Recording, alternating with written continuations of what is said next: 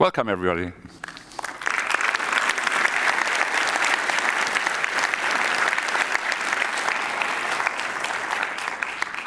It's really great to see you all here today at the Project A Knowledge Conference 2023. And I want to start with the motto, beyond the obvious. What a stupid motto for a conference. That makes absolutely no sense. We know that if you want to be smart, well, you have to learn. If you want to be healthy, you have to eat your vegetables, you have to do sports. If somebody promised you something else, I would be very skeptic about that. If you want to earn a lot of money, if you want to get really rich, most likely you will have to work a lot and get your hands dirty. And that's just how it is. And still in 2022, we were silly enough to have as a conference motto, beyond the obvious. And I feel a little bit sorry for that. And we got a lot of comments on that from all the speakers last year. Rightfully so. This year, we spent a lot of money on a new motto and a new design to come up with something fundamentally new. This year, the motto is the obvious. And that is what we want to talk about today.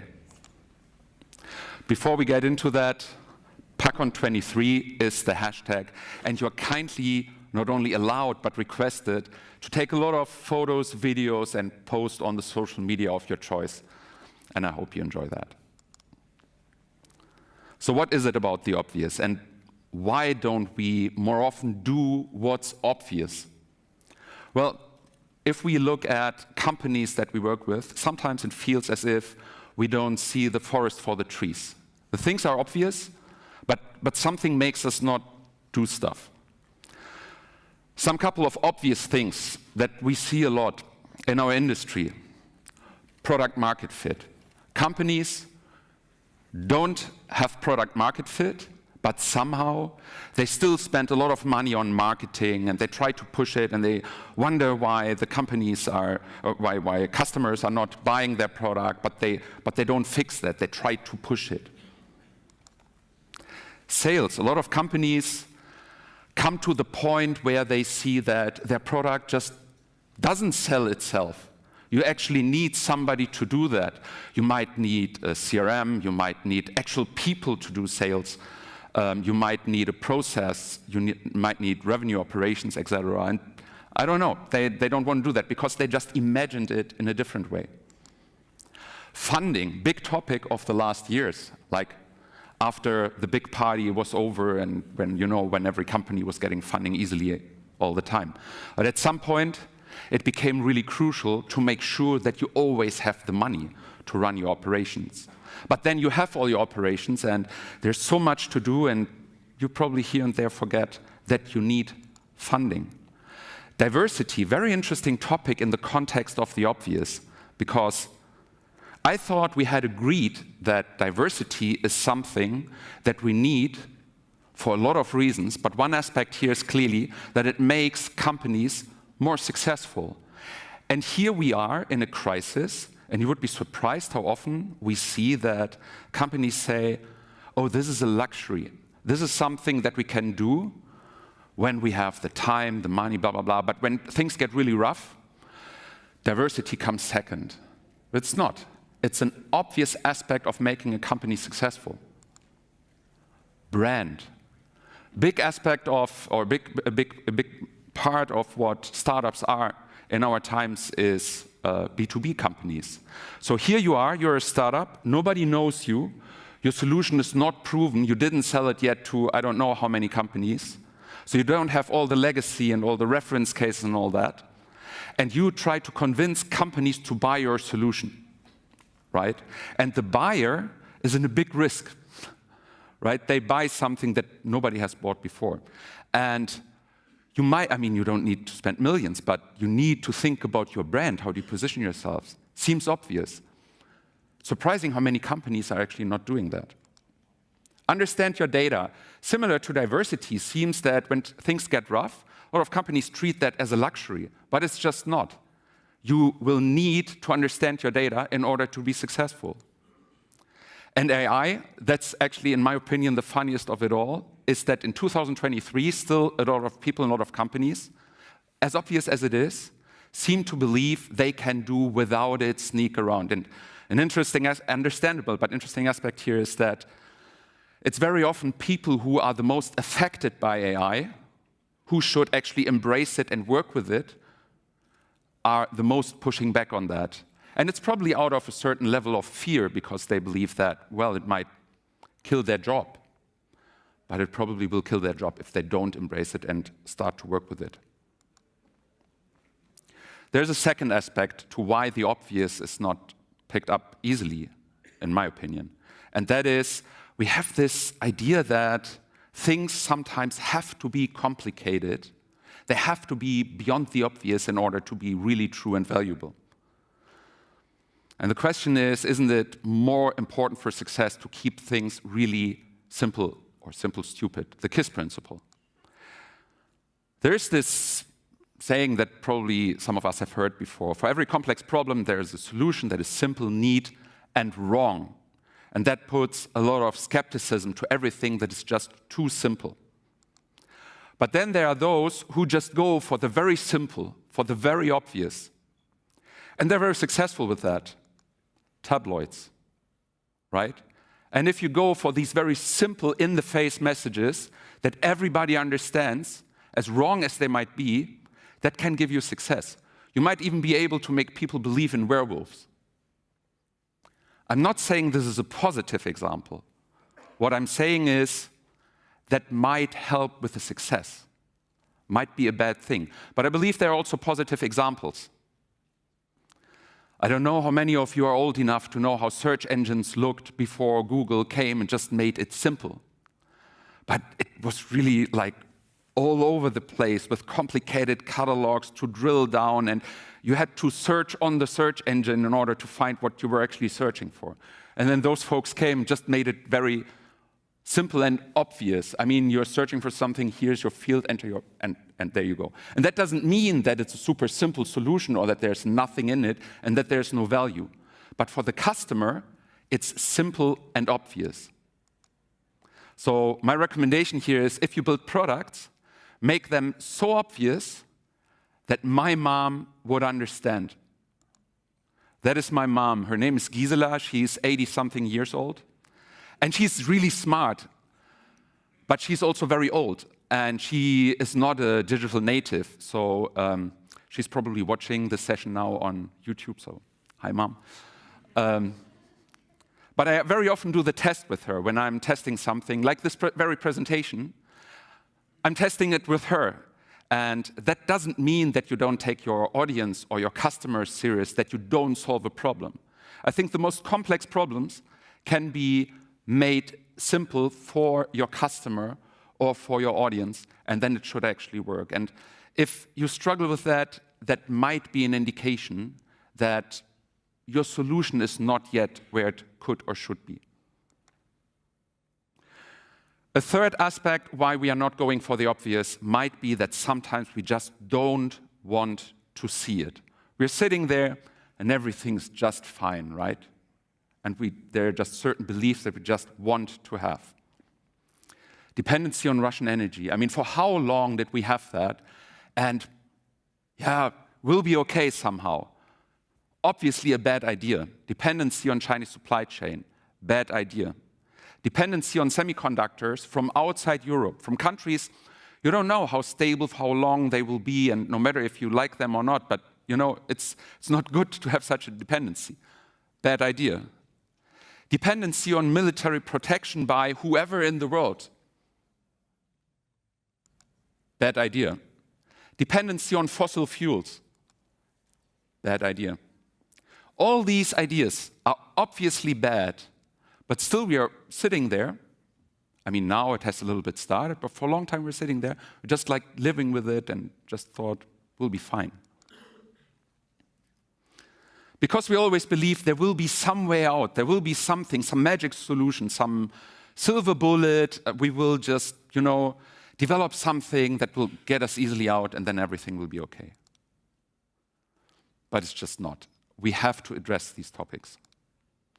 That's why today we will talk about a few obvious things. We will talk a lot about ESG, about resilience tech, about automation, diversity, no-code, a lot about people and compensation, because without people and compensating them in a way that they come and work with us on the solutions for tomorrow, we will not have them. And I mean, we are usually not dealing with businesses and companies where it's all about like a big warehouse with a lot of raw materials or so, but it's more about people building something. And education as a path to the future and building up entrepreneurs of tomorrow. Obviously, AI will be one of the major topics of the day, and you will see a lot of talks on that particular topic. We will start now with the topic people and compensation. And for that, ESOP is a big, big topic. And the first talk here today, the first session, will be the initiative ESOP ASAP. And that, for a change, is a really good idea. And that's why I'm very happy to welcome Christian Miele, General Partner from Headline Ventures, and also the head of the German Startup Association, together with Johannes Janning from WIPOC, one of the partners of Project A Knowledge Conference, partner there, who will together talk about ESOP ASAP. Welcome.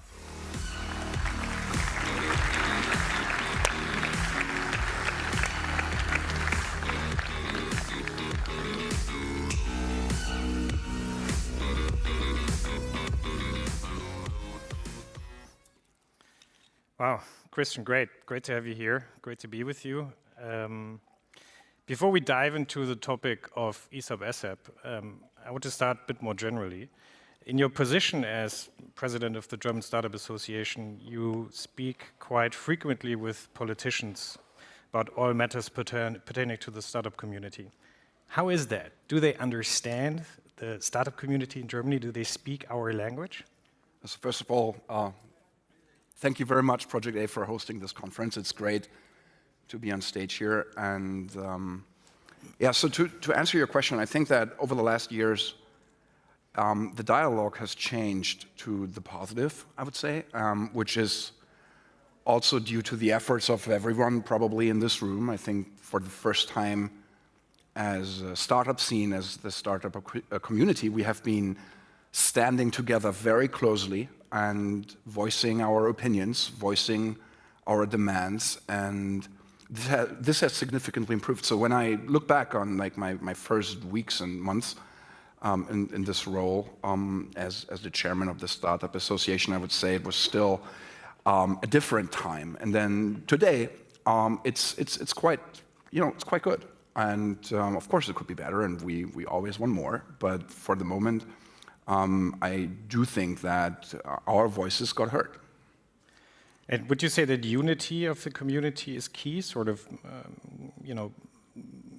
getting together behind the Startup Association? It's the number one ingredient, in my opinion, why our work has been successful. Because I think that if we would not stand together as a group, and if we would not join forces, it would be too easy for the politicians to say that these are like really individual requests that are being made here. And if you make the counter argument, by joining forces, by making sure that we tell the politicians the same things, no matter if Uwe Horstmann is sitting at a dinner with the politician, or if I am sitting at a dinner with the politician, or you, and we are saying the same things, then we get hurt. Because I think it creates a lot of authenticity in a way that, we are not asking for stupid things as you had on this chart. Like there was this like good idea. So we had good ideas and we were all saying the same things. And I think this has helped tremendously. Great. Turning to ESOP ASAP, maybe starting with quite an obvious question or more general question. I mean, you are a partner at Headline, you do a lot of investments in startups. Why are employee incentive schemes so important for startups? And I mean, as Rainer said during his introduction, and I think that it's great that we are talking about people and compensation first. At the core of everything we do in venture capital or startups, it is about the people. And if we are just making a very blunt and rational analysis of the attractiveness of the German startup ecosystem compared to other startup ecosystems in the world, it is not difficult to find out that Germany is behind other ecosystems in this regard when we are talking ESOP. So when we have identified this, it was crystal clear to us that we need to identify a very clear language and articulate very clearly why we need stock options to incentivize talent from all over the world, but also from Germany, to join a startup and to use ESOP as part of the compensation. So it was just so clear that with this tool, we would enable and unleash a totally different way of looking at talent in this country. Interesting. So today you're not just in Berlin for the Packon, but you're also here to go to the Finance Caucus of the German Bundestag to speak as an expert in your role as president of the German Startup Association. You had a very successful campaign with ESOP ASAP. Walk us through how we got to today, to sitting in front of the Finance Caucus with legislation on the table. What were the steps you took as an... So it was it is really like almost a 4-year process now. But if we go back to the beginnings, it was really like a small group of representatives of this startup ecosystem who were sitting together, including probably many people from this room, who argued about the most important things that we need to do. And we came up with this idea that, first of all, let's focus on stock options, let's make this one of the major topics we want to fight for, and how do we best tackle it? And the idea that we had originally was, maybe we as the Startup Association, we're not important enough and not relevant enough, and maybe our voices are not being heard. So let's join forces with some people where we can certainly claim that we are working together with the best of the best, which is why we have joined forces with the Boston Consulting Group back in the days to work on a great report on the ESOP in the German startup ecosystem. And sorry for saying that, we also work together with Hengeler Müller as a fantastic law firm. That's fine. And together with Hengeler and BCG, we made sure that we would have the intellectual foundation of stock options available, so that if we approached politicians, nobody could tell us, hey guys, this is not really bulletproof, but we were bulletproof. And with this, we would start initiating a campaign, as you said, involving many people in this room to post on social media, involve the press, and just increase the pressure. And I think really one of the key ingredients was that a lot of representatives from the startup ecosystem would sit at lunches or dinners or hearings, wherever, and they would say the same things and would really repeat the messages. And if you take this intellectual foundation from 2020 until today, this has led us to really create new laws and make proposals on how we should deal with stock options going forward. And this is why I will be at the hearing later today. So you mentioned sort of putting pressure on the politics. Was that for you like a first thing, or did you sort of take from business context or experience from other areas? I mean, to me that's a very interesting point, right? Putting pressure on a politician as a head of the startup association and as an ecosystem as a whole. It sounds pretty difficult. I mean, look, I am not a politician. The only thing that I always, when I'm alone in a room, the only thing I care about is making progress as an ecosystem. That's the only thing that matters to me. And I think I'm in a great position in that regard, because I'm not dependent upon politicians liking me. That doesn't mean that I'm trying to be an asshole on purpose, but I think that over the years we have learned different styles. And I would say, and I've did this like 2 times now. It's like the terms at the Startup Association are 2 years and 2 years. So I'm in my 4th year now, and I would say that in the first half of my of me like running the Startup Association, we've been a lot more aggressive, and we've been proving that we can put pressure on politicians. And yes, the sad truth is a lot of that is related to media. I very well remember a few situations where it wasn't moving fast enough, and then we would call up the ministries and the ministers and said, hey, we need to be faster, this is too slow. And then they will always tell, yeah, we're working on this and we are figuring out the details, but we need to do this and we need to do that. And to be frank, like, I don't care. Like, make sure this gets done. And sometimes we had to create like really noisy and loud campaigns to put pressure on these guys to really execute. And in the second half of my term, I think we have changed the style a little bit, because we proved that in case we want to be loud, we can. Like we can create pressure.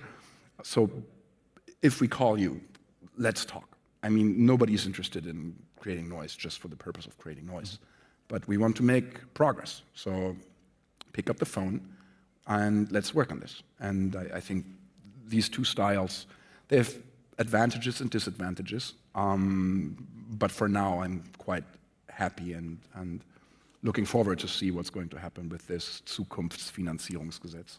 Yeah, you're mentioning the Future Financing Act, which is on the table right now, the government proposal, which is, I think, largely, we can agree on that, considered to be a vast improvement for employee incentive schemes in Germany, especially from a tax perspective. Do you think we're there? Or do you think there's still things to be changed? I mean, today there's a hearing, so there might still be room for change. So I would say that, either you hit or you don't. And there's a slight risk that this reform is going to end nowhere if there are not like very small technical twists and changes being made.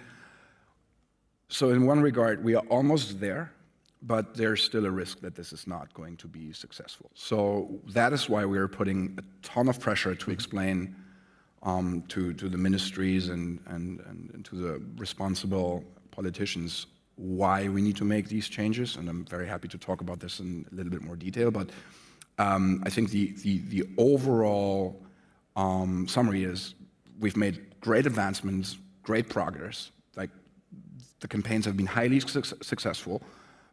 But now, in order to really make this an amazing reform, there's still like one very small element that we need to fix. Yeah. I mean, don't want to go too much into detail. What we currently have on the market is, as we all know, virtual employee incentive schemes, ESOPs, which are essentially nothing else than a bonus program, right? I mean, it's wage tax, it's not very tax attractive. What the Future Financing Act changes is actual shares or actual participation in the company can be achieved without dry taxation issues, which sort of was always the underlying problem. Now, if the Future Financing Act comes, what does that mean for cap table? Will we see hundreds of employees now as actual shareholders and exploding cap tables? Or are there other solutions how this will be dealt with? No, we will not have hundreds of employees in the cap table. I think, and this is something, luckily, which also the ministries understood from the very beginning, that we are talking about compensation here. So how is this going to be fixed going forward? There will be one more line item on a cap table, which is going to be the employee entity, and all of the employees will be shareholders of this employee entity, if you wish. And that's as close as it can get to real ownership in these companies. And much more security, much more advantages towards virtual stock option programs, which are today still like 80% of all option programs in Germany. So it's a pooling vehicle, which I find quite interesting, right? Because I mean, what we as WIPOC are seeing more and more in the market is growing cap tables, because there's more business angels investing in rounds. So new pooling vehicles started, coming in, trust vehicles. I mean, we've always had sort of voting pools, but I think it will be very interesting also for the cap table dynamic, and might even lead to cleaner cap tables in the future, which I think is sort of in the interest of everybody, because German corporate governance tends to be quite strenuous. Yeah, no, I agree, absolutely. So now that ESOP ASAP is hopefully close to an end, and everybody, I think, keeps their thumbs pressed for the hearing today, what's the next big thing? What's the next big thing we have to tackle as a startup community? I think that there are a few things. I mean, first of all, we will actually now, we are working on the succession in the Startup Association. So I'm not setting the agenda for the next term, but I think that there are a few things where everyone will agree that this is crucial for the success of the startup ecosystem long term. And this is all about like, how can we make sure that Germany is a really attractive place for talent to come here and to join the startup world. Secondly, it's still about financing options, like how can we make sure that there's enough capital available in all stages. In Germany, I would say that this capital crunch is still pretty much in the later stages as of today, and we are very dependent upon foreign forces of capital. Thirdly, it's for sure around competition. I mean, just yesterday, Thierry Breton has again like emphasized the importance of the Digital Services Act, and so there are elements of talent, financing, and competition that probably will still dominate the headlines within the startup scene. And then there are a lot of other important topics that Rainer also had on his chart that we as a startup ecosystem need to take care of long term. But I mean, my personal realization was that you have to focus, and you have to make sure that you don't work on too many things at the same time, but step by step. Yeah. No, interesting. I mean, you mentioned that you will pass on the baton soon to Verena Pauster. Just very briefly to end the session, what was your highlight during your time? My personal highlight, and this has never changed since the beginning, was that we as an ecosystem were standing together. I mean, the kind of support that I got from everyone, and the honest intention to do something good for our ecosystem as a team, beyond the firms that we are working with, right? That was amazing, and I will be eternally grateful for that. It was just, I think it's very unique. If you think about it, which other industry has done something like that before, where everyone is joining forces and everyone is trying to do something good together? I've very rarely seen something like that, and that will always stay with me. And that was always my greatest motivation when I see that we are all doing this as a team, as friends, and trying to push it forward. So that was kind of flattering in many ways. Sounds great. So I guess everybody in the audience who's not a member should become a member. Absolutely. To support you, right? Well, Christian, thanks a lot for stopping by on such an important day. I think, like I said before, everybody's thumbs are pressed, and I think this is your applause from PackOn 2023 for all that you've done for ESOP ASAP. Thank you very much.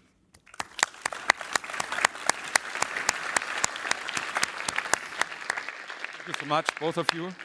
I think you know Uwe, right? Uwe Horstmann. Now on stage with an iconic...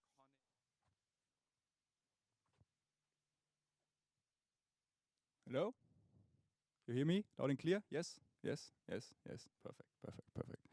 Great to see so many of you. I have the pleasure to introduce the very first talk of Cinema 6 and our very own Stefan Schulze, who's going to be talking about the topic of agile product development. So, as a little hint, for all the business people, it does not suffice just putting it on a slide. But the misunderstandings associated with it, Stefan Schulze, please take it away, CTO at Project A. Thank you. Thank you, Yannick, for the brief introduction.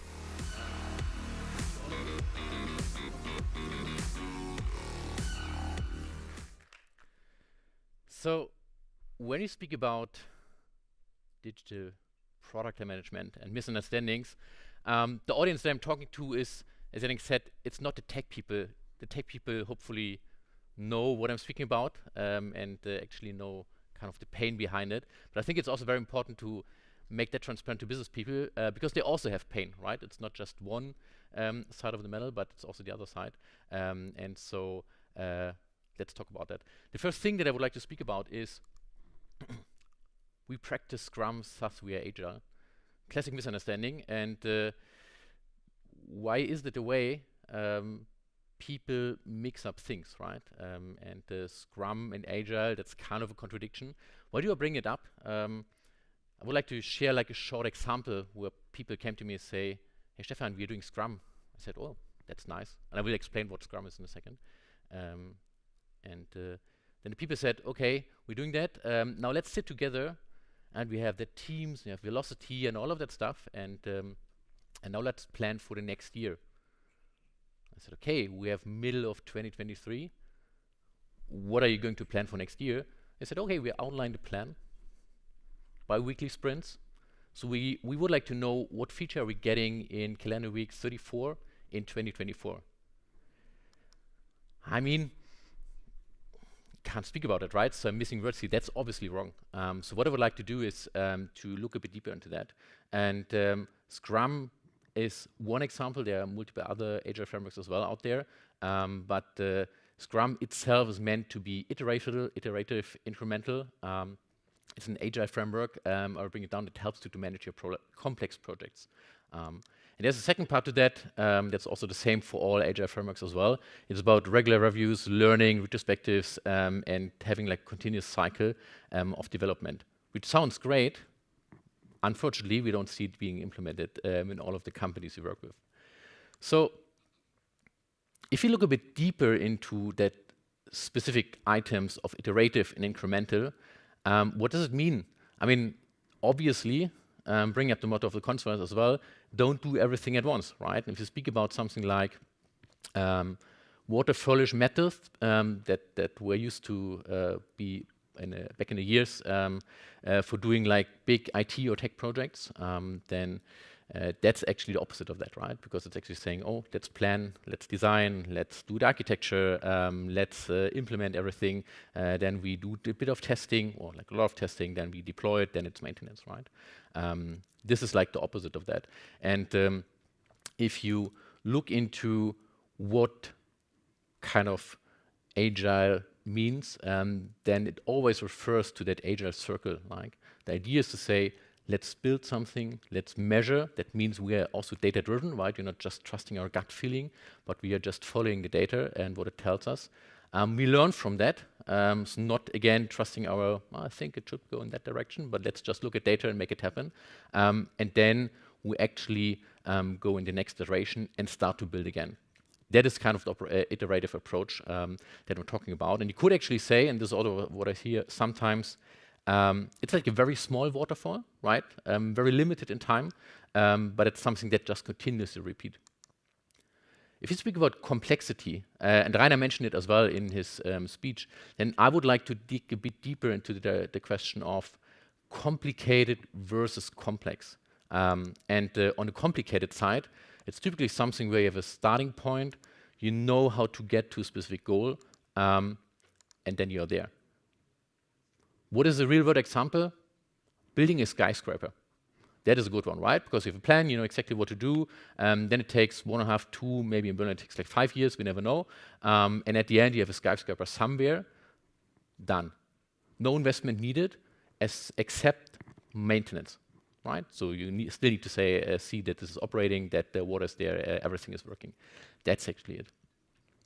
If you would decide you're like in the middle of the construction phase, say, oh, we don't need a skyscraper anymore. We are very sorry, we need a hut or a mall, right? Then you're in real trouble already, right? Because that is very, very hard to implement because you planned everything ahead. Everything is just following one specific plan, no chance to change the goal. If you look into complexity, and if I'm honest, that's the world we are, at least in digital product development, are working in. You also have a starting point, obviously. You also have a goal where you would like to go there, but the approach is different because you go step by step. You do a first step, you think you have a direction. That's nice, so go there. Just do one iteration. Then you may think, I think getting to the goal, we should go a bit right. You should change things here, learn a bit more, go the next step. And that continues, right? And it maybe even retrospectively means that you're going backwards. You don't know, right? Because you're always looking forward, but everything that you do brings you in the direction of your goal.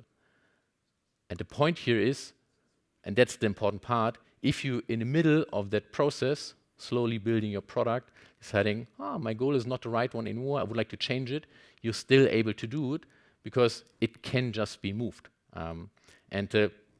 Now you can argue about whether it's super easy to change the goal of a product, but I think everyone agrees that going stepwise is a way better approach than saying, oh, let's do a plan, let's implement things for 1.5 years, then we go out to market, and actually see that no one really is interested in our product or is even liking it. No product market fit, wasted 1.5 years of time instead of going incremental. Let's speak about the framework part itself, because that is also often misunderstood. I think the most important takeaway is a framework is not a law. It's a toolbox, right? And if you have no clue what you're going to do, then start with that. It's a set of best practices.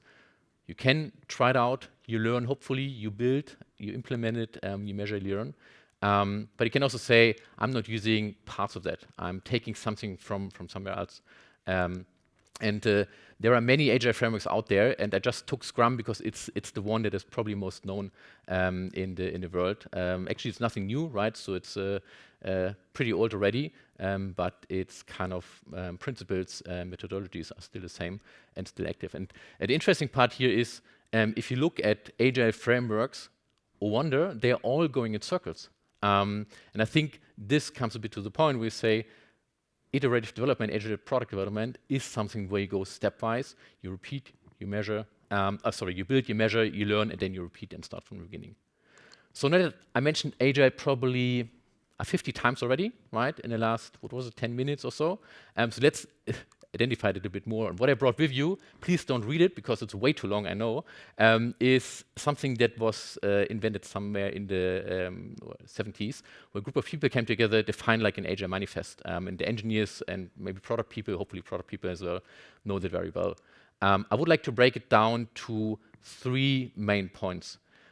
Customer-centric development, right? So everything that we do as an Agile product team is to build something that creates value for our customer.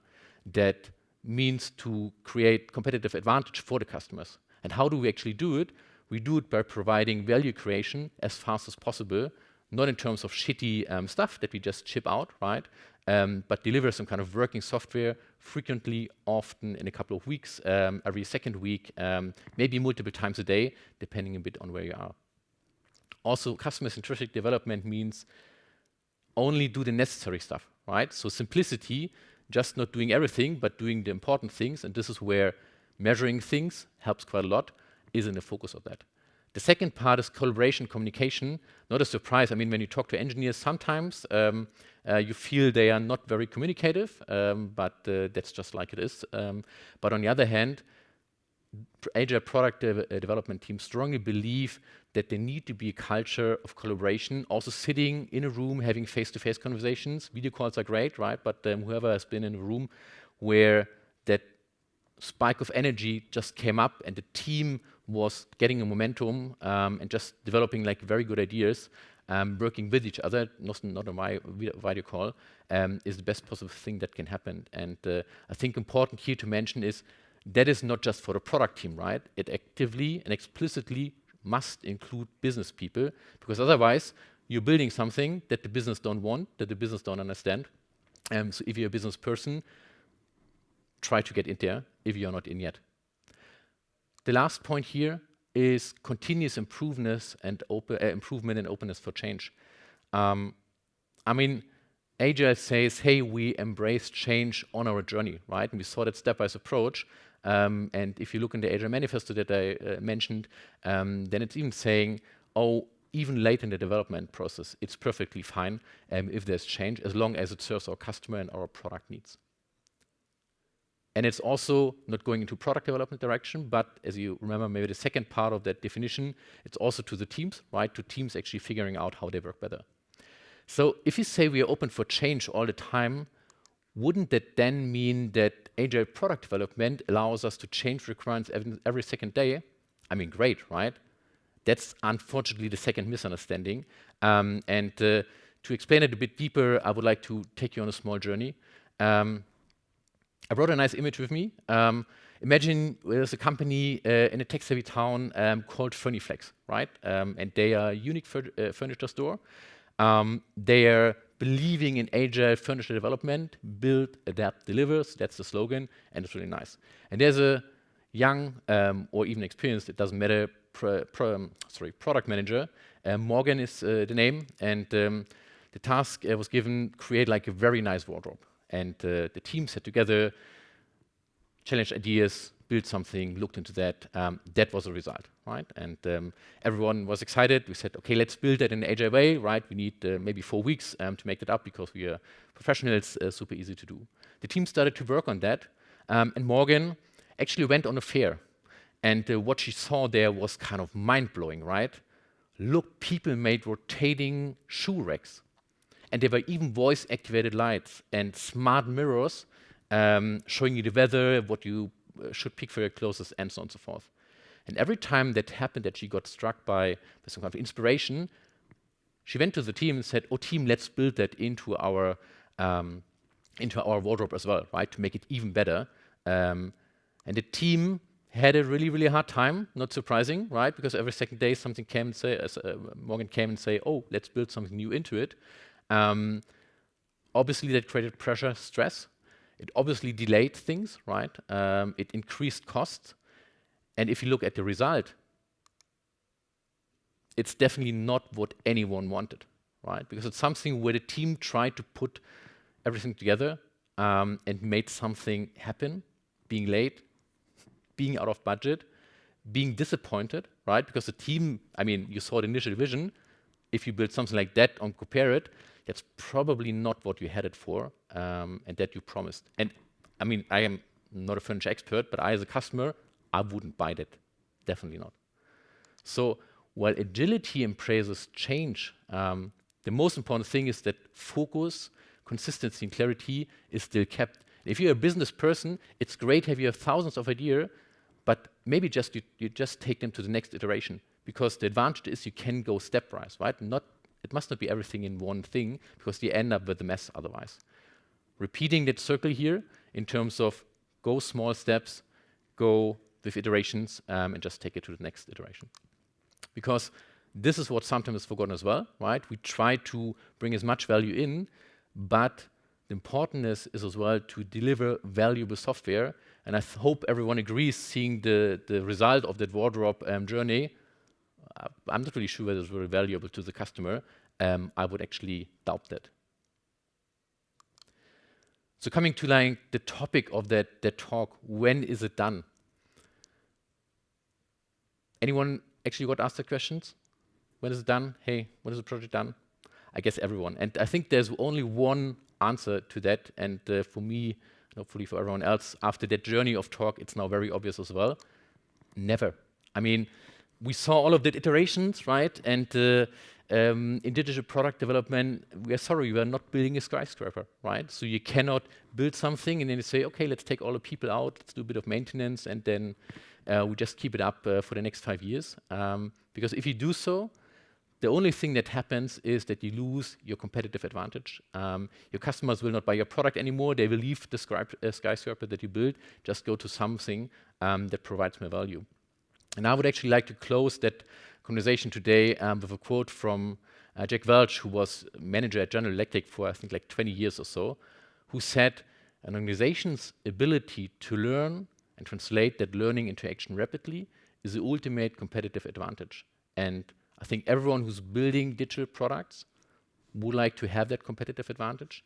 And if you don't iterate, and that's for me kind of the sense of Agile, if you don't follow that, then you're screwed. You're building skyscrapers that no one wants to live in. Thank you.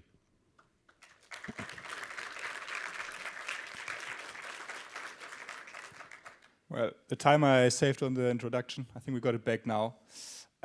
We have time for some Q&A. Is there any question out of the audience that you would like to ask Stefan right now? If so, please raise your hand and somebody with a microphone will shortly be with you. Yes, please.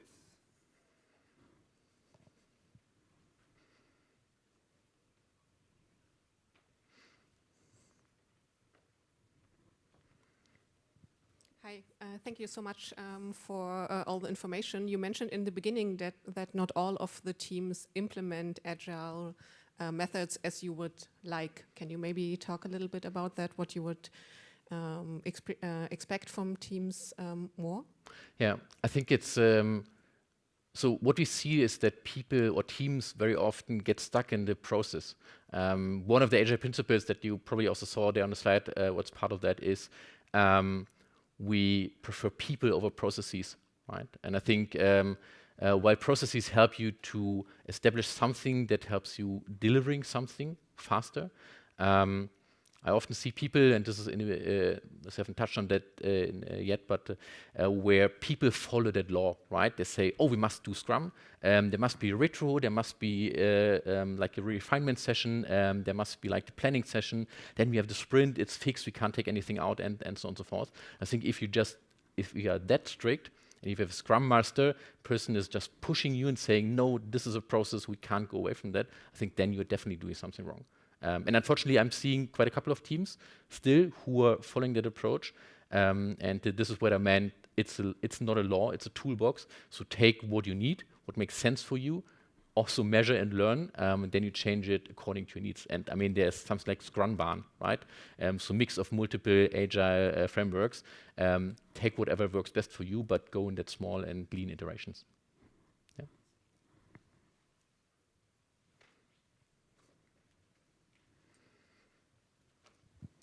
Hi. So you said asking the question when it's done is the wrong question because you can always answer with never. But you're, as a representative of Project A, you made an investment into a company and you want to know when it's done. You want to know like milestones, at least on a high level, on a very abstract level. Are you going to do this or are you doing it? Or how do you measure the progress of the company otherwise? Yeah, I mean, so as Project A employee, I can only answer that if I would be part of a company and working there, right? So supporting them on interim's role. I think the important thing, thanks for bringing it up, it's not about not doing any planning, right? I think planning makes sense, obviously, right? Because you need a direction. But as you all know, plans can change. And that's perfectly fine, right? So defining roadmaps that milestones that bring you closer to your goal, that makes a lot of sense, but it should not be, again, like it's set in stone, and then there's no chance to change that, right? That's the main difference. I mean, you need some kind of planning, because otherwise you're also stuck in a situation where you say, what are we going to do in 2 weeks? Oh, no clue, let's invent something that doesn't create value as well. But I think we have time for one more, or maybe two more. Otherwise, I ask the final question. So what is the role of the Scrum Master going to look like? Does the role have to change, or we just need more Scrum Masters? That's a very good question. I would say neither nor the other. The role of a Scrum Master is a good idea. It's more how the role is executed, I would say. Being a helper to the team, not being the police officer that enforces a strict process. I think that's the main difference. Perfect. If that's the case, that's it. Thank you very much for your attention. Everybody, Stefan Schulze, CTO at Project A. Thank you very much. Thank you.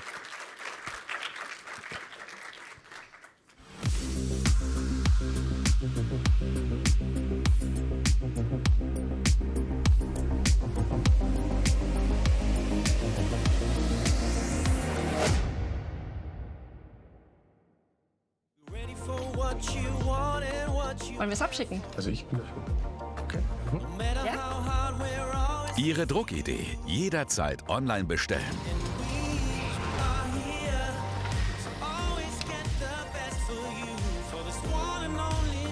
Online-Printers. Jetzt testen.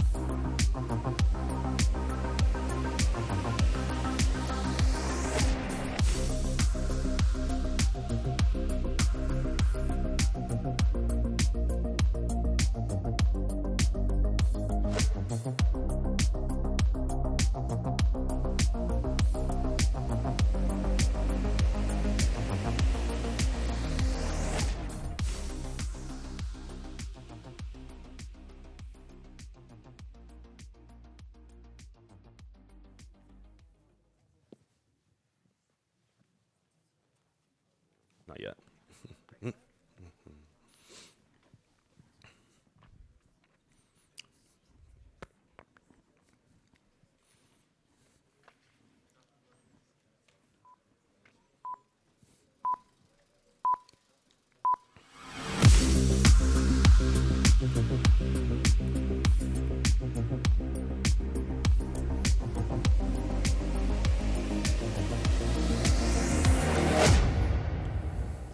Welcome.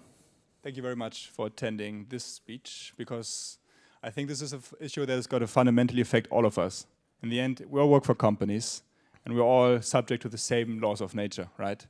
And Grant today is going to talk about some of these fundamental laws of nature, which is optimizing pricing strategy, minimizing churn, expanding into international markets, all while in a recessionary environment that we unfortunately find ourselves in. So please, without further ado, Grant, take it away.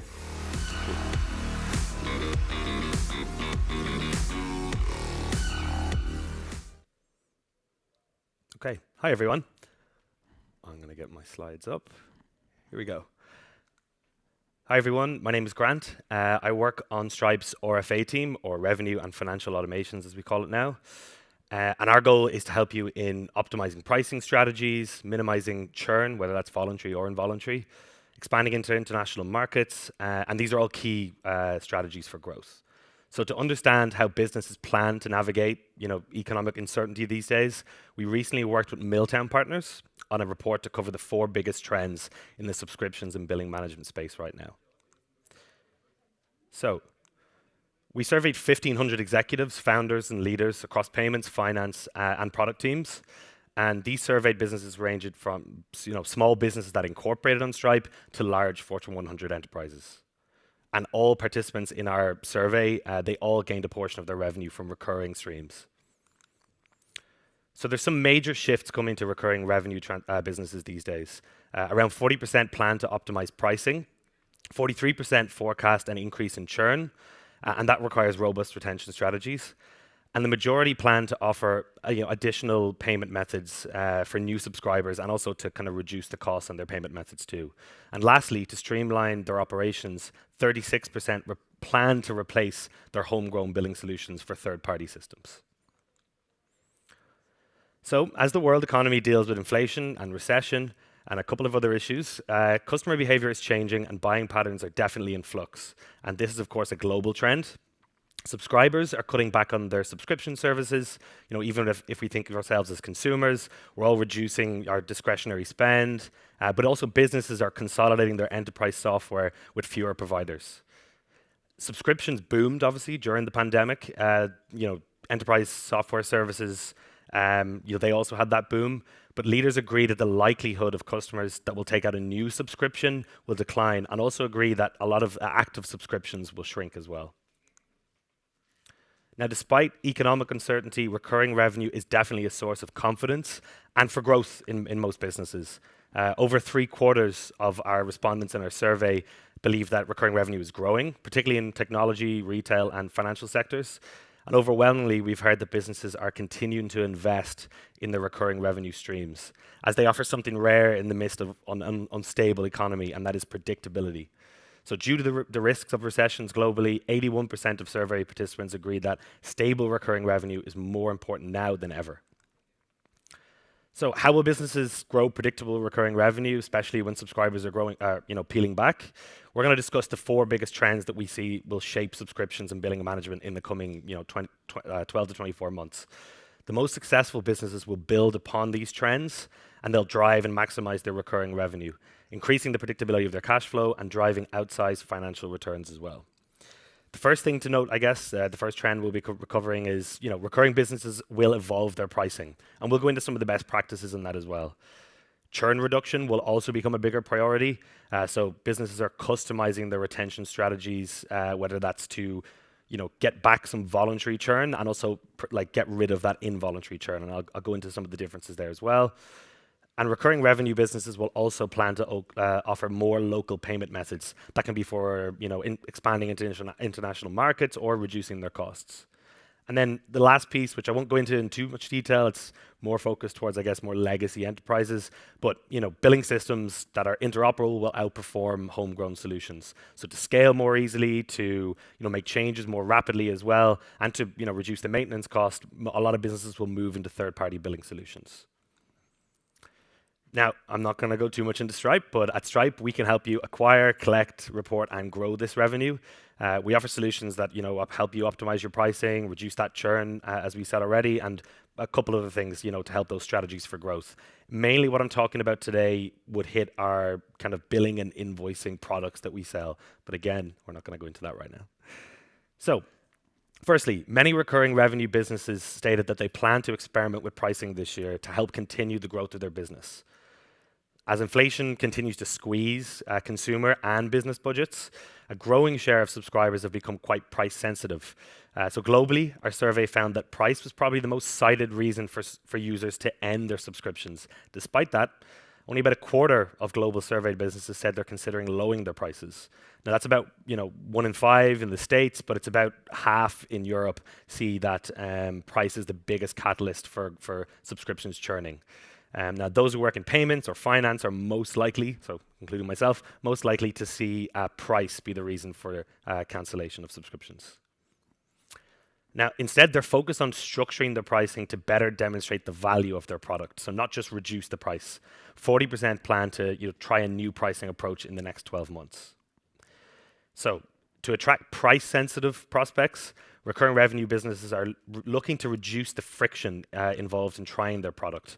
So, we're all familiar with free trials for B2C subscriptions, but across all verticals, B2C business leaders agree that free trials are the most effective way to gain new subscribers. And although free trials remain popular in B2C companies, B2B companies are also agree that free trials are effective at converting subscribers. It also gives them a way for users to appreciate the value of the product before they start paying for it. Now, for example, some subscription companies now in the B2B space, they don't want to give out free trials, but what they might do is they might set their subscription date to start at a later date. So their users are only really paying for when they start realize value. If I think even internally at Stripe, we have some products that you'll get value from day one, easy, so you'll start paying from day one. We have some products that you won't get any value for until you start using it for maybe a month, and you get those analytics and get those insights. So that's when you'll start paying for them in that case. So choosing the right pricing model here can really boost conversion from trial to paid users. Now, we asked users how they're pricing their subscriptions today, and most B2B users are still just kind of working on that flat rate pricing. So that can be the same from a Spotify subscription onto a Salesforce subscription as well. All the way up, it's just the flat rate pricing. And obviously there's negotiation there's discounts, but it continues to be flat rate. And obviously there's, you can add additional seats and they all come in at a normal price. We all know this. But a majority of businesses are looking now to look at new pricing strategies, and the biggest trend we're seeing is usage-based pricing. So for example, the pricing changes depending on how many gigabytes of storage you use or that sort of thing, but it lowers the barrier of entry to users. So really, instead of signing a user up to a minimum on a flat rate, from day one they're kind of maybe at a higher premium, but they're only paying for what they use. So 67% of business leaders agree that usage-based pricing will definitely gain in popularity in the next year. And this is a trend driven by those price-sensitive subscribers who only want to pay for the value that they achieve or receive. Now, one of our partners, ThoughtWorks, they comment that more businesses are offering usage-based billing as a way to kind of build a competitive edge and to appeal to a wider customer base as well. So whether it's AI or automations, businesses are adjusting pricing based on that demand. Now, many recurring businesses, have increased their price over the past couple of years to keep up with inflation, but it's becoming harder to rationalize pricing increases, especially when businesses and consumers are struggling. So premium plans that limit access to your maybe most exclusive features and most advanced features, that can kind of get you that justification. So, we call that premiumization. So premiumization is especially popular in sectors that sell to consumers or to business users that are less price sensitive. So we found that 52% of surveyed financial services firms and tech companies plan to create even higher price tiers because they're going to have those users that are willing to pay that little bit more, but they don't want to reduce their prices overall. Now, if we look at some of the best practices on optimizing pricing, this is what we have here. So having worked with multiple startups across EMEA, these are some of the best practices that we've come across. And this is all backed up by the report as well. So, it's probably something that the majority of you are thinking of already, but just to kind of reiterate it. Firstly, make it easier for your customers to try before they buy. That can be discounts if they pay annually versus monthly. It can be discounted introductory rates for, let's say, 3 months. But lowering the barrier again to subscribing using free trials, possibly free trials without actually offering a payment method, where at the end of that trial you can collect the payment method from the user, but they feel like they can buy into it knowing that they're not going to be charged straight away. And like I said, even if I think at Stripe, a lot of our products, we kind of go with that model. And then also, second point, think of your price-sensitive subscribers. So experiment with that usage-based pricing to give you subscribers a chance to pay only for how much of the product and service they use. And then, when they start getting to a stage where it's becoming quite expensive for what they use, then you can recontract them onto, a committed contract where they're getting cheaper rates per what they use, but obviously you've got a more predictable revenue over time too. And experiment with premiumization as well. So identify what advanced features a minority of your businesses would pay more for, and then reserve them for a higher tier. So having a billing engine where product teams can work directly with the dashboard and try out new pricing and launch new pricing without having to go to their engineering teams to build in that into the legacy pricing engine that you have can be incredibly powerful. Now, our next piece. So churn. It's a big trend at the moment, especially in my team at Stripe. Virtually all SaaS businesses and subscription companies are facing churn issues, whether that's voluntary, so the user decides that they are actively going to stop using your product, or involuntary, where they actually don't mean to churn. So over the past year, recurring revenue businesses around the world have struggled to manage that customer attrition, regardless of its cause. But as you can see, actually, good for you guys, Germany's actually a little bit more optimistic on that. The rate of voluntary churn can, vary meaningfully, whether it's B2B or B2C. If you look at some of your B2C subscriptions or your consumer subscriptions, you might be likely to just, give them up at any stage. But then in B2B, you've got more complicated contracts, longer contracts, they're harder to pull away from. So as a result, B2B software vendors that offer maybe a broader range of services are performing a little bit more well. They're a little bit more resilient to customer churn than narrow point solutions.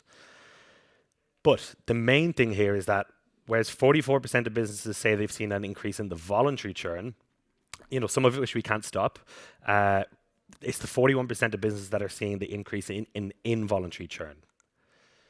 So among subscription businesses that have seen an increase in unintentional cancellations, 32% are yet to adopt any tools to increase the chance of that successful payment. Payments is what we are in, obviously. So for example, they're not following up with their users whenever a card expires or whenever a payment declines, nor are they updating those cards in the background, or do they have an engine that can update those cards in the background. Businesses that are not using any revenue recovery tools are losing this money needlessly. And they have a large opportunity to significantly increase their revenue just by addressing this involuntary churn. Revenue recovery tools significantly drive down that involuntary churn. They reduce that lost revenue and they maximize the value from the customer purchase and the subscriptions. Just in Stripe, our automated recovery features recovered an additional 3.58 billion in revenue just in 2022. So some of the best practices for reducing churn. First, use revenue recovery tools, as I mentioned. Make sure that you're using a billing provider that, for example, automatically updates expiring cards in the background without the customer getting involved, without you getting involved. and also retries those failed transactions to increase that successful payment. If you just look at this room, 40% of us this year will have at least one credit card or debit card that will expire this year. That could be on a B2B subscription for someone's business. You want to be able to, first of all, try replace that card in the background, and when that's done, retry that card. Automate your payment notifications as well. So when the payments fail, make sure you send automated messages, fairly standard, but also be able to give them an option to perhaps change the payment method for that month or change the payment method for the rest of the year. Give them a portal where they can easily update their payment details and manage their subscription. This will take away a lot of slack from customer service and finance teams because users can just go in and update those payment details in the background. And also customize the different steps in your customer retention funnel. So vary how often you retry payments or have a solution that allows you to do that. Also tweak the channels that you're contacting customers on. Some customers might be okay with a quick email. Some customers might need to get in-product alerts, SMS, telephone calls. Maybe you want to ping someone on your internal team to follow up with this very important customer. So having a billing engine that can automate all that is quite important. Now, the next piece here is around kind of local payment methods. So as kind of pandemic era hypergrowth ended, subscription businesses are definitely looking abroad, and they need to add more customers outside their saturated market and scale. So to do that, especially with SaaS businesses that don't require any logistics, by the way, to do that, adding new payment methods plays a crucial role here in kind of expanding, but also increasing that conversion with the international users that you have. So to increase your target audience, a lot of businesses are moving beyond their domestic markets. Among our survey participants, Mexico, Germany, the US, and Singapore were probably the most interested in expanding. 87% of those businesses that are expanding are planning to invest in another payment method in 2023 and 2024, as our survey suggests that, for example, if you're looking at moving into China, for example, 54% of online transactions happen with wallets. So Alipay or WeChat Pay, and then 20% of the card network alone is China and Union Pay. So you need a billing solution or a payment solution that will offer you those payment methods without having to go and negotiate with them directly.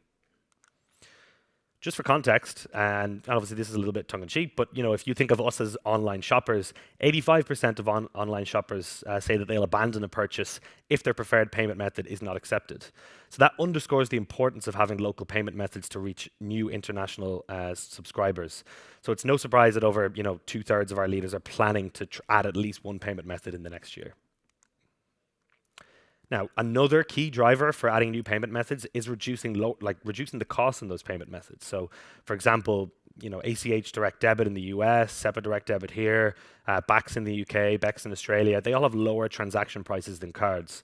And other payments, such as Apple Pay or Google Pay, because they've got multi-factor authentication, they see a lot less fraud and obviously fewer chargebacks. So you're helping protect that recurring revenue, but you're also reducing the costs associated with losing that revenue as well. So some of the best practices when you're planning on adding new payment methods, first would be evaluate your payment methods in terms of your needs and your risk preferences. So like I said, payment methods inherently have different cost structures. So it's important to see what payment methods that will be relevant to you, also based on how much that would cost your business. Choosing payment methods again with higher customer authentication, that helps reduce fraud and try hopefully in some cases with Apple Pay, for example, nearly get rid of disputed payments. And things like if you look at the Dutch market, for example, Ideal opens up a complete new market to you that otherwise might not even subscribe to your customers, the Ideal payment method. Now, stay ahead of shifting regulatory requirements as well and customer expectations with this as well. But other payment methods that you want to look into are ones that can be stored. So allow subscribers to use payment methods that can be stored on file and reused upon request. So, digital wallets, bank debit payments. This way your subscribers provide their payment method once, and then, you can charge that when needed. The last trend we're looking into then would be replacing homegrown billing solutions. Now, I know for a lot of startups, it might not be as relevant. However, a lot of startups do build their own billing engines. And the reason is that most startups have a very clear idea of how they want their billing to work. They know what pricing strategy they have, and they know how they want to bill. They know how they want to do the retention and their dunning process as well. And it can seem like quite an easy thing to build yourselves because you don't want to become maybe reliant on one provider for this. Now, for larger enterprises as well, if they've got legacy systems, it can also seem that replacing that system is such a big deal too. Over time, though, as businesses grow in complexity, most billing experts find that disjointed billing solutions become too unwieldy, and they result in mounting technical debt and ongoing overheads. I always kind of use the aircraft analogy when I think about this. So large airlines, what makes them successful is they focus on their destinations, they focus on their services. I know I'm Irish, Ryanair focus on their paninis, that's why I keep coming back, but they don't focus on their engines. They always outsource their engines, and I would say that's a very important part of an airplane. Now, for your business, your financial tech stack is your engine. That billing and invoicing piece that runs your recurring revenue is that engine. It's not what makes you unique, but it is what makes it's a crucial part of your business operation. So with billing and subscriptions, that is your revenue. So it's tied to your business model. And I know it can seem quite a logical thing to own yourself, but as you scale, businesses can often misjudge the complexity. So problems start quite small, but they begin to scale as you scale. For example, if you want to add a new payment method, that could be hours of engineering work. If you want to change a pricing model very quickly or offer a complicated promotional package, that can, again, you have to go to a tech team to put that into your billing system. Be able to go in as a product team into a dashboard and just launch it instantly can be really powerful. And then business will also underestimate the costs here as well, both evolving and over time.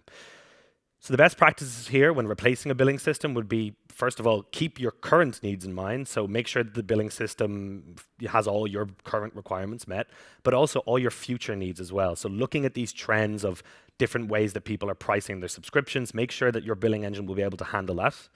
And also outsource non-core business activities. So that can be asking your technical team to go and write up a new price for you, but it can also mean customer service agents that have to spend so much time changing payment methods, helping users upgrade and downgrade. Get an engine that will do all that for you, or give your users the ability to do that.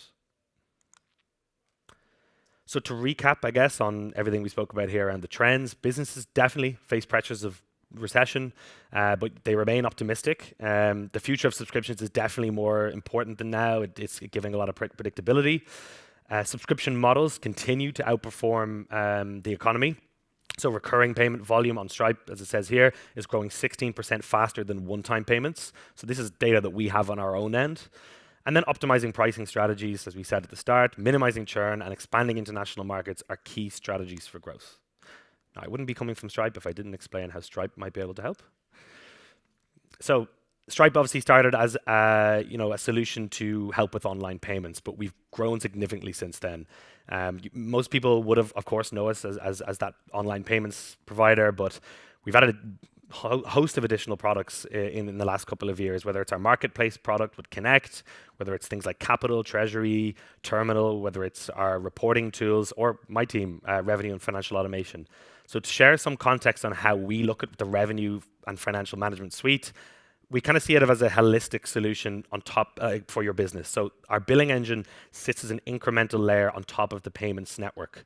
So payments and billing work hand in hand because they have implications for your business and how accurate your financial data is.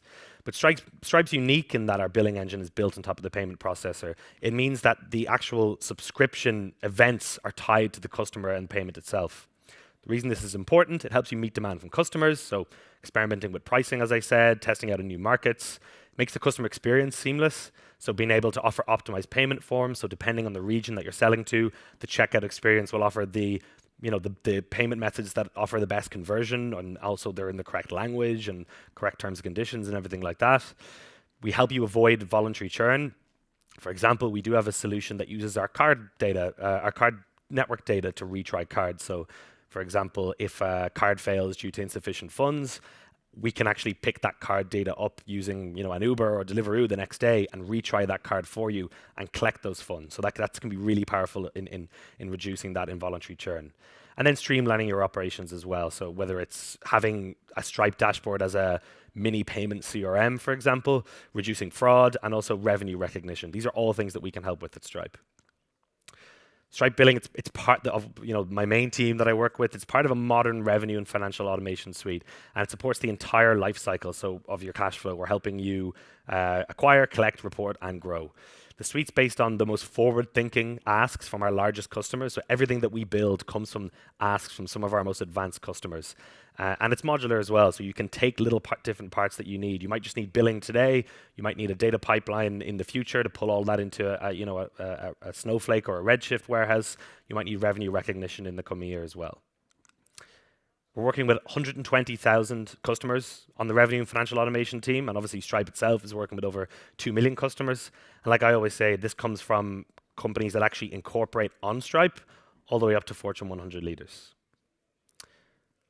Okay, thank you. We are going to be here for the whole day, so do come meet us. I guess that QR code is if you don't have time to come meet us today, you can scan that QR code and we can set up a meeting perhaps next week. But yeah, thank you for listening, and hopefully we'll get to chat for the rest of the day. Thank you. For any more pressing matters, we have the possibility to ask perhaps one question. So if something cannot wait until next week or later in the day, you have the opportunity to now say something now or remain silent for at least 2-3 hours. All right? Well, that's it. Thank you very much, Grant. Thank you.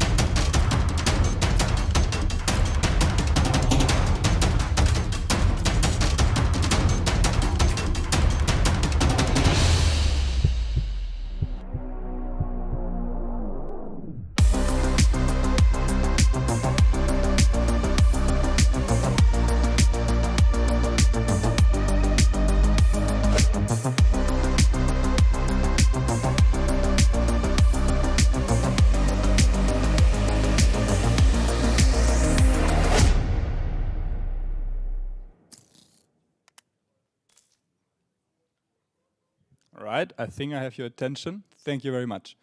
I'm very, very happy to announce the next talk, because it's a talk that I think all of these people in this cinema today can relate to. It's about high-tech organizations, and I hope that the majority of the people attending here are working in one or planning to become one. And today's speaker is going to address the topic of how to deal with potential pitfalls that come with building up such high-tech organizations, how to deal with them, or perhaps even how to avoid them. The speaker is from, for the first time today, a portfolio company of ours, Anyline, that we're very, very happy to partner with. And Christian, very happy to have you here, because you've been there, you've done it, and you're planning to change high-tech organizations. So please, CTO from Anyline, Christian Pichler.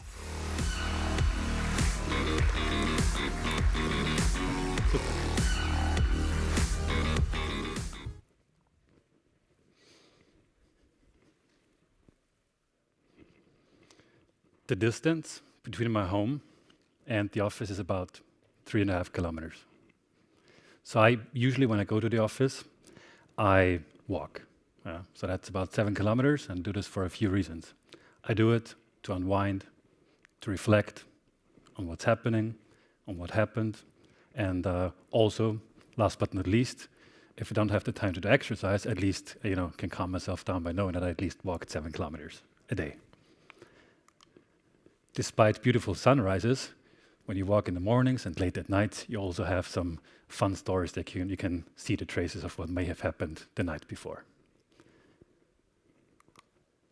But I want to go back to one particular evening in back then, December 2021, when I was walking home through Vienna. In a nutshell, 5 days of work and 4 people had quit. We even had two people quitting on the very same day within 60 minutes, and I knew something needed to change. At that point, I have to admit, I had no clue what we needed to change, but it was clear that we needed to change something. And that something is now looking back, that was by now almost 2 years ago. Now by looking back, all these things seem like, yes, makes sense. It's quote unquote obvious, right, on how we could improve the situation. So with this, my name is Christian Pichler. Yeah, welcome to my session. I'm glad to see so many faces. And as the title says, nobody panics, there's a plan. And as Yannick just announced, it's going to be learnings, insights on how we moved on from many people quitting within a short period of time to where we are today. So, as the colleague just before said, right, it wouldn't be a presentation if we don't quickly say what we're doing, and it also helps you to follow the presentation along afterwards. I'm CTO of Anyline. Anyline is a mobile data capture company which supports or helps to bridge the gap between the analog and the digital world. In a nutshell, everything that we do, everything that you usually write down by hand, stuff that's error-prone, right, which you need to type in somewhere, this is where we can help you with. So we digitize it, whether it's serial numbers, IDs, license plates, tire sidewalls, and these sorts of information. We're moving beyond the OCR stage a bit. What you can see, for instance, in this on this slide here, is we're actually moving beyond and going into measuring stuff. So at the moment, we're measuring tire tread depth. Yeah, you just use your mobile phone, scan the tire, and you know exactly about the shape of your and the conditions of your tire. And in the context of building the technology, there's this need for a plan, or at least we think there's this need for a plan. And on the one hand, it's us, and I think I can say that because I'm an engineer, computer scientist by education, right? There's always things we can do. We always come up with things that we can do, ideas, refactorings, new features, trying out new technologies, and I think we can all relate to that. So we have plenty of things that we can do to keep ourselves busy 7 days a week. On the other hand, there's questions we're always addressed with. If I look at the colleagues from the commercial, from the financial department, right? If the CFO asks us, Christian, what about next year? Do you need more budget? What about the hiring plans? Do you think you can deliver what's needed next year? And these are all, to be very honest, very fair questions to be asked. And they seem to be very, very contradictory, or at least cover different interests. And in this context, I want to dive into that a bit deeper on what kind of symptoms, what were the challenges, what were the obstacles that we faced in this context, or kind of like the symptoms, kind of the stuff that was tangible. I could probably have spent an entire day on what we could classify as symptoms, but just to give you a brief understanding on the challenges we faced as an engineering organization, was that, for instance, we had things to do. We were told, we agreed on, let's reach this particular thing by the end of the week. 12 hours later, directions have changed, priorities have changed. And by the way, I'm not against changing priorities, but it needs to be in a controlled manner, spoiler.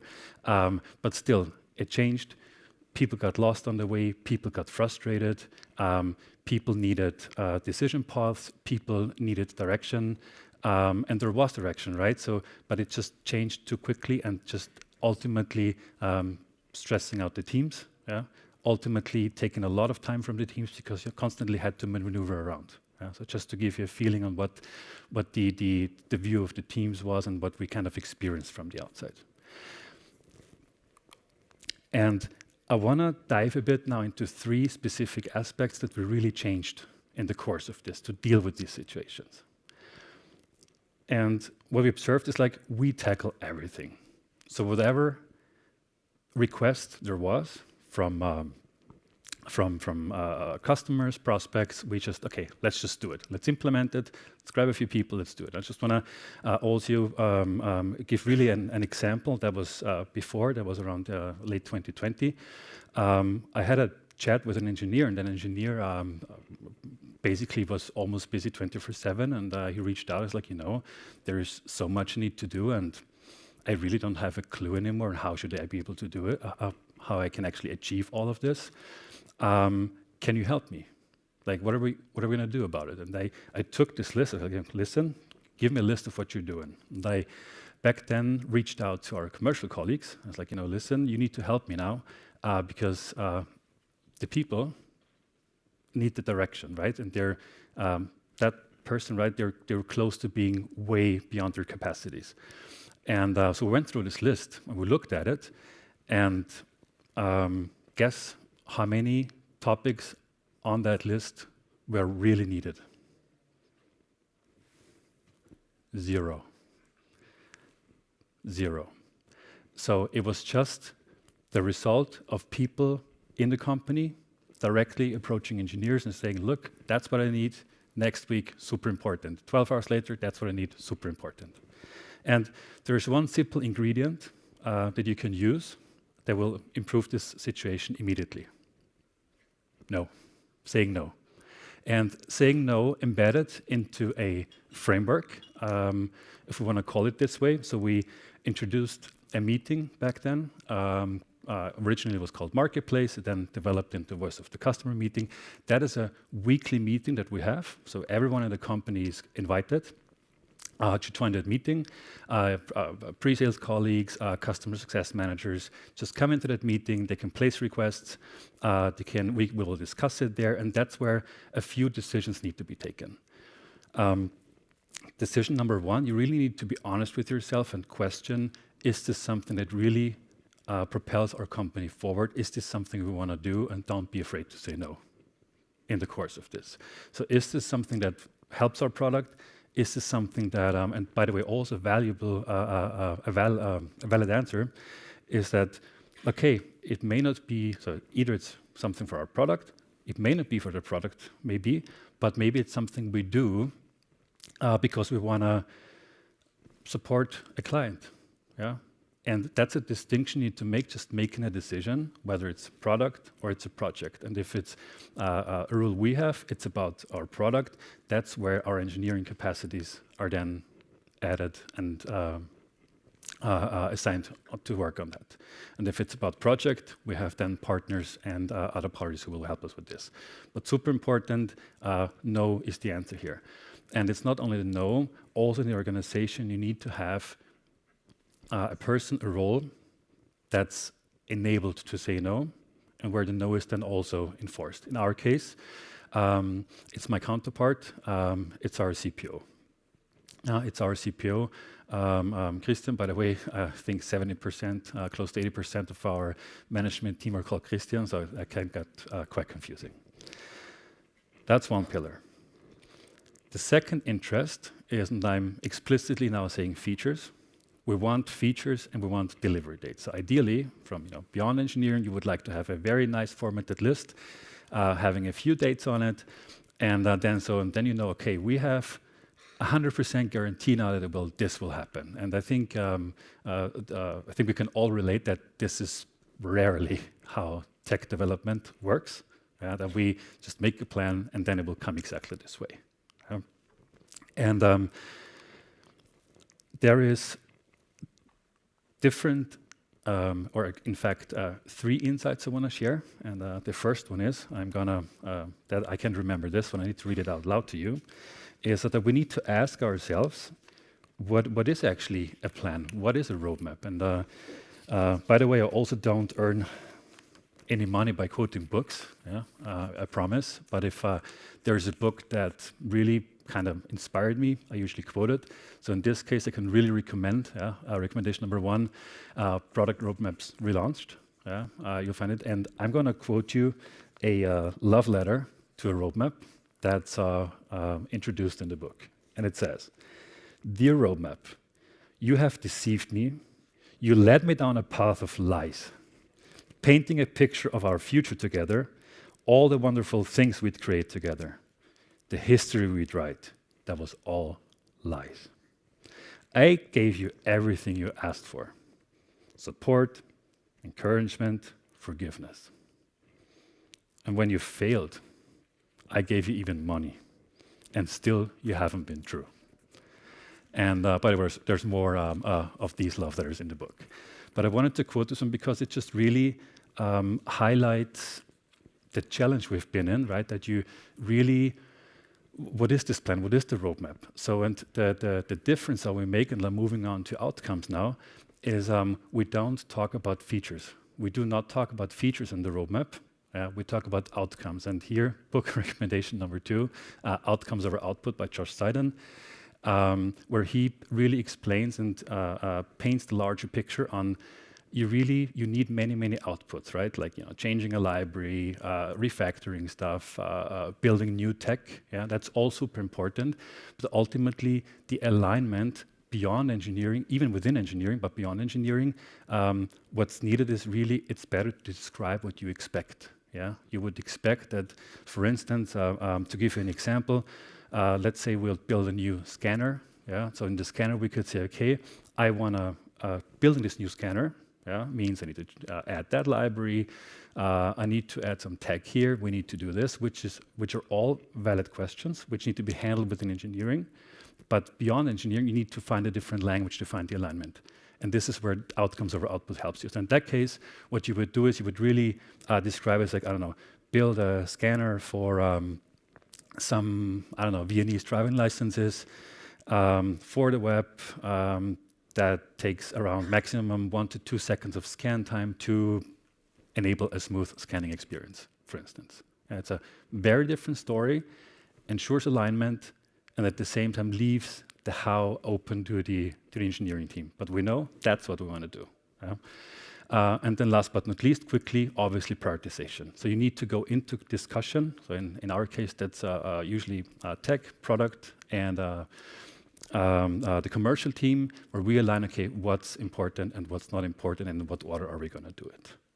And this is all reflected in our I'm going to skip that, I just explained that to you.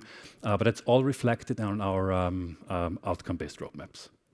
So in our roadmap, just for you as a takeaway, we don't talk about features. It's really a map that clusters topics that we want to achieve along 3 dimensions. Again, you will see this also in the book I just quoted, but around like, what are we going to do now? That's for us the next 3 months. What are we going to do next? That's the next year. And what are we going to do later? That's everything beyond the next year. It not only helps to align on what we can expect when, but ultimately it also gives people an expectation of what's feasible and what's not feasible. And also it gives an expectation on what you should or can or must focus on. Yeah. So if I see a topic on the roadmap, I don't know, in the later stage, I know, okay, our company may be able or maybe plan to do something about this down the line somewhere, so I can start thinking about it, but I don't have to worry about it in my daily work. Yeah, that's the one thing. And the second thing is I really want to just drop here in 2 sentences. So in the roadmap, again, it's alignment, so everyone looks at it. So from every engineer to management, everyone looks at that roadmap. And one anecdote I want to share, or something we did, is when I wrote an article about how to like kind of read the roadmap and what to do with the roadmap. It's always this gap between the next 2 weeks and it being about the very nitty-gritty detail, but then again talking about something far in the future. And the analogy I always used is something that it's about Duplo and Lego. Yeah, Duplo is big, Lego is rather small, and that's how we kind of found the analogy. And the engineers themselves actually then introduced Duplo meetings. It's like, hey, the concept is, let's introduce a meeting. Yeah? So we now actually have Duplo meetings and Lego meetings where we meet, and it's apart from the framework we have in place, but it's really a place where that's a meeting I go into. That's where management is also part of, and we can discuss on, kind of get a feeling on what a Duplo block is. Yeah, what do we expect? What do you think it is? Is it about a month's work? Is it about 3 months' work, roughly? And then when it gets to the Lego, we really take one of these and then dissect it and put it, make some Legos out of it, just to give you an insight on what helped us here. So coming back to the plan question. So do we have a plan now, or do we need a plan? So far, we have a forum where we say yes or no. Okay, maybe not a plan yet, but at least it should help a plan. Number 2, now we have put all the things we want to do into a quote-unquote plan. So we know what we want to do, we know when we do it, we have ensured we have the maximum alignment, but something's missing, right? Someone actually needs to do it. And so also again, from looking back what happened, and I kind of indicated this with the story I told at the beginning, where you would just, pick a few smart cookies and then just tell them, look, that's the 3 features I want to build. Easy, right? We can do it in the next 5 days. Let's just sit down. And in this case, also another option would be like, how do you set up your organization to do this? Yeah? So you would then go ahead and build, for instance, a skill-based organization. You would just take your web engineers and your mobile engineers, your computer vision, machine learning engineers. Yeah? You would take a few, just put them together and do it. And that, spoiler, didn't work in our context. Yeah. So what we then, it didn't work because you ultimately needed 3. So if you wanted to release an update, you needed to coordinate 3 different teams. And there was not only on a tech level, they were connected, it was also like on an organizational level, you just needed way too much alignment. And it kept me busy, and I was really thinking, how can we improve this situation? And I was always thinking back to a situation in one of my previous employers where we built a classification system for classifying vehicles on highways. And we really went from 0 code, 0 people, to having a tolling system installed in a country, like on the road, outside, done, it works. And it just kept me busy why this worked. And it was a KPI. It was something that's measurable and something that expresses the goal. And in the case back then, it was detection KPIs and classification APIs, how reliable that needs to be. And that was it It was that goal that aligned the people on what they want to do. And that's what we also did. We then changed the organization into value teams. You may rightfully ask yourselves, what in the world is a value team now?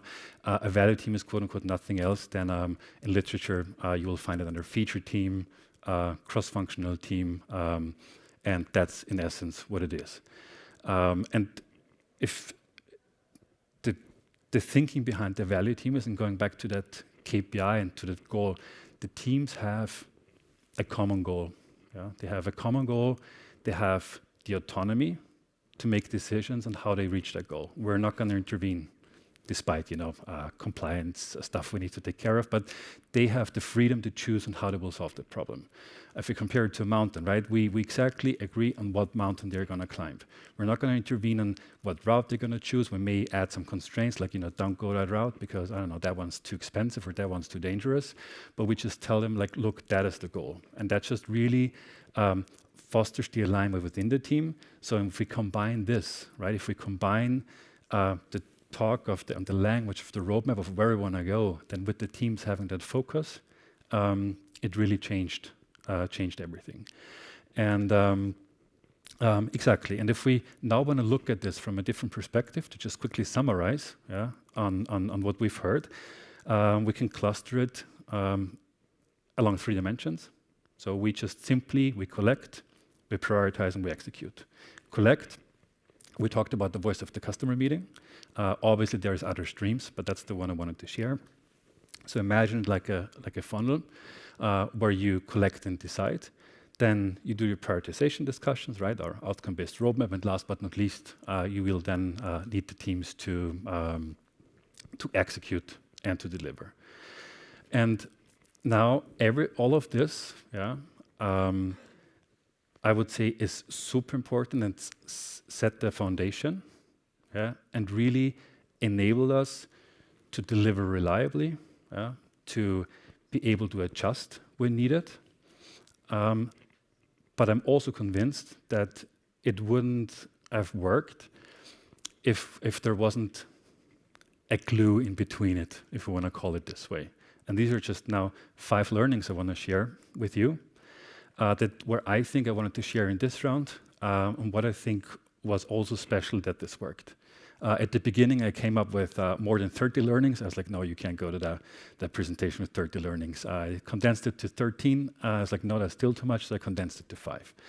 And the first one is one voice. And with one voice, I mean something I mentioned earlier. It's CTO, CPO. So product and engineering, they need to go like hand in hand. They need to be, because what you get then is 100% alignment. Yeah, you have the person saying, like, where we want to go, what are we going to do, and you then, on the other hand, have someone saying, yes, that's how we can do it. That will roughly work. And ideally, if you ask 2 people, CTO, CPO in an organization, the same question, if they're perfectly aligned, you will get the same answer from both people, and that's key. Second, boundaries, responsibilities. Give your people a framework they can operate in. Rituals, role descriptions, these sort of topics. Sounds very basic and like a yes, obviously, but you need to do it. Third one, transparency. The roadmap we have is quote unquote publicly, so company internally publicly available. Share, share, share, share. And if you haven't shared your roadmap, then please share it again. And it's just, people get the insight, people can look into it, people can see what's happening now, what's happening later, and people can intervene and start to discuss with you if they have different opinion. And then you can also, you will see that also the questions we mentioned at the beginning, right? What's your plans? What are you going to deliver? That will all really kind of dissolve because people can look into that roadmap. Patience and persistence. That kind of sounded like a sunshine story, and really it was, but also sometimes it wasn't. So something you need to do is be patient, be persistent, remind people, have patience with people, just have that framework in your mind and then work with your teams. It's ultimately, it's a change, right? Work with your teams and remind them, put everything in place. And last one is self-awareness. Self-awareness really about yourself, yeah. Be empathic about yourself. Also know where your personal boundaries are, because it ultimately is a change. It is intense. So for yourself, and also be aware of your surroundings. Yeah, it's a setup where people will feel comfortable with. Some people will not feel comfortable with. Yeah, but be aware, be open to your colleagues, and support them through this change. And with this in place, the question is: so is there now a plan? And it's not about the plan that we know 100% we're going to deliver feature X to solve problem Y next year on May 13th. It's the plan that we have an alignment on where we go, and with the known conditions and with the known constraints that we will adapt as we need, depending on the obstacles we face. And that's the plan that really calms down the organization and helps the organization to move forward in an aligned manner. And what this helps, especially me with, I don't get to go home at night, but I actually can go home in the afternoons and spend time with my daughter. Thank you.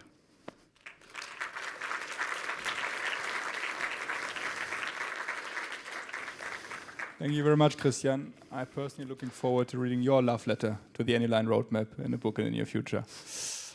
Regarding questions, Christian is going to stick around, and he mentally prepared himself for a siege, right? So please, after the talk is finished, he's going to stick around. Please direct any questions to him there. Thank you very much, Christian. Yep.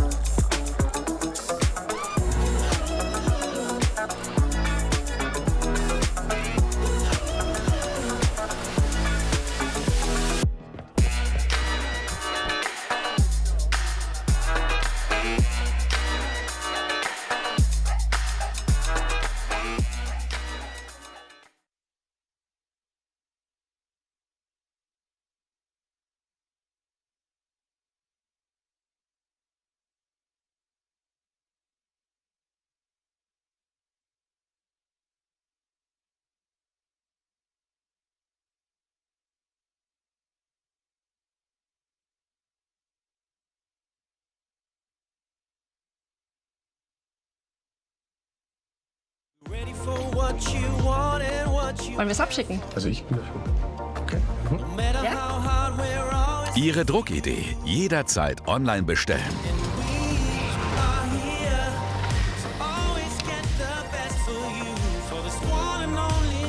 Online-Printers. Jetzt testen.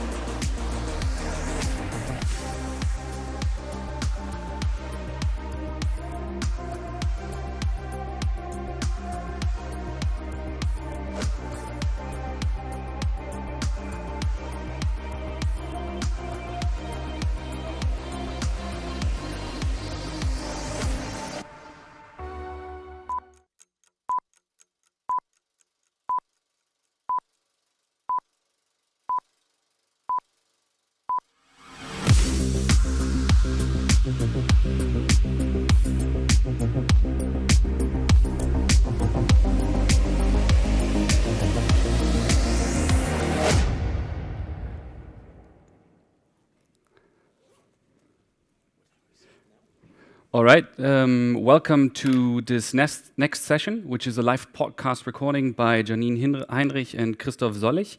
Janine is the founder and host of the podcast On the Up and Up, and Christoph is known as the Pitch Doctor. And they are going to pitch perfect in 30 minutes. It's a live podcast recording. Please take it away.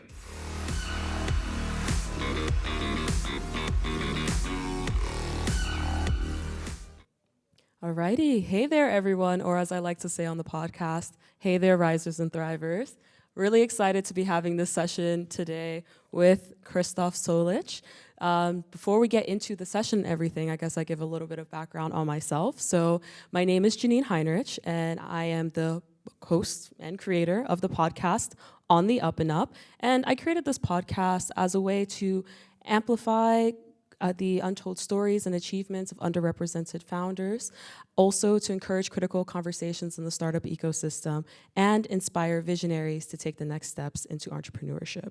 And this came out of a startup project that I was working on about 3 years ago, and I was looking into a startup in the hair and beauty space, and was noticing that the startup ecosystem is definitely not a level playing field. There are a ton of inequalities, and while there are a ton of initiatives to support women entrepreneurs, founders of minority backgrounds, when we look at the statistics, the stats are getting worse when it comes to funding or remaining stagnant. And so it made me think, what's happening? And so I started conducting research in the space, collaborated with Founderland to launch their Rise and Thrive report, and while research is great, I felt that critical conversations were needed to really move the needle, which is why I created this podcast. And so with that being said, I also wanted to give a shout out and a huge thank you to Founderland, their outstanding team, and particularly Deborah Choi for giving me the chance to speak today at PacCon.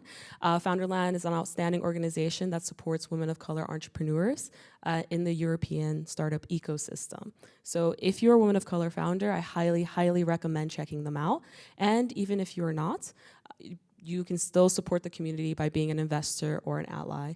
So with that being said, though, to the main events of today, and today, as I said, joining with me is none other than the pitch doctor himself, Christoph Sollich. Thank you for being here. Thank you, it's my pleasure. Yeah, I'm really excited. So for those of you who don't know, over the last 11 years, Christoph has helped over 2,500 startups and corporate entrepreneurs improve the way they pitch. He also is known as the first, only, and the best startup comedian, and he's conducted hilarious pitches on various startup topics at conferences such as South by Southwest, Bits and Pretzels, and Tech Barbecue. And also, if you haven't already, highly, highly recommend you checking out his pitch about why Berlin is the city to do a startup. So with that, though, would you like to introduce yourself and even share how you became the pitch doctor? Yeah, so there's not much to add because that was brilliantly said, almost like I wrote it myself. But it was an accident. Pitch doctor is not a job that you look for, so I never planned on becoming the pitch doctor. But in retrospect, it does make sense a little bit based on my life because I studied business, started in advertising as a creative, and then I accidentally ended up in a startup. So looking back at that sort of copywriting in an ad agency where you have to pitch your ideas constantly, and then being in a startup and sort of being the ex-advertising guy that had also written a diploma thesis in a consulting company, so I knew how PowerPoint worked. Throughout the years of working with startups, consulting with startups, I was always the person that did the pitch. And then it was just an accident. I went to a hackathon, like a startup weekend, and I did a pitch for our idea that we had already killed during the weekend, so we had already decided it was a terrible idea, but I still felt like we could share some learnings with the other people at the startup weekend. And apparently that pitch was so good, and I think it was, but that's me being humble. It was really good. I got a standing ovation when I did it. I got another standing ovation when I got the Best Pitch Award for it. The only 2 standing ovations I've ever gotten in my entire life. And then somebody came up to me afterwards, actually 2 people, and said, that was a great pitch, could you teach other people to do that? And the first one was an accelerator in Germany, and the other one did a pitch event. And I did the pitch coaching, and I immediately realized I liked it. I think I also thought maybe I might be good at it at some point. I certainly wasn't good at it back then, that's for sure. But now looking back at it, I know that, but back then I was maybe better than anybody else because there wasn't anybody else. So this is 11 years ago, roundabout. I was probably the first person in Germany to really commit to doing pitch coaching for startups. And the rest, as they say, is history. That's pretty exciting, and it's really awesome how you kind of serendipitously fell into that. And I think what's interesting about that is I would love to actually use this session a little bit to run a mock live pitch session with you, especially to highlight what some of the common pitfalls in pitching are, and we could even use the case of the startup that I was working on back in 2020. Let's do that. Because I think generally you can always talk about pitching in general, but it's a lot easier and it's really helpful when you have a specific case that you're talking about. Because I always say that 100 times I might say something is a bad idea, but then the next time it might be a great idea. So my example is always, I've coached 2,500 founders, and only one time was it a good idea to pitch naked. So generally I say don't pitch naked because most of the time it's a bad idea, but the one time it could be a good idea. So you always have to sort of look at a specific case and think about what does that mean? How do we pitch that one? Because being in general, you're always going to be a little bit off. So I really look forward to hearing about your idea and sort of going through how I would work with somebody. Now we have half an hour to do that. That's a little bit less than I would normally want to have. But I think we can give people an idea of how I approach looking at a pitch, how I approach figuring out the most important things, and also how you shouldn't do it, because I think what most people do is they sit in front of a PowerPoint. They open the PowerPoint, they say, okay, what do I put on the first slide? And then they go to the second slide, and by that time, I already know it's going to be a bad pitch, because you're never going to build a good pitch approaching it that way. So we'll talk a little bit about the process. And I can definitely say, I feel called out as you say that, because I've definitely been the person to sit there, look at a slide deck and go, okay, my problem statement, what is that? And go in very chronological order. Exactly. You get a template, and then you say, okay, here's 3 bullet points. So now I come up with 3 bullet points to fill those spots in the template. And that leads to very sort of...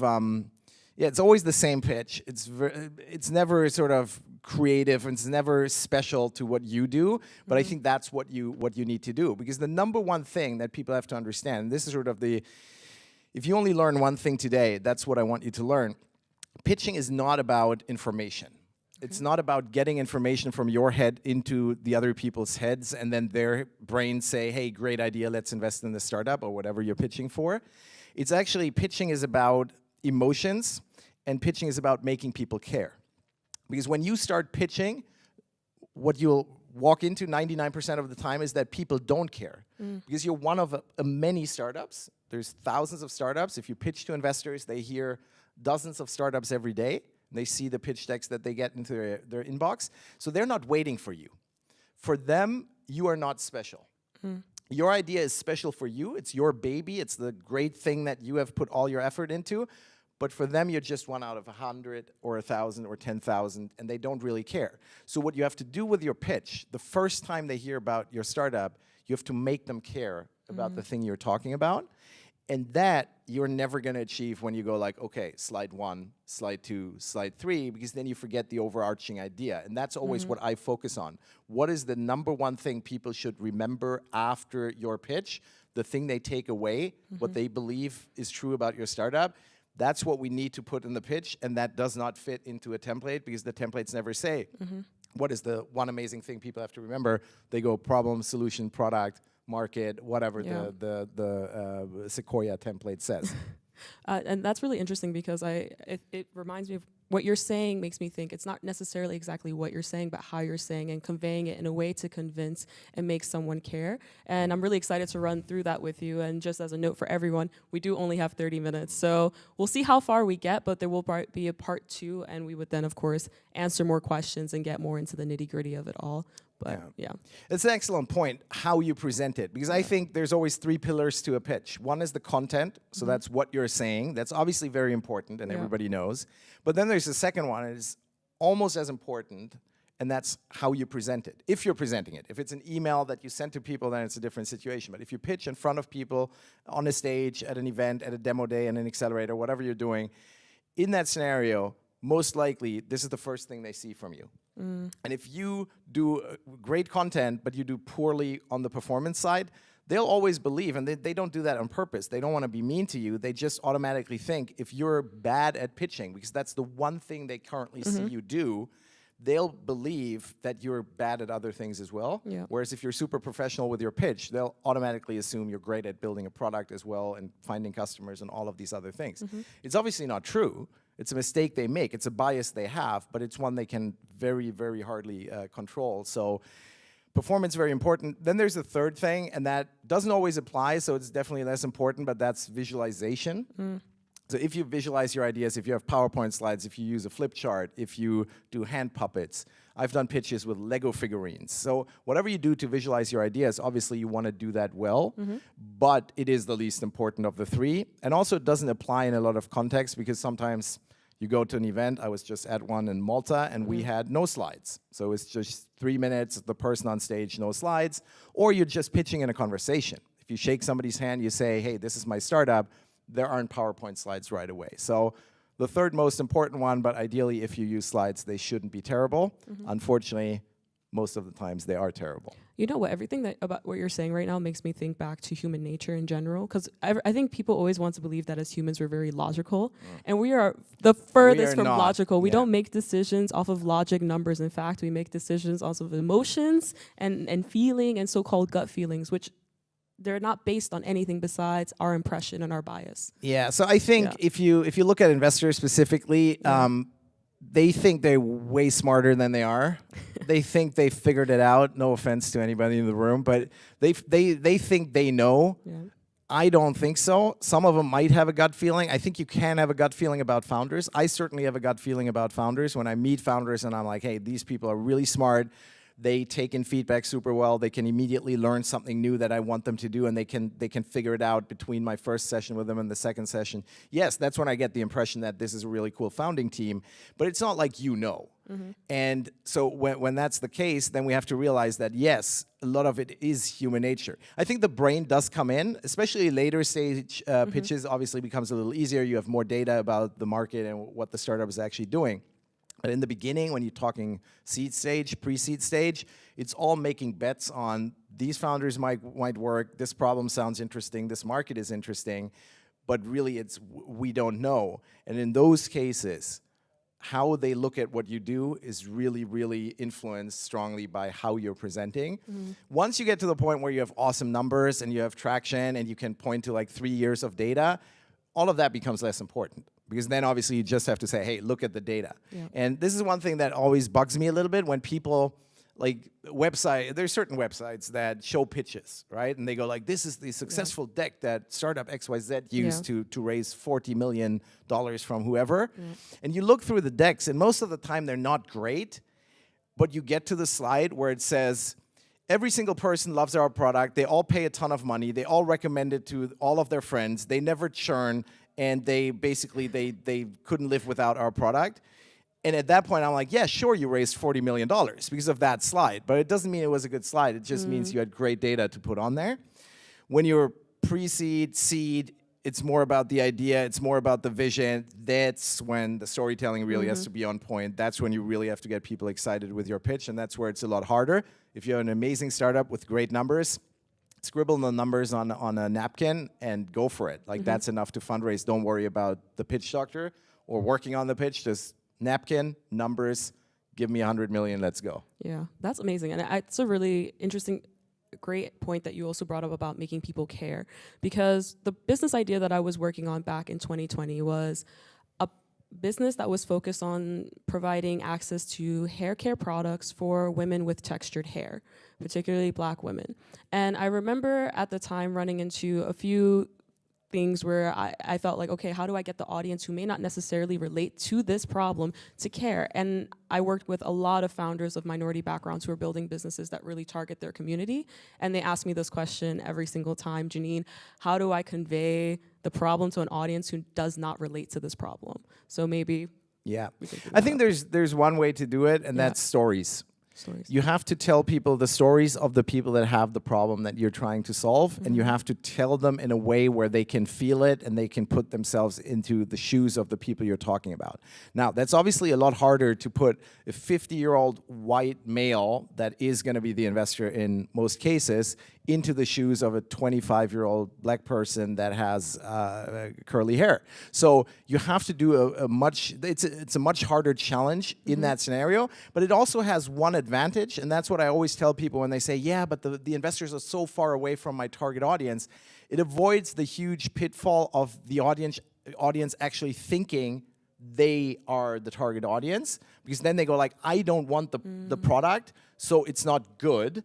Which they might do if you said, hey, I have a product for 50-year-old white males, but then for some reason it's not for them. That's great. You might still have hundreds and hundreds of millions of other people that want it, but they just think, no, I'm the target audience. I don't like it, so I don't want to hear about it. So I think the advantage is actually in, hey, there's absolutely no way you believe that you know about this, so now I'm telling you. And I'm telling you the stories of people, and I'm telling you, and this is for me, this is always a key that people forget.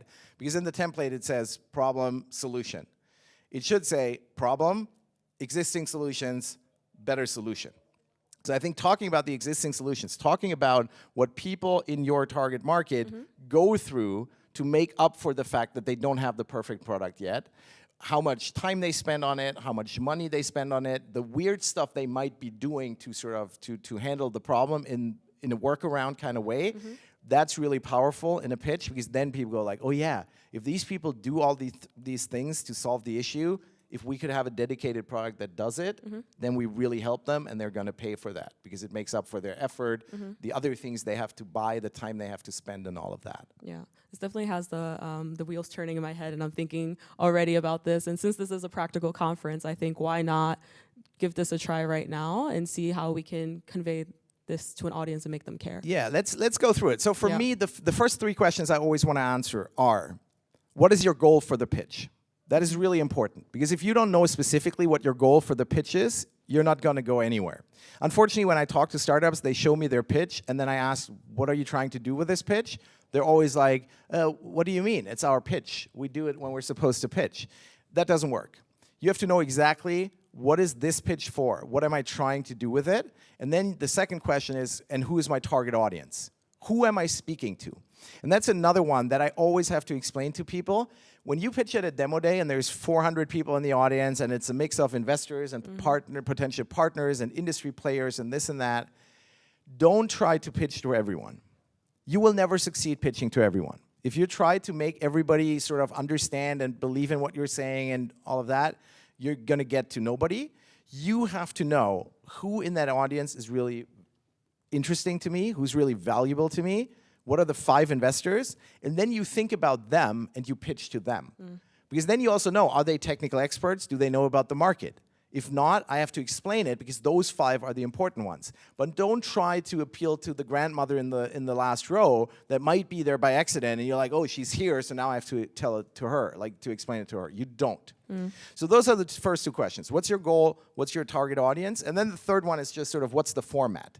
Are we talking about a 3-minute pitch on stage with slides? Are we talking about a 10-minute pitch? Are we talking about 90 seconds with no slides? Are we talking about an emailed slide deck? So that's the other one.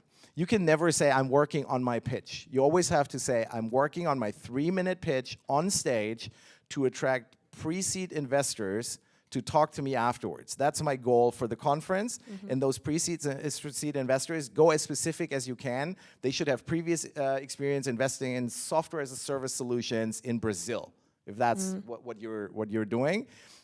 As specific as possible, and then put that persona in your head and pitch to them and not anybody else. So that's the 3 questions we would have to answer. So maybe we just make up. Exactly. You have a demo day coming up? Yes, I have a demo day coming back. So back in 2020, like I said, I was working on this hair and beauty business targeted at women of color and specifically on textured hair products. And so I was in the Factory Berlin Stealth Mode program. And as usual, typical demo day format, 3-minute pitch I had to do with a presentation. So there were slides involved and it was virtual. My target audience at the time was angel investors. I didn't get that specific at the time of who as an angel investor. I was just happy to take anyone who would give me money, to be frank. But we can dive more into that. And then the goal, of course, was to get around 50K to just create a first batch of products and do some marketing. Yeah, okay. Because that's another topic we can talk about, like how specific do you want to be and what investor you're looking for. I think people do it completely wrong because they go like, oh, I'll take anybody who has the money and wants to give it to me. I think you should, like, here's the amount of time you should spend picking your husband or wife. Here's the amount of time, and I'm moving my hand up to the people that are listening. Here's the amount of time that you should spend finding your co-founder, so more time than husband and wife. And then I'm moving up my hand again. This is how much time you should spend on finding your investors. So more than for your co-founders and certainly your husband and wife, because the investor, if you have the wrong investor, and I had this in the first startup I ever worked in, I was the first employee, it was a disaster because we had the wrong investor, and I learned that very early on. So really think about who do I want, then target those people specifically. Like I think that's a really important point. Not to cut you off, but actually I remember talking to a founder about this, and even an investor, and they said it's like a marriage. Like you are stuck with them, and if you pick the wrong one, it can kill your business. Yes, absolutely. Because here's the thing: before you have kids, if you get married to the wrong person, before you have kids, what happens? Nothing. You just say, okay, this wasn't it. 3 years in, you say, let's get divorced, and you go back out there, whatever, Tinder. If you do your startup and you have the wrong investor, and you realize it, there is no way out. There is no, hey, let's divorce, I'll find somebody better. No, it's not gonna happen. The startup is gonna fail. So I think, yes, that absolutely spend a ton of time on that. Then the other thing, now let's talk about how I would approach looking at a pitch like this for a demo day. If you have a 3-minute demo day pitch, we assume that there's a couple of interesting business angels and we can define who we're looking for in the audience. And you have never talked to them because they're there, but they don't know you yet. So they have no previous information about what you do, and this is how it should be. Now, what is your goal? Like, what do you actually want to achieve in the 3 minutes? I think it should be 99% making sure that they care enough about what you pitch to them that they'll talk to you afterwards about it. Because here's the thing. People always try to optimize for information. You optimize, hey, I only have 3 minutes. How much can I tell people about my startup? All of the stuff. You have all the stuff in your head. Now you want to put it in a 3-minute pitch. Wrong. Completely wrong approach to it. Think about how can I use the 3 minutes to buy 10 minutes? That's what you want to do. I want to get the people interested enough to come to me afterwards and say, hey, this sounds exciting, but I didn't get these details. And then they list the details. And now suddenly you have 10 more minutes to tell them the details. There is no trophy for, hey, you had a good bunch of information in your pitch. Nobody hands out that trophy after a demo day where nobody got excited, but everybody's like, yeah, they answered a lot of questions. I just didn't care about what they talked about. Doesn't help you one bit. So try to use the 3 minutes and go like, what is the thing that I need to put in their head where they go, I have to talk to Janine after this. So that would be my first question I would ask of people. If you look at it, and we have to, for that, define a little bit, who might this business angel be? What do you put in their head where they go, this is the amazing thing that I will not forget about this startup, and that's why I want to talk to Janine. So what would be your idea? What could be so exciting to them to do that? Yeah, first of all, just to address what you just said, that was really a big aha in a way, because you're basically saying you want to leave them wanting more. It's kind of like your marriage or dating analogy that you said. Like, you don't put all your facts on the table right away. You live hints and doses. You leave them wanting more, and that's essentially what you were saying. Yes, pitch is always about the next step. I pitch for, like, if I meet you, and I shake your hand at a conference, I can talk for 30 seconds without being like a crazy person, so you don't want to talk for 5 minutes right away. So 30 seconds. That's my first pitch. If you don't run away, if you don't find a reason like, oh, I have to go to the toilet, or there's a friend over there, and you leave, I've bought like another minute. And now I can pitch you a little bit more. And then if you say, oh, this is interesting, now I can talk for 3 minutes without it feeling weird. And then you say, oh, like, should we sit down and talk for 10 minutes? And then I have 10 minutes. And then they say, hey, send me a deck or whatever, or let's have a Zoom call. And now you have 30 minutes. So you're always earning more time. It's not about putting everything in the first 3 minutes. Huge learning. And if we've done that for the audience here today, I think that's already great. Amazing. Now, what's the most amazing thing about your startup where you would go, that's what I want to put into people's heads, where they go, hey, this is something I should care about? For me, at the time when I was working on that startup, it's not necessarily an amazing thing, but I really wanted to convey to people at the time the severity of the problem. The fact that women of color, especially a woman with textured hair like me, cannot simply go to a hair salon and get my hair cut. You walk in there and they look at you and they're like, 9. I don't know what to do with all of this. Or that I was living at a village at the time and I couldn't even go to DM and buy a foundation in my skin tone, right? Or that I had to go 20, 30 kilometers to go to a Afro hair shop specifically to find products, but those products have synthetic chemicals in them that are actually not only bad for your hair, but your overall health. And that was what I was trying to get people to understand at the time. Okay, and I think you were smart doing that, because I think for an early stage startup, when you don't have anything, like if you're a little further along, your key message that you want to get across might be something like, we've built amazing technology based on 10 years of research, and now we turn it into a prototype to test out with the market. Like that could be something where you say, that's my key message. I think for most early stage startups, where it's sort of idea stage, this is what you're talking about is what you want to convey. You want to go in and focus on the problem. The problem is so big, you want to give examples just like you did. Could either be your own story, but it could also be other people's stories, where you want to focus on achieving the one thing, and that being people in the audience realize that the problem really exists, that a lot of people have it, and it's a big problem. And that's where the existing solutions come in. Like if there is a workaround, like if your workaround is going from the village to a bigger city, like 2 hours away on a train to get your haircut properly, then that proves to people how big the problem is. And if you can do that in your 3 minutes, then somebody might say, okay, that sounds interesting enough.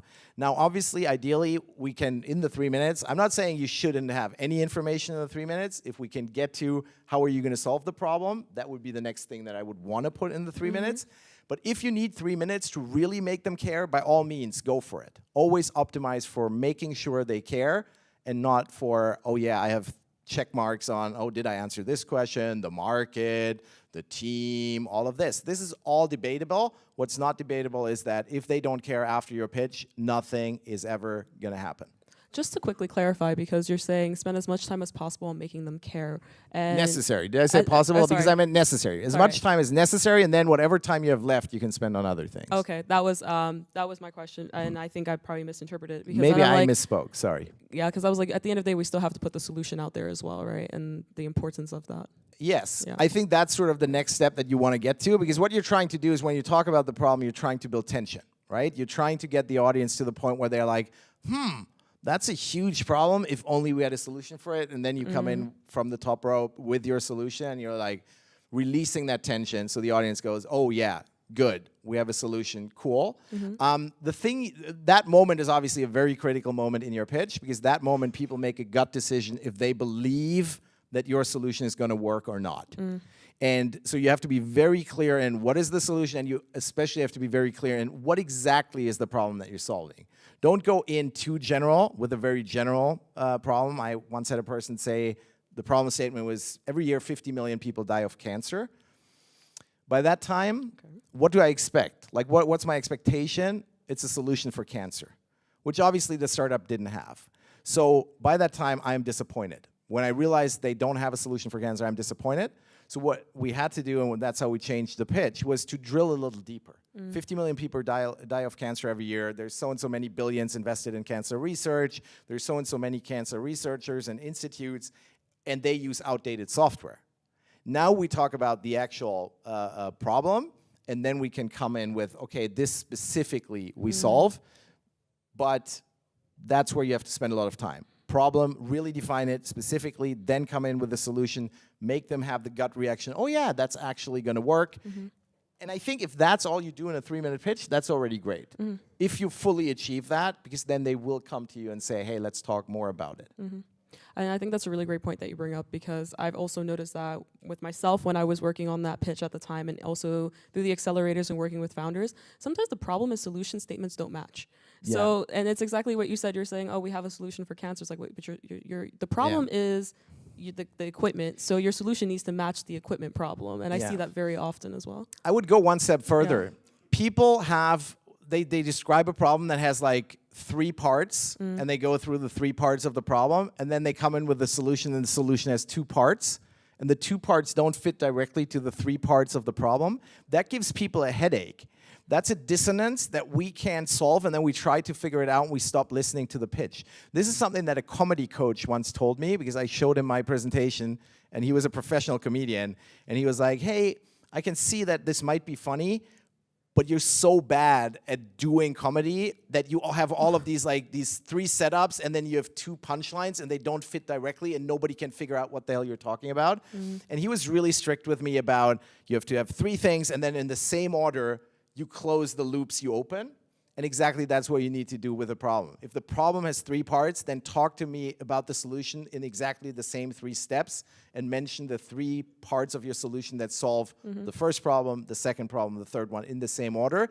Makes it a lot easier for people to understand. And another question going in that direction, because we're talking about making people care. The other thing that I've noticed with pitching is getting your credibility across as well. And at that time, I remember for me, I was a solo founder, which is the case for a lot of people. I was a solo founder. I was relatively young in my career as well. So I didn't have much credit besides I've got a brilliant idea and I think I can figure out how to do it. So do you have any advice there as well? Yeah, so I think obviously you want to talk a little bit about why you are, that's a big important question, why you are the right person to do this and why you're going to make this successful, and your passion for the problem. Because I think in the beginning you don't have much more than passion, unless it's like a research background in the field, or you've worked in the field, or you know about the problem with the hair product. So I think mostly it's about the passion that you have to get across to people, especially when we talk about angel investors. Because angel investors, they want to be along for the ride. They want to see an entrepreneur where they go like, oh, if I was young, I would be their co-founder, but I have too much money and it's too much work, so I'd rather give them 50K and sort of live through them. That's what business angels tend to do. So I think if you can show the passion, if you can show that you've done the work and you're willing to do the work, I think that's what will get them to think, okay, I believe in this person. And willing to do the work is an important thing. Don't pretend you know everything, because you don't. Nobody does. If the investor pretends to know everything, then find a different investor, because that's not true, but you don't either. So don't feel bad if you say, hey, I haven't figured that out yet, but I know that I can do it. And maybe you have an idea of how to figure it out. That's the important part. I'm a big believer in being open and honest about things you don't know yet and challenges that you will face. Don't hide the elephant in the room. Don't sweep it under the rug, and whatever other analogy you want to use.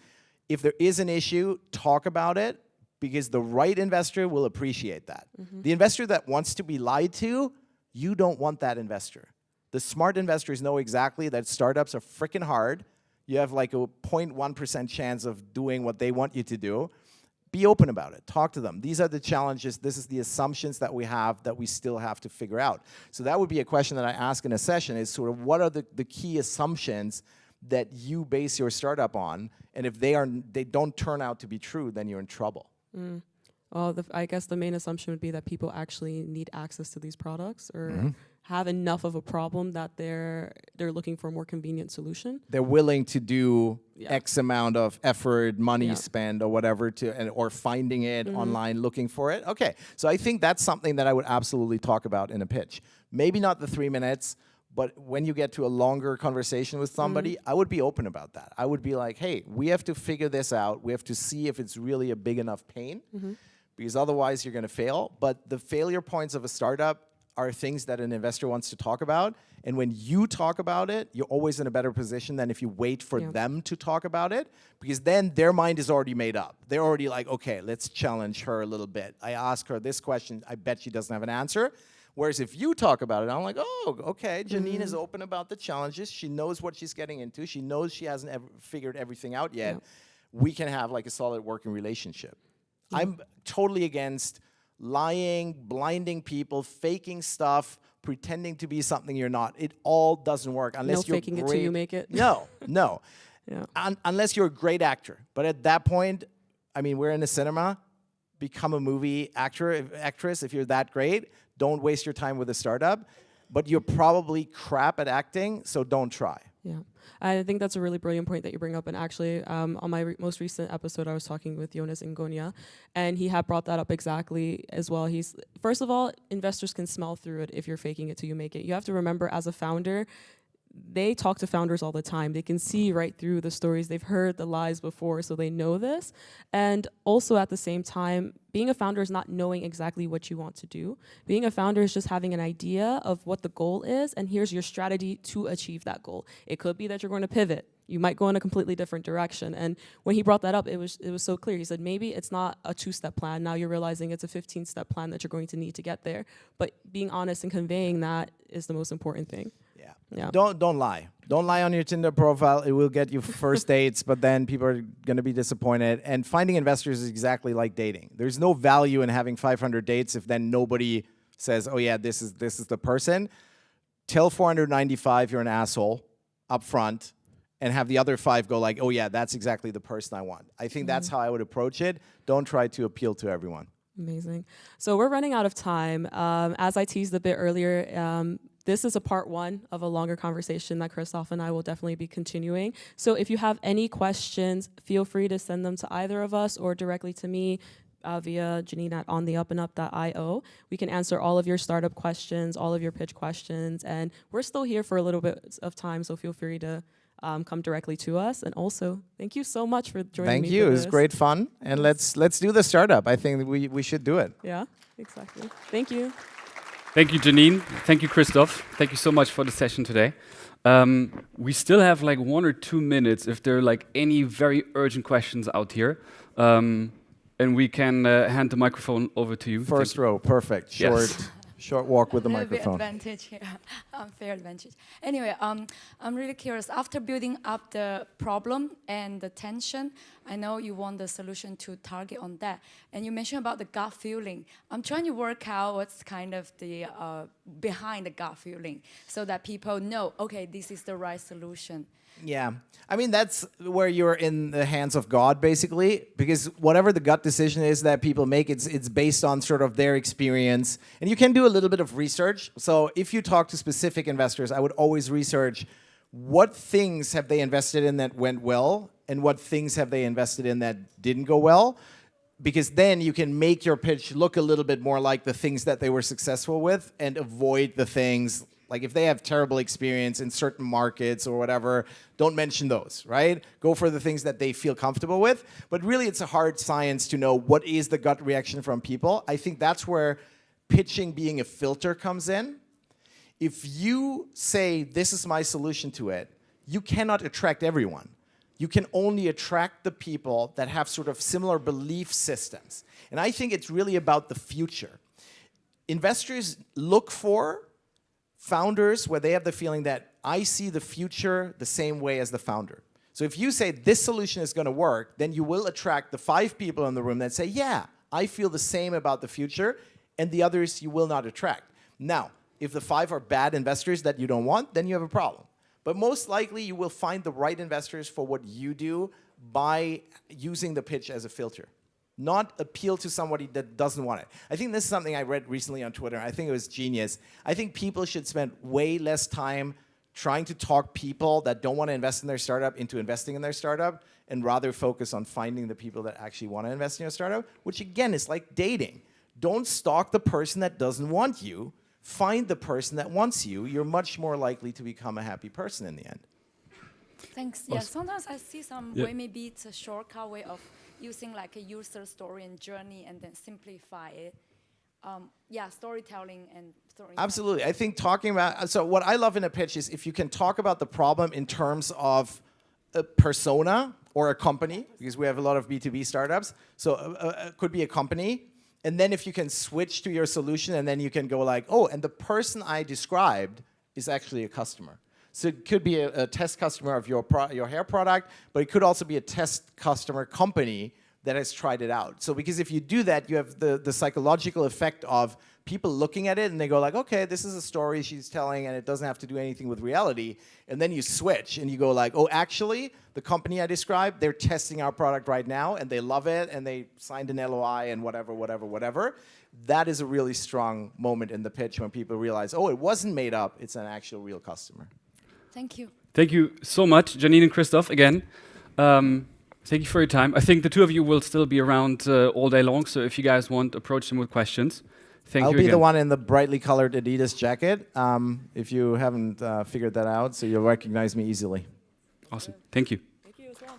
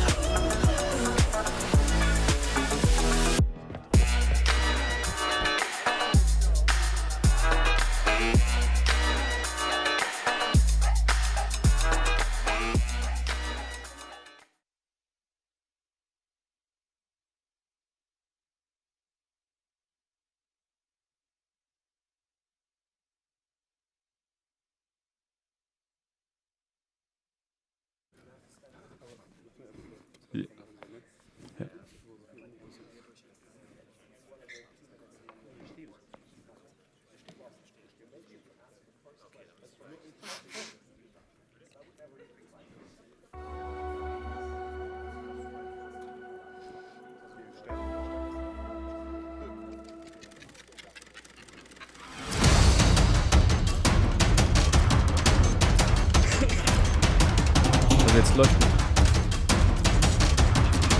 das Video läuft.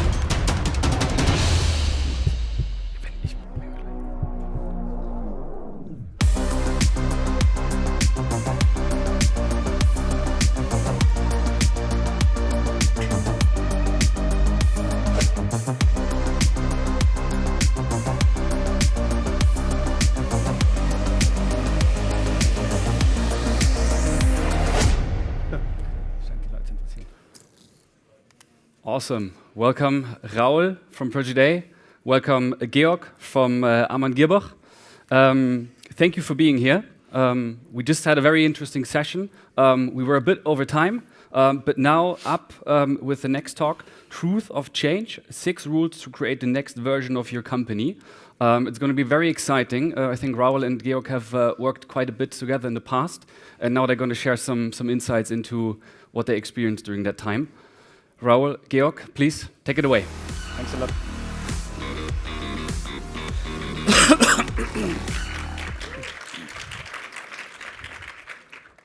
All right, everyone. Super happy to see so many faces, familiar ones, new ones.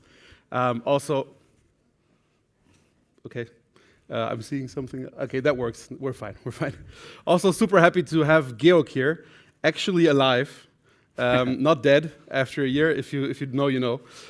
So we wanted to do this talk for a year already. How does it feel, Georg? You're finally here. I'm very happy, and not to scare people off. I just had COVID, but it was really the wrong timing. So we should have had that presentation 1 year ago. I couldn't make it, so I'm really happy to be here today. Again, happy also. I showed Georg to the local cuisine yesterday in Berlin a little bit. I think we enjoyed that quite a bit. Almost too much. It got tight. Yeah. It's weird enough we managed to get out of bed this morning with all that food in us. But we're here now, and we're really excited to talk about what we're going to talk about, which is, and maybe it's even better we're doing it right now, because Georg and me have been working together on something with many, many more other people, on changing a big part of Amann Gierbach. And we've been doing so for at least 18 months, almost 2 years. And what we're going to talk about today, in a nutshell, is the things that we wish we would have done at the time and that we really had to suffer a lot to get to, most of them. So please don't take this the wrong way. We're going to seem very wise and very know-it-all-y, but actually we're going to talk about most of the things that we actually realized 2 years into the project or 18 months into the project. And we just want you to maybe not have the same ignorance we had when we started out. So, the big thing, right, and maybe you didn't see that in the title, change management, right? Maybe you're not scared of the word, maybe you think it's not such a relevant word, or, and that would be the biggest criminal offense, maybe you think it's just fluff, right? You're a startup, you're Series A, you don't need that. That's for like big corporates, who cares? Like, we all want to change. We're 20 people. Let's just do it. We don't need change management. Let's just do it, right? Project management, all that stuff, that's like for big companies. That's the one mistake that you could be making. Because this is probably, at least on a meta level, my biggest learning as a Project A person on the operational side. What we do all the time is help companies execute change, because all the companies know what they should be doing. We're not actually bringing in that much knowledge always on what they should be doing. What we're really there for, sometimes when it works out, is executing change. And we have found, and at least for me, that was also a big learning on what really actually is good change management. And those are all the mistakes that we made. So let's just jump straight into it. And just to be clear, that's not only potential ignorance on a Series A company level, that was actually something we faced as well as a larger corporate. Change management, to me, before I started, really was kind of fluffy. So I hope after 20 minutes from now, we can take that away and we will all agree that change management is not that fluffy in the end. But before we jump into it, what was our situation? I work for GmbH. It's a premium manufacturer of CAD/CAM dental technology. We are 500 to 600 people, more than 120 million in revenue, shipping to 80 countries in the world. That's just to give you a bit of context. What was the situation we were facing? We were embarking on transforming our sales and marketing engine globally. For that, we worked with Boston Consulting Group. We actually engaged them consciously as they're the #1 strategy advisor in the healthcare industry. We asked them for best practices, and we co-developed a new sales and marketing vision that would take us to the next level. That's kind of what we tried to do. Some of the elements, I'm not going to go too deep into it, but just to give you a flavor of what we were facing, some of the elements were we introduced a new CRM, Salesforce. We established a new function, new department called Demand Center. We reorganized the way our inside sales team was working. We established a new function called demand generation, embedded it into marketing. We really changed the way we managed our funnel and our teams around that. We integrated our web shop more tightly into our sales engine, and we touched upon several aspects of our distributor management. Again, I'm not going to go into detail. This is just to show you kind of what the complexity was that we were faced with. So that resulted into 10 project work streams across 3 countries. And believe it or not, change management was the 11th that we had kind of planned for after we went through the transition. If you ask me how I would do it today, I would definitely start with it right from the beginning. I'll tell you why in a second. So what does change actually mean? From a CEO's perspective, right, we went through the Boston Consulting Group project for 2 months. We had this beautiful vision. That's the CEO. Obviously not really. 180-page slide deck. Absolutely passionate about now we're taking the world on with a new way of doing sales and marketing. So what does change now look from an employee's perspective? Totally scared. And what the CEO is presenting so passionately scares the hell out of him or her. Will I lose my job? Do I have the skill set to actually live what he's talking about? What will that mean to my work? Others are totally excited. Finally, we're changing something, right? It could not go on the way it did.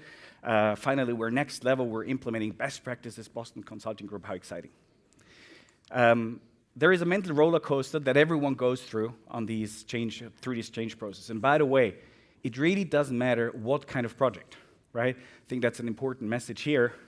Any change that you're confronting your team with will create something like that. And I'm going to walk you through. First, complete shock. Oh, that's not true. Rejection. I mean, we're changing again. Like we just changed our approach last year. We're changing again to, okay, so maybe there is something to it, right? Actually, it's true. We want to grow 10, 20% every year. If we don't change anything, it's not going to work. Okay, let's try. Start learning. You fail, you have a success, you try again, you fail, you try again, up to the point where actually it does work. Sales and marketing have never worked this closely together. We've never received so many leads.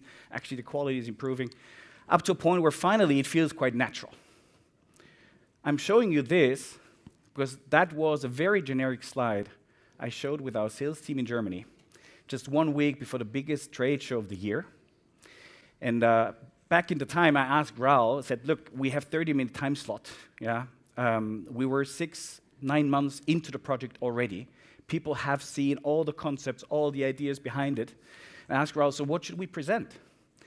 And Raul said, you know, I think we should really now focus on how people feel about that. So I showed that, and I walked people through. And people, the whole sales team, they actually felt, for the first time, they felt acknowledged. They felt that I did acknowledge the pain that they had been going through. I felt the struggle that they had been facing. So after that talk, a lot of them came to me and said, Georg, this is exactly how I felt. No, finally you get it.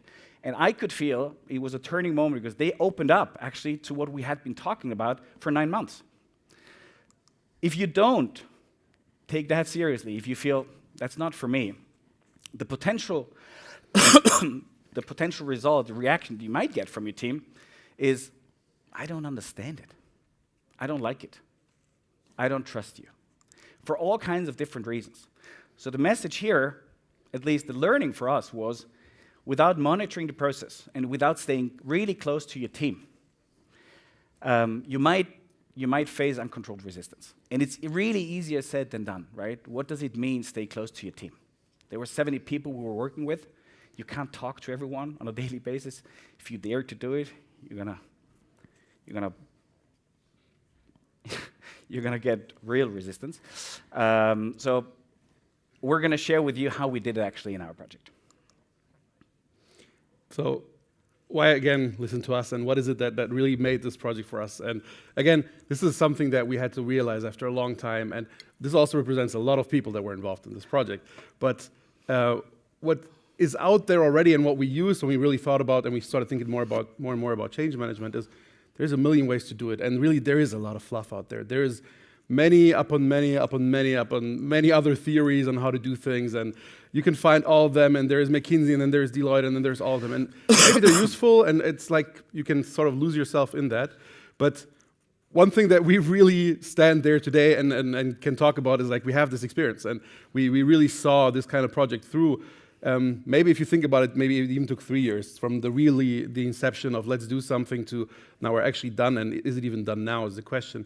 So all these things really are a lot of pain that came along with it, and that's what we're going to talk about today. So this is not about frameworks that we present to you, this is not about any theory or what does McKinsey say, this is what we say. And this leads us to the 6 rules, and that we're going to briefly touch upon later on. But number 1 is you need extreme buy-in. And we're going to talk about that. Number 2 is, as boring as it sounds, but as basic as it is, saved our assets on the project many times, is project management.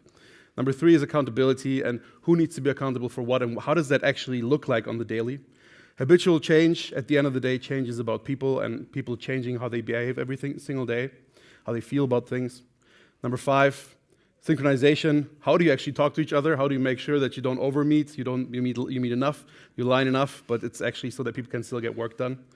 And number 6, boundaries, and this is my favorite one, so we're going to talk about that later on, how boundaries actually make you free in a project like this. So for buy-in, and we're just going to quickly go over this. What was really important for this kind of project, and we learned this also as Project A, a big project like this needs to be, so you have to know, like, we're sometimes, to some ventures, we're really close, and it almost feels like we're in the same company sometimes, but it's still important to have the boundary and to make clear, hey, this is your project. This is not our project, this is not a Project A project, this is your project. You have to have people on your own who are the project leaders, who are the project owners, who their ass is on the line if things don't work out. They have to report to the CEO how things work or don't, and they have to report to the board. It's what makes things actually work out, and also what makes it even possible to have a project succeed. And on that side, we had Georg, who did a phenomenal job on that, and I think without Georg, it would have been impossible to have this project really go quite as well on many fronts as it did, because Georg embodied that and was the owner ultimately internally. And one more thing about that is really create buy-in from the uppermost senior management level, even the CFO, who might not have something to do with sales and marketing on a, I would say, subject matter level. Everyone needs to be involved. Everyone needs to be like, okay, there is no alternative to this. There cannot be a fight between the C-levels, between like, is this even a good thing to do? Because people will realize and people will notice.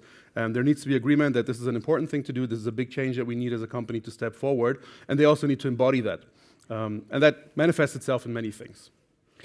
And maybe just to jump in for a second, so we listed a few things, and we're not going to touch upon all of them, but one key lesson was, you know, we had this 180-page slide deck from Boston Consulting Group, and it was really comprehensive, it was really helpful. However, there's no way you can convey 180 pages, right, to a team of 70 people. So what we did, and if you look here at the right-hand side, we tried to condense the essence of what we wanted to achieve into one slide, in a really simple slide. So when we talk about visualize your vision, make it understandable for everyone, right? That's how we did it. Just one slide. And we made sure that all the 70 people, they all kind of understood this one slide. So whenever they were working in different locations, on different topics, they had this kind of North Star that aligned everyone and kept everyone on track, going in the same direction. I think that was an important takeaway. And the last thing, it's about hearing concerns of your team. I was talking about you're staying close to your team, hear the concerns of your team, and take action. That was something that we didn't do quite as well from the get-go, but we actually learned our lesson, and we used that sentiment analysis, where Project A really helped us design it. And I'm going to tell you why, why this is so powerful. So I was talking to one of the managers in our German market, and I asked him, so how is it going? How is the team adopting? They get the project, they get the benefits, they understand it, they adopt it. He said, it's all going great. It's really amazing. I said, that sounds wonderful. So we ran that survey, and you might tell intuitively that the team didn't see it quite as positively, right? If we had not done that, we would have never found out, because the fact is you can't talk to your team on a daily basis, to all of them, right? So you tend to talk to your managers and say, and assume they're really close to your team. It's not always the case. And so, Raul, maybe you can tell us how you built that thing. So very, very shortly, it took us a while to get to this point, but it's really simple at the end of the day. We wanted to find a way to, throughout a long project, mind you, right? Maybe you don't need this for like a 2-week short thing, but for a longer project, anywhere upwards from a couple of months, we really wanted to find a way to measure how people feel about things and what needs to be done. And this is what we built here. So we really sat down, we thought about, okay, what is it that we need people to give us to make this successful? And with people, we meant, of course, middle management, but most of all, the people on the ground, the operational people, marketing, sales, service, customer success. And we came up with these 4 things. Maybe you come up with different ones. For example, willingness, such as motivation, having also a reason why this could be a good change. We drilled this down into 8 lower levels, where we said, okay, what does willingness actually consist of?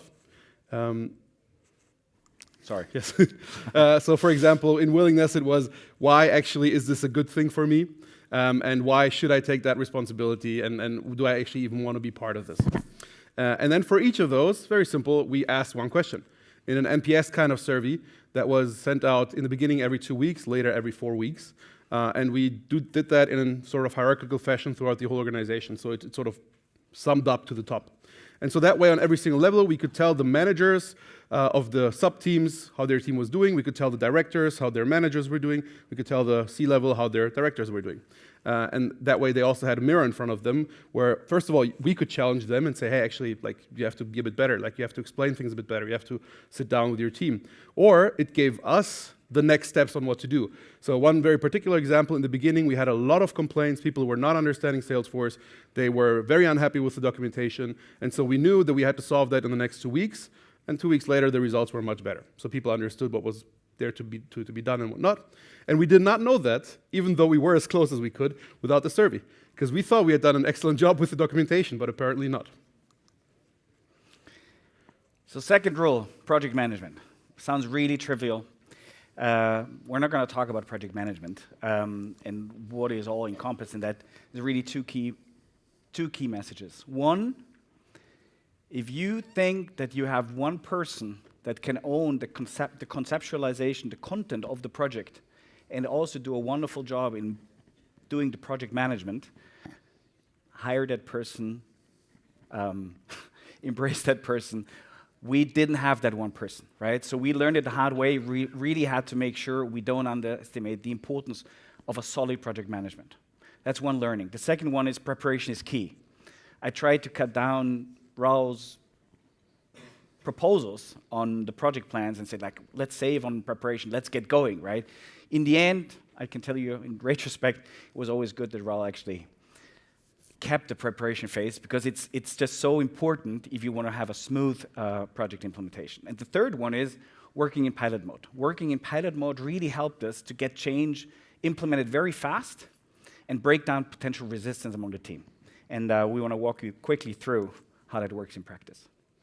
So maybe just one more comment to the slide before. So one of the things after a couple of years of doing my job is I really have my pet peeves. And one of them is I really am annoyed at startups always thinking they can cut every single corner.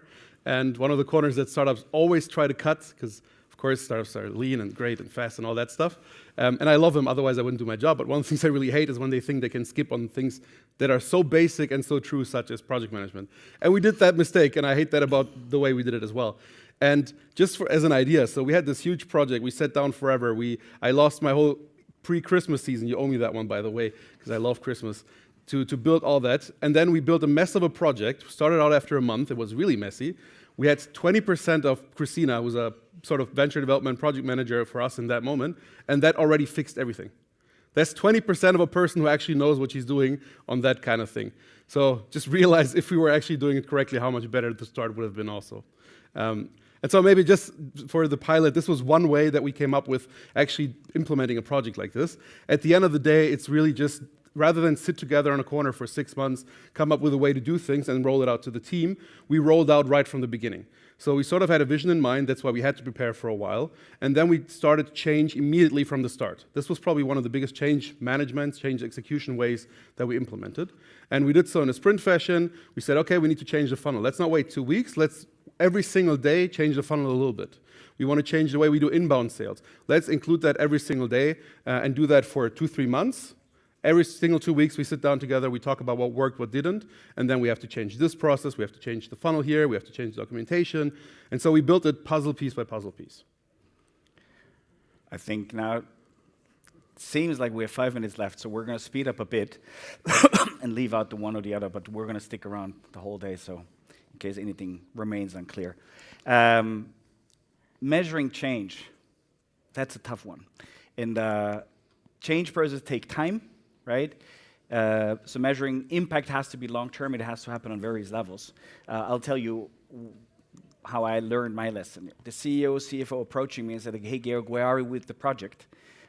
Do we actually see some impact? Are numbers improving? And I was like, oh boy, how do I explain in a simple way to the CEO where we are with that project?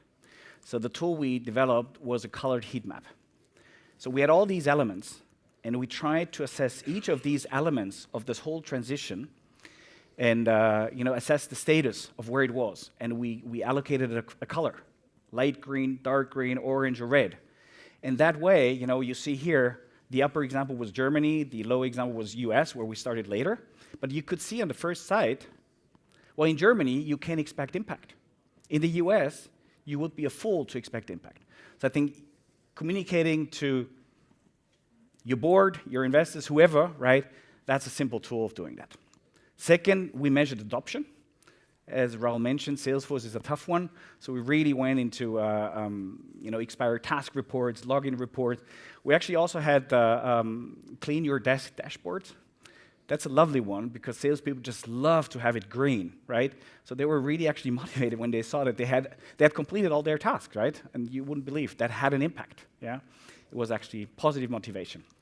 And last but not least, measuring on a personal level, right? Measuring the satisfaction level of to what extent they had understood, they were motivated, they were satisfied. Accountability is our third element. So there is one thing, again, on our side. There's many people involved in this. One of the fractions that was very important was the steerco. The steerco mostly consisting of the C-levels of Ammann-Gebach.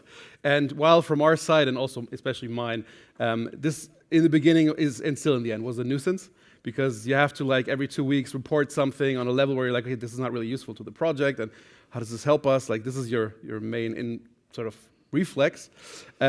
Looking backwards, but also at the time, we realized that these steer codes were really, really important. So having sort of some level of checks and boundaries that we enforced upon ourselves, so we actually wanted the steer code to be there to keep us in place, because that way we had something to work towards every single 2 weeks, and that way we had to report to someone every single 2 weeks and go with what we actually had planned and not go too far off of that. And I'm pretty sure if we didn't have that, and you had just to rely on Georg and me, it probably would sort of have gone in all kinds of different directions. So it's good to have sort of a checks and balances in place. And that's actually a good segue. How do you make sure that things actually go according to plan? And ownership. Identify an owner for your project in the organization, right? That was a really tough job. Even if you think you know how to do it, even if you have great consultants, right, who provide all the know-how that you need, and they have a fancy project plan for you, find someone that takes accountability for the project, for the change, to make it last. But be aware that they have to permanently struggle, right, to balance their day-to-day with this change project. And that's why in our case, this change leader, right, and that was me at the time, was extremely helpful to keep that change going forward. Because I was the one, right, who I represented the change, I represented the project in the company. I was beyond departments, right? I had no other agenda except for driving the change forward, and I really was very cautious in pushing and pulling all the operational stakeholders in implementing their part, their piece to the project. And while change evangelists, if you are able to identify some in your company, that's great. I mean, getting the passion, conviction for your project from within the company and sharing that peer-to-peer really helps to drive the change forward. Habitual change. I'll give you quickly 2 examples, right? So we're 3 months into the project, an inside salesperson comes up to me and says, Georg, when is the project going to be over so we can go back to normal? And I was like, seriously? I'm not going to give you the last example. I was seriously? I mean, I thought we discussed the benefits and why we were doing all that, right? The thing is, people like their habits. They don't like to change it unless it's intrinsic. So it was really the challenge for us, find the intrinsic motivator, foster them, ignite the will to change intrinsically. How did we do that? How do you change habits? I'm going to go a bit quicker here. It all starts with changing the mindset, right?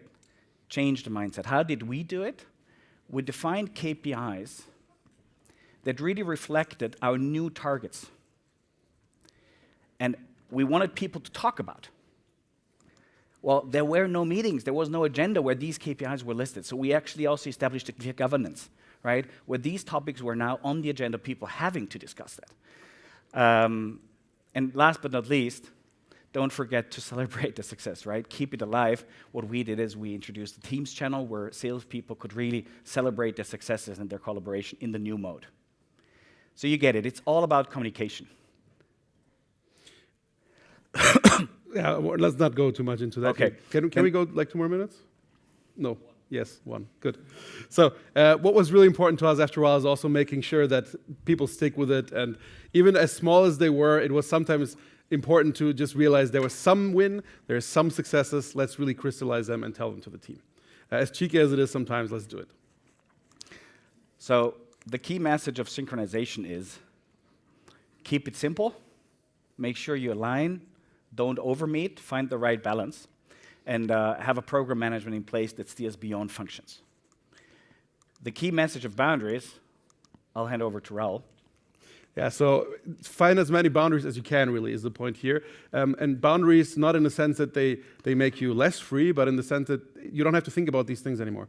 So if you have this one slide where, like, this is the funnel, there's no discussion about this, this is going to happen whether you like it or not, people have to adjust. You can't do that with everything, but have these sort of boundaries, North Stars. This is what the process is going to look like.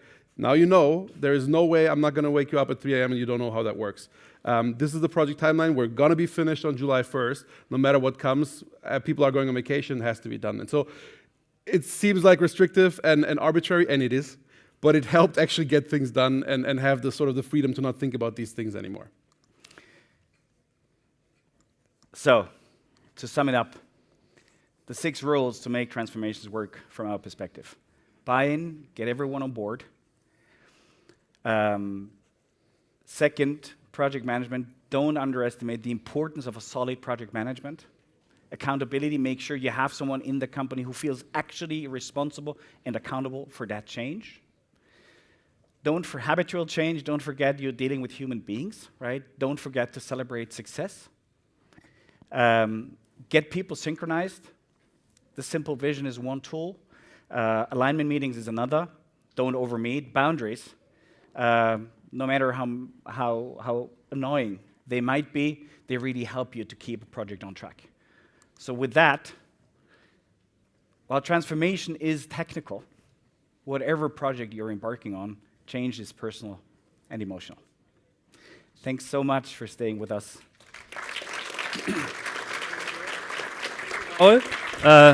Very great insights into change management. We just had the pitch doctor on stage before you guys. I think I'm going to start calling you the change management doctors now. This was super interesting. I think only people who've been exposed to change management know how valuable your insights were. Thank you so much. Thank you. We don't have time for Q&A, but Georg and Raoul will be here today. So if you want, approach them with questions later on. And talk more about change management. Thank you. Thank you very much. Thank you.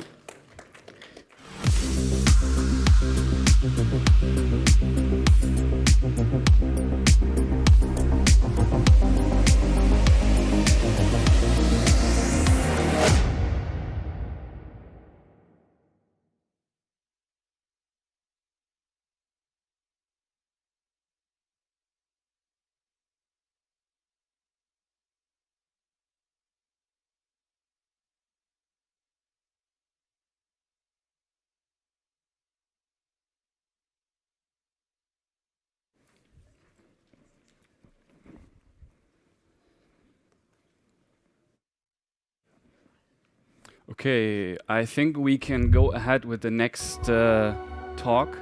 And while the video is running in the background, in order to catch up on some time, Sebastian Vogt here with us right now. He's partner at High, and he's going to talk to us today about pricing hacks that any company can apply immediately.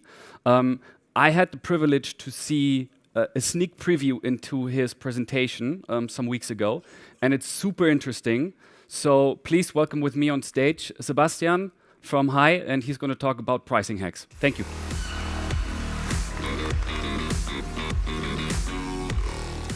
Test, check. Okay, this is apparently working. Thanks for joining my session. I'm still wondering what kind of people are enjoying a 30-minute presentation on pricing. It gets pretty nerdy, but there will be no Gantt charts, no BCG matrices, but pure operational stuff. You hopefully can use whatever you're doing. However, I have to start a bit differently than probably the average presentation that you're seeing today, because I made a promise to my son. We exercised over the entire weekend his presentation in school, 4th grade, about the oak. It's a spectacular tree.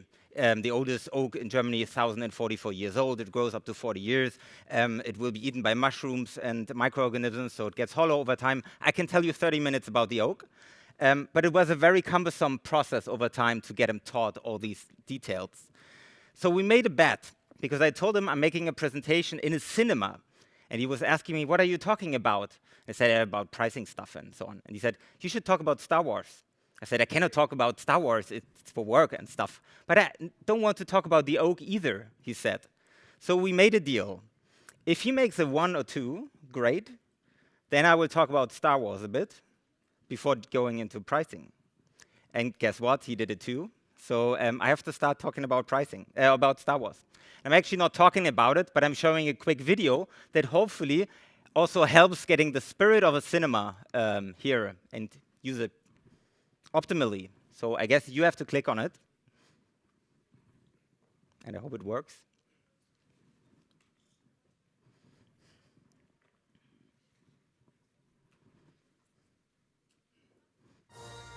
Oh, pump it up.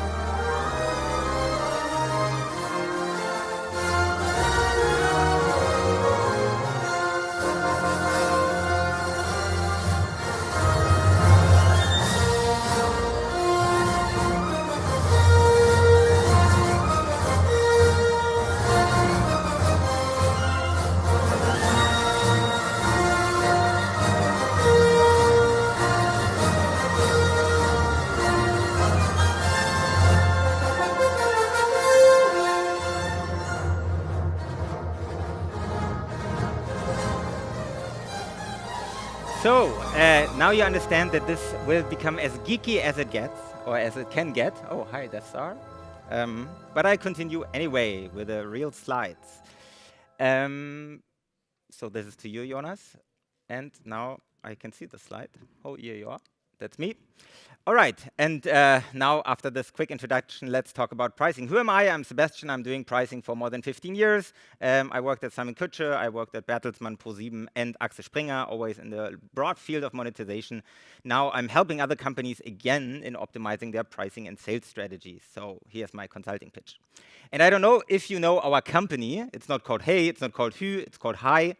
We created a consultancy out of Axel Springer some years ago. We are around about 50 people. Half of them are doing innovation, transformation, digitalization topics. The other half is doing what I do, pricing and sales strategies. We're very operative, and we work especially a lot with investors, with more than 15, I believe 19 private equity companies, a few VCs, and so on. And what's so interesting about pricing? I mean, if you take all your profit levers, and I guess profitability could be a thing for one or two, if you compare them like for like, what happens if you lower your variable costs by 10%? You make 2% more margin, in this case of an Axel Springer subsidiary, a sister company of ours. If you improve your fixed cost by 10%, you make 5% more EBIT. If you improve your prices by 10%, you make 16% more profit. And if you are a profitable company, you can do the math, and it always ends up the same way. Pricing is the most profitable lever you have at hand to drive, well, what cares in the end. We did this at Axel Springer many, many years. With a small team of 5 people, we rose the bar by 40 to 60 million EBIT every year. So it can be done. At Hi, we have a lot of customers. We have a lot of PE customers. We are doing a lot of things. But the matter of thing is what he said, Mark Andreessen. He said once, the most important advice I can give to my startups is raise prices. So you may have hundreds of product managers, marketeers, developers, and in the end, it just matters what you get out of the market for everything you put in. So this is the one thing that he gave to all his startups, and that's also something, at least, that I want to give to you, some advice how you can make that. This must not be a theoretical exercise, as mentioned, but I want to give you 10 very basic pricing hacks that you can take to your company tomorrow. Tonight we're going to the bar, no price talks, but tomorrow, and then hopefully also get some tangible results. So you can either take out your, yes, that's what I expected. You can take out your mobile phones now and take the picture, but the slide is coming back at the end. So if you miss it now and you enjoy the next 19 minutes and 5 seconds, then you have a second chance. But I already keep smiling. So, last chance, 3, 2, 1. Okay, we come to number 1, a good, better, best setup. For those who have heard a presentation of mine know that this always comes at the beginning. If you're booking a flight with Lufthansa, Qatar, Eurowings, whatever it is, what you see here is you get 3 offerings. If you are subscribing to a data tariff of Vodafone, Telekom, or O2, you get 3 offerings. If you are subscribing to our favorite newspaper, The Welt, again, sister company of ours, to FT Economist, you get 3 offers. And also in many SaaS companies, you get 3 offerings. However, at SaaS, it's very often 3 plus enterprise or 3 plus freemium. So there are deviations of that. So why 3? Why not 5? Why not 1? Why not unlimited? Actually, good, better, best is like the gold standard of portfolio design. It ensures that you fit different budgets. If you go to a client and say, the price is 100, it may be too expensive, so they're shying away. It may be too cheap, so they're laughing at you for your poor pricing. If you have 3 prices, they adapt to their willingness to pay what they actually choose. Second thing is we have a tendency to the middle. If I go to a DIY store and I don't know, need a racking tools or something, I'm not buying the €5 cheap one because I'm afraid it may break when I'm home. That would be embarrassing for me, to my kids, to my wife, to everyone, especially to me. But I'm also not buying the golden, whatever, 10-year guarantee stuff, so I'm taking the middle. It's a safe thing, probably. The third thing is if you have 3 offerings, you can upsell more easily, so because you have more than just one option. And this is a very psychological aspect. You are offering alternatives already, so if you choose, if you are making a buying decision as a consumer, as a B2B customer, you're always looking for reference prices, right? So if I'm buying butter at Edeka, I may think, oh, how much is it at Rewe? Or vice versa. If you have 3 offerings, you're deciding against each other, which one has the best value for money for you. You decide for one, and then it already has an edge in your mind, an advantage over everything else that you look at later. So that's why good, better, best, the winner already is a very strong advantage. My favorite good, better, best example, so if you are looking for new hires in your company, check out Stepstone. The page looks roundabout like this. You have 3 offerings, and you will see something right away. Then you see the most expensive part on the left, right? So we, Europeans, go from left to right, obviously. You see the 2,000, you may think, what the hell? More than 2,000, over a price threshold. That's way too much. So I go to the significantly lower Pro Plus in the middle, which is highlighted, it's favorite, it's recommended. And then there's another third option, which is only mildly less expensive than the Pro Plus.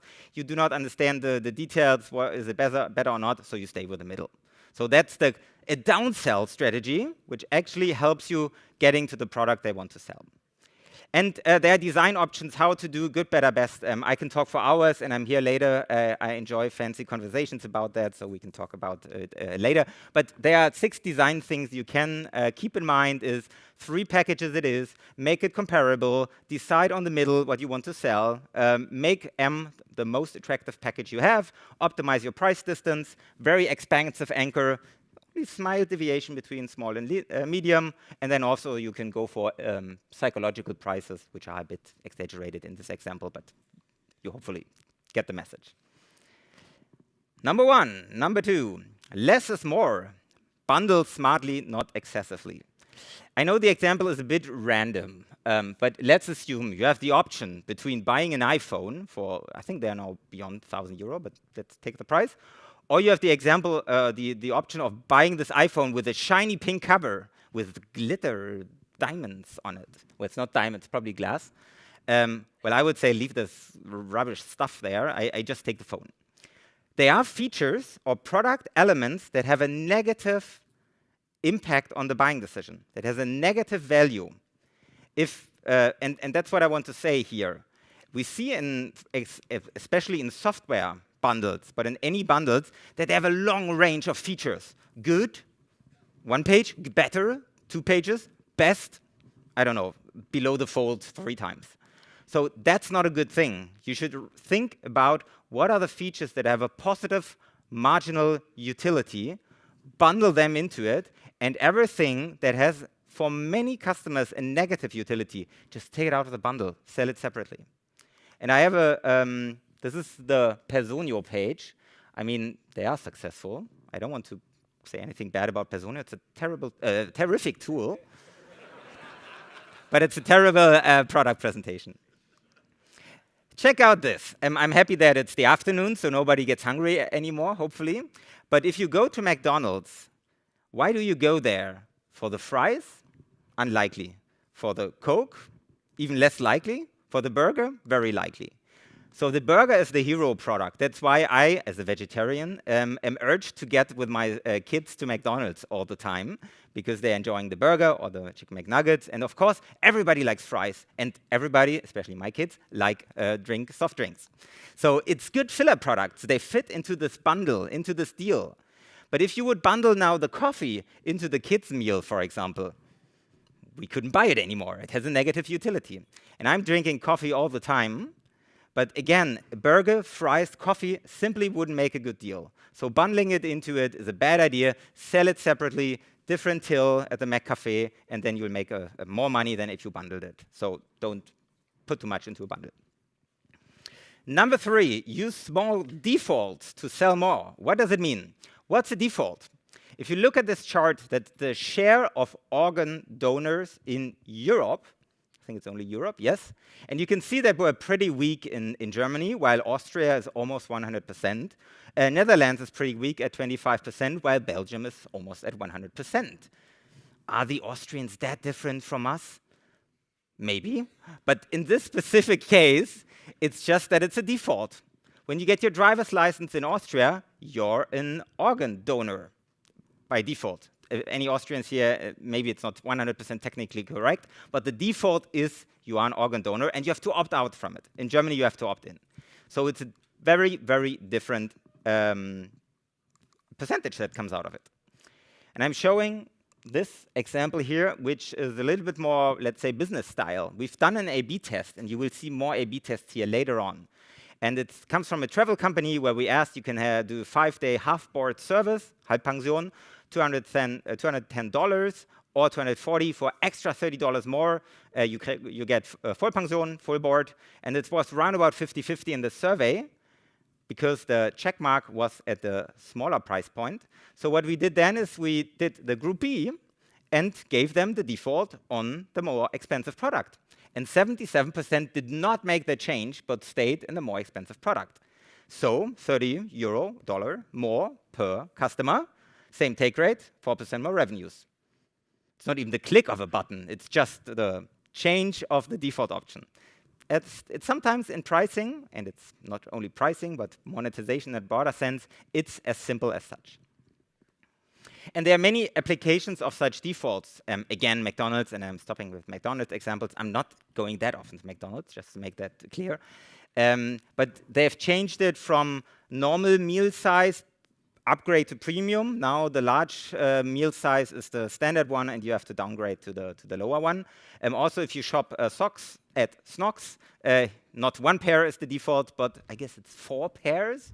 That is the yellow button in the middle, which is the default. And also, I worked in gaming and free-to-play gaming for quite a while, and there we also changed the default for how many in-game currency you want to buy, from very little to a little bit more than what you bought the last time, which helped us then generating a higher average transaction value each time. So defaults, mighty instrument. Number 4, set the price and value anchor before somebody else does. And now you may think, this guy is such a pricing nerd, he cannot be fooled, but I can, unfortunately. It's years ago, but it's a real example. I came back from a flight, classic consultant, right? Flew from, I don't know, Osnabrück back to Berlin, and my suitcase broke, so I had to go to a Karstadt. Yeah, I'm that old. I bought a new suitcase, and I came to that guy, and I told him I needed a new trolley suitcase. He asked me the first question, how much do you want to spend? And despite thinking about prices all the time, I wasn't prepared to that question. So I thought about how much was the old trolley. It was 200 euro or something, right? I said 200 euro. So for him, apparently this anchor wasn't enough. So we went through the entire Karstadt, which the suitcase department is pretty extensive still. And he showed me the most expensive, probably, suitcase there was in this shop. I don't know, crocodile leather, golden rolled, 50-year guarantee, blah, blah, blah, but it's 500 euro. He rose the bar for the anchor. I said, yeah, it's a great product, but I just simply don't want to spend that much. And then he came back and downsold me to the next alternative, which was at that time a remover. I don't know if the price was 100% right. I think they are much more expensive by now. It was a small remover. But I remember somehow that was around 280, 300 euro. So it was 40% more than I actually wanted to spend in this example. But nevertheless, I invested it, because I realized that my anchor didn't work to get the quality there that I wanted. If I was on myself, probably I would pick up the 200 euro trolley. In this case, he upsold me to something more expensive. And another example, food again, pizza this time. Also an A/B test. You will see that I love A/B tests. Here, Professor Levin, he asked his students about putting a lot of toppings on a pizza. The margarita style, basic plain cheese pizza, $5, and whatever you put on it, it's red beetroot, broccoli, whatever. What's this? Cookie? No. Lollipops? No, okay. Anyway, 50 cents per topping. So on average, people put 2.7 ingredients or toppings on the pizza. Average price was $6.36. And then he took the other half of the room, or a second room, asked them, hey, here's a pizza with 12 ingredients. It's $11, so basically everything is on it, which is probably a weird combination with pineapple and broccoli and stuff. And he said, whatever you take down is 50 cents cheaper. So what happened? I mean, if you're homo economicus, you would say, obviously it's the same, but okay, you can guess it. 5.3 ingredients remained. Average pizza price was $7.65, 20% more revenues. Hey, we didn't change a single price. We just changed the way we offered the whole pizza. So think about that. Pricing is way more than, let's say, optimizing the second digit after the decimal point, that there's so much interesting stuff you can use. I thought I actually had more time, so I'm a liar. I'm not that prepared, so please don't tell my son. So I skip a few slides, and I stick with my highlight slides. And one more thing that combines different psychological effects is a New York taxi. So if you are taking a cab, we're in New York, so let's assume the ride was $20, service is normal, how much would you tip? Before they introduced in, I think 2014 or something, the credit card only payment, you could pay cash, and the average tip in New York taxis was 10%. Sounds very German. So what they did then is this beauty. So you're in the back of the cab. You now have 3 options that you may see more and more often if you go into a Berlin coffee shop or restaurant, which is not 5, 10, 15%, but 30, 25, and 20. And by the way, 30 is up, right? So what are you doing now? If you are let's say, German like me, you would probably say it's $1.22 or something. But you can guess that the average rider is pressing the middle button. So from one day to the other, it jumped up that the average tip went up to 22%. It's more than double. It's in 1 year, $144,146,165 extra tip. And extra tip is extra profitability without changing anything in pricing again. And it's such, again, a powerful tool of leveraging all these different things together. So think about it next time. If you do good, better, best, if you do sales, if you do anything, is upselling the right way? Or should you be more bullish and start from the top and, OK, maybe we meet in the middle? Very often, it's the easier way of going a hill down than walking it upwards. Again, as mentioned, I am too slow, so I skip a few slides. Ease customer decisions. Sometimes, even if you have multiple decisions, good, better, best, or you have your product and the competitive product, it's always complicated. Which one do I choose? Every customer needs to take decisions, and for them, it's also just difficult sometimes to find the right one. And I want to show an example that looks odd on the first glance, but it's magic. It's pure magic.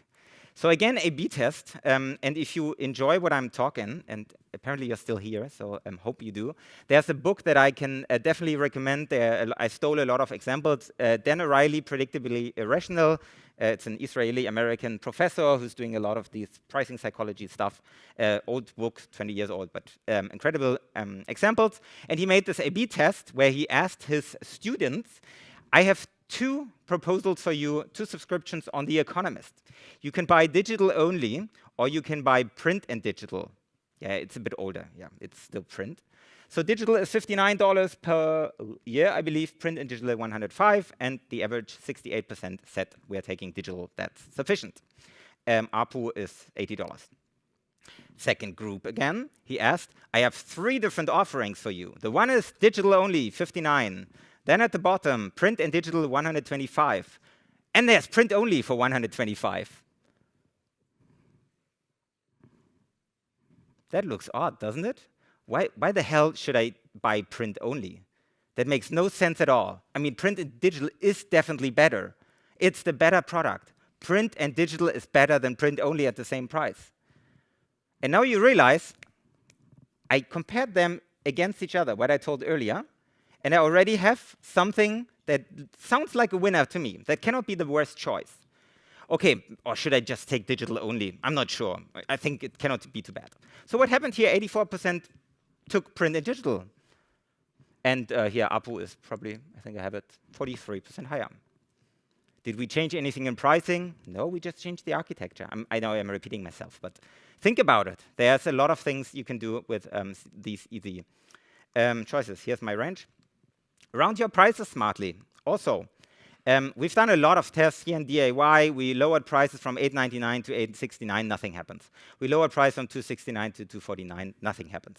People are condensing numbers digit by digit, and the farther you go to the right, the less happens. That's why usually such changes do not happen or are not doing anything. The thing is, if you want to sell your car, what you would realize is probably that you should sell it for 9,999 euro. But the good thing is, if you are making negotiations in deals where you definitely negotiate, it's not butter at Edeka for 199, but it's something where you definitely negotiate, make your price as odd as possible. If you say, come on, 20,000, your counterpart will say, come on, let's do 10, right? Also for salary negotiations, by the way. Be as precise as you can, because you will always be just attacked on one digit and not on the entire number.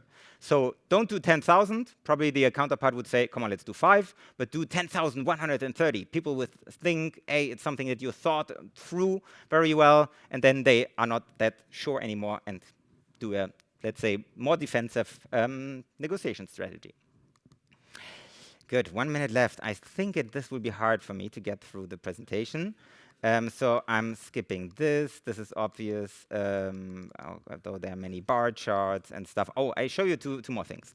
You can be very evil in pricing. And I said in a podcast recently that you need some degree of evilness in working in monetization. Okay, take it with a pinch of salt. Sometimes things don't work. For the older of you, Deutsche Bahn has once introduced a Servicezuschlag. When you book tickets at the Deutsche Bahn till, you had to pay 250. But the poor seniors, they don't know how the internet works. They have now to pay more than other people who are buying tickets online. I mean, in the airline industry, that's habitual for 50 or 30 years now. So why shouldn't the Bahn do it? But they communicated very badly. In the end, they had to retract it, and they lost more than 300 million guests. Also, dynamic pricing is a cool thing, but don't overdo it. Coca-Cola has once introduced a pricing per temperature outside. So if it's hotter outside, then the price rises in these vending machines, and if it's colder, then obviously the price goes down. Sounds a bit cheeky, and now the zeros are blinking on my timeline. That's why I'm just jumping to the end. I love, by the way, that's so mean. Booking.com, right? Only 3 hotels left, and 1 person from Saudi Arabia is watching it. I've seen it all. It's super evil, and they have been claimed very much about that's not true, but it's good. It also works with baby food, by the way. When we were still buying baby food, and I saw at DM, please do not buy more than 3 packs. And I thought, oh God, I need this baby food. It will be sold out. Those Asian people buying it and shipping it back to China. I must buy now all the stocks. It actually works. It gives you, it gives you.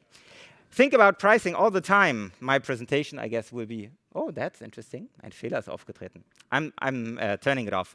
Think about prices as often as you can, right? Once a year, changing your price structure is, I think, not a must, but at least you should think about it. And now I said that the slide would appear. Often, apparently, I'm talking too long. So thanks for staying here. Thanks for for listening. Tian, thank you so much for your insights. Super interesting. Unfortunately, we cannot do a Q&A right now because there will probably be a dozen questions. So please approach Sebastian during the convention today. Thank you so much again for sharing this. I think everyone's going to look at their pricing pages now and see what you can hire us. What they can improve. Again, thank you. Thanks. Sorry.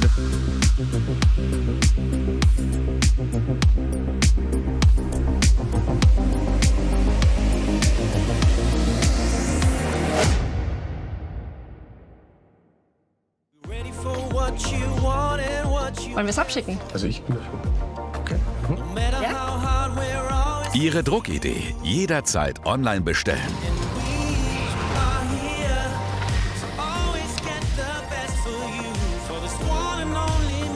Online-Printers. Jetzt testen.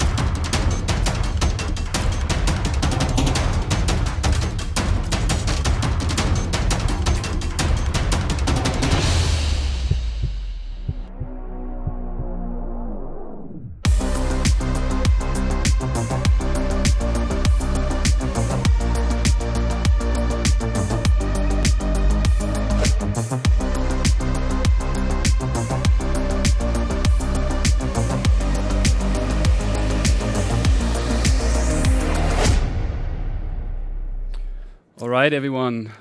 We are going to start with the next session. And for this session, I'm welcoming Michael Woodwine from Spryker, Akito from Spryker as well, and Ben from WIPOC, who's going to moderate this this panel or this interview fireside chat, as we call it.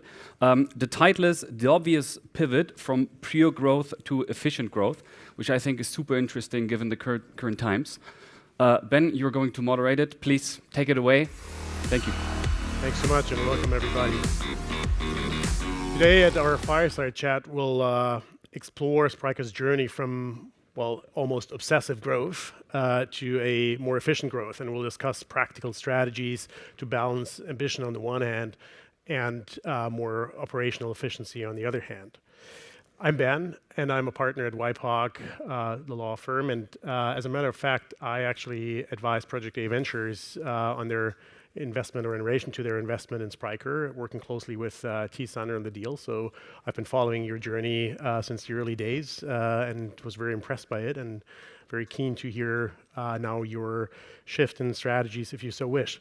It's a pleasure to introduce you, Akito, as the CFO, and you, Michael, as the SVP of Strategy and Operations at Spryker. And Akito, maybe you want to tell us a little more about what Spryker does and maybe also about you and your role at Spryker. Sure, thank you, Ben. So let me start with Spryker because I can imagine that it's not familiar to all of you. Spryker is a digital commerce platform. We specialize specifically around kind of what we call sophisticated commerce, which is everything beyond what is standard. So like if you think about your e-commerce experience on a B2C kind of angle, you typically go to Amazon or you go to MediaMarkt or whatever and buy electronics and fashion. That's more of the standard kind of e-commerce where you have like one product, one T-shirt, 3 sizes, one price, and then you have to like checkout, payment, done, right? So very easy. What we do is we really focus around our ICP, which is kind of global enterprise customers in manufacturing, trade and services. So they really have like a different level of complexity, which they try to get digital. And complexity can have multiple dimensions. It can be product. So for example, they can have like highly complex products which need to be configured, where there's a lot of dependencies, etc. It can be complexity, for example, also in terms of buying process. So where, in a B2B, for example, is I think a good case, where you don't have like one buyer buying on a web shop, but actually you have like multiple buyers who will have an RFP process, you will negotiations, will be back and forth. You want to share maybe your basket with your for approval, etc. So all of that requires a very flexible, agile platform, which most of the kind of new generation platforms do not really focus on. So I think that's kind of probably Spryker in a nutshell. Coming to kind of myself, and I don't really like speaking about myself, so I try to keep it short.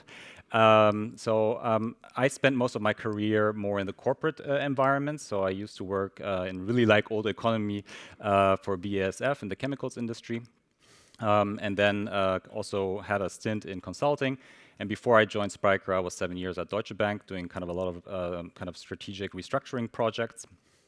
And I had kind of enough of the corporate grind, wanted a less political, less or more entrepreneurial type of environment. And that's why I kind of took the leap of faith into hopefully a new experience. And I was definitely not disappointed, I can say.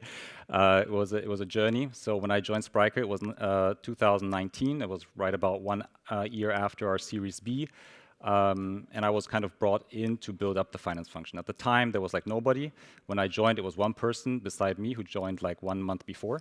Like fast forward to today, I'm proud to lead a team of over 50 professionals within the CFO organization. We kind of span a wide remit, so not only finance, but legal GRC, office operations, internal IT, and strategy and operations, which is the handover to Michael. Thank you, Akito. Yeah, so similar to Akito, my background, I did start my career, let's say, in the startup world, but in banking, which is very boring, of course, as I found out now. And that's actually also where I met Akito, so we go back to our times at Deutsche Bank for my first year or two, probably working very closely with Akito. Then switched into strategy consulting, moved to BCG, spent a few years there, and then got the convincing pitch from Akito to join Spryker. So in 2020, I made the switch, and initially really joined as a kind of individual contributor to drive our strategic projects, our US go-to-market entry, and other topics. But then gradually built up the strategy team, also now leading the revenue operations team and also the data analytics team. So again, also pretty wide remit there. I think in a nutshell, what I do most of the day is essentially kind of providing strategy processes, I would say data and insights to the organization to ensure that we are on track and all moving in the same direction. So both of you joined at a time, not right at the beginning, but early enough when times were different. Capital was readily available, interest rates were low, investors were mainly valuing growth. Obviously, the meta theme of today's conference, times have changed a little bit. But maybe let's go back a little bit in time. How did you experience that environment when you joined? It was definitely an amazing time. You know, even though you look back and sometimes you question what was going on. But as Ben just mentioned, like capital was free and abundant. Your evaluation was driven alone by growth. So why wouldn't you take a free resource to boost growth, right? So it made like all sense of the world back in the days. Right, and so we were all chasing growth. We were hiring like there's no tomorrow, right? Everybody was kind of posting, we're now 1,000 people, we're 2,000 people, no, we're 10,000 people, right? So like everybody was cheering themselves on. So I think it became kind of like a kind of a race to the bottom in a sense. And there's actually one memory which kind of which comes up when I think about this period is like in 2021, we had kind of our senior management together in one place. And we were doing the business planning. And one specific agenda item for the business planning was transwarp 10x moonshots. So not even just moonshots, it's like 10x moonshots and it's even transwarp. So it was, you know, about like thinking creatively, what could we do because money wasn't a problem. And you know, there were a lot of good ideas there. We executed on them. They would be still correct today. But there were obviously a lot of crazy ideas. And I think that's why I like to look back at this time, because I think there will be always, hopefully 2 or 3 times in your career where we will have this extremely bubble period where you just have to kind of embrace it because sky's the limit. You really have no limitation at all. And you kind of think in different angles there. So, and one of the, just to, as a key takeaway, one of the crazy ideas was, and we were discussing that for a bit, whether we should buy a Zeppelin in the US. And put our mascot Oscar as the pilot and let it circle around the Super Bowl stadium just to create noise and then do a world trip afterwards and have like an Instagram feed around it. We didn't buy the Zeppelin. We don't have it on our balance sheet, luckily. Otherwise, it would be difficult to sell. But that's kind of to give you a feeling for the crazy times. Good thing that didn't pop up in the diligence when we looked into your company for on behalf of Project A. Well, it certainly sounds like you had a lot of fun then. The current market conditions are probably very different. At what point was it that you noticed that shift, and what challenges did you face back then? Yeah, so I think it's probably not an exaggeration if we've been all there, I guess, the last 3 years, like the amount of disruption we've seen on macroeconomic trends have been incredible, right? So we're asking ourselves when are we gonna get the next normal year where we can just maybe focus mainly on business. Like I think for us, this whole shift started in the beginning of 22 with the Russian invasion of Ukraine. Just kind of to give you a bit of context, so we at Spryker have a big tech team sitting in Kharkiv in the Ukraine. So when that happened, like the initial kind of focus in that year was making sure our people are safe and making sure that there's an operational continuity for our customers. So that was like full focus there. That meant that we had to kind of focus on humanitarian support, financial support. I mean, I remember in those days that we were sitting together in this crisis management room, with the management team, right? And we're like, okay, what are we going to do? How are we going to track people? Who sets a Telegram channel up so we can actually kind of track the movements and all of that? Who's kind of doing daily check-ins, psychological calls, etc., right? And then we were even sitting there kind of sending money from our private accounts via Western Union because everything else was shut down and we didn't know if the banking system is going to collapse. And you couldn't do that as a business for money laundering reasons. So we were there, management team doing like three transfers per person per day, trying to get as much money out as possible, who then they picked up in kiosks, which seemed to be open. But so that was definitely like one crazy thing. And also like looking at operational continuity, I think that's when we had to kind of start diversifying our operations staff into more high cost locations in non-conflict regions, right? That means early in that year already, and we were still kind of in the year of cash doesn't matter, we had to kind of rethink how we spend our budgets. We had to kind of reallocate our spend, which is kind of the key task for us. And so I think we already had kind of a head start in that sense with that. And then like all of the, and then maybe just to kind of finish the Ukraine point. So we still have like over 70 people there. They're doing a remarkable job despite these horrific times. So, we're really, really grateful to have them on board. And then, like after that, what happened was, the energy price shocks, supply chain disruptions, inflation, yada yada yada. Everybody knows. Interest rate goes up, and then with that affecting the fundraising market, affecting ultimately our free resource, which was no longer free, which means that you have to think how you want to fuel your growth. And I think all of that led to that ultimate shift. And now with AI coming in, not even talking about the banking collapse at kind of beginning of 23, which nobody thought it would happen, and we were also affected by that. So I think all of that kind of gradually pushed us more and more and made clear that early already in 22 we have to do something different. Very interesting, Michael. Any other aspects that come to your mind in terms of how you managed and how you recalibrated the business? Yeah, I mean, obviously we did a bunch of things. Let me maybe start with the obvious obvious things. Keep coming back to the obvious. Just focusing, essentially, right? And we really started, Keith already mentioned our ICP, right? So what is our ideal customer profile? Starting with that and getting very granular and specific around that, and making sure that everybody in the company fully understands it, right? And it goes kind of via product to tech, but especially also the go-to-market organization to really ensure that we don't run after customers that have essentially a lower win rate for us. So really defining the ICP, but not just finding and pushing it out and making sure that everybody gets it in the company and is fully aligned. And driving off of that also, what we did, we shifted from a regional setup that we had before into an industry-led setup to really be able to go deep in an industry, build the respective industry knowledge, and really push our sales from that perspective. And what we also did there, which probably is quite novel, maybe not as obvious, is actually set up specific industry squads. So all our go-to-market teams are essentially cross-functional teams that consist of marketing, sales, obviously pre-sales. We have our partners in there, partner managers. So basically the entire, like a mini kind of go-to-market organization separated out by industries and by teams that fully own autonomously to a certain extent this industry and really driving success in that industry. So that also helped us a lot to really focus on the outcome that we wanted. Underline everyone. So everyone in that squad is essentially from a commission perspective comped also on revenue and not on some output generating leads or something at the upper funnel. It's really about how does this squad ultimately contribute from a revenue perspective. So that's something that helped us a lot to focus.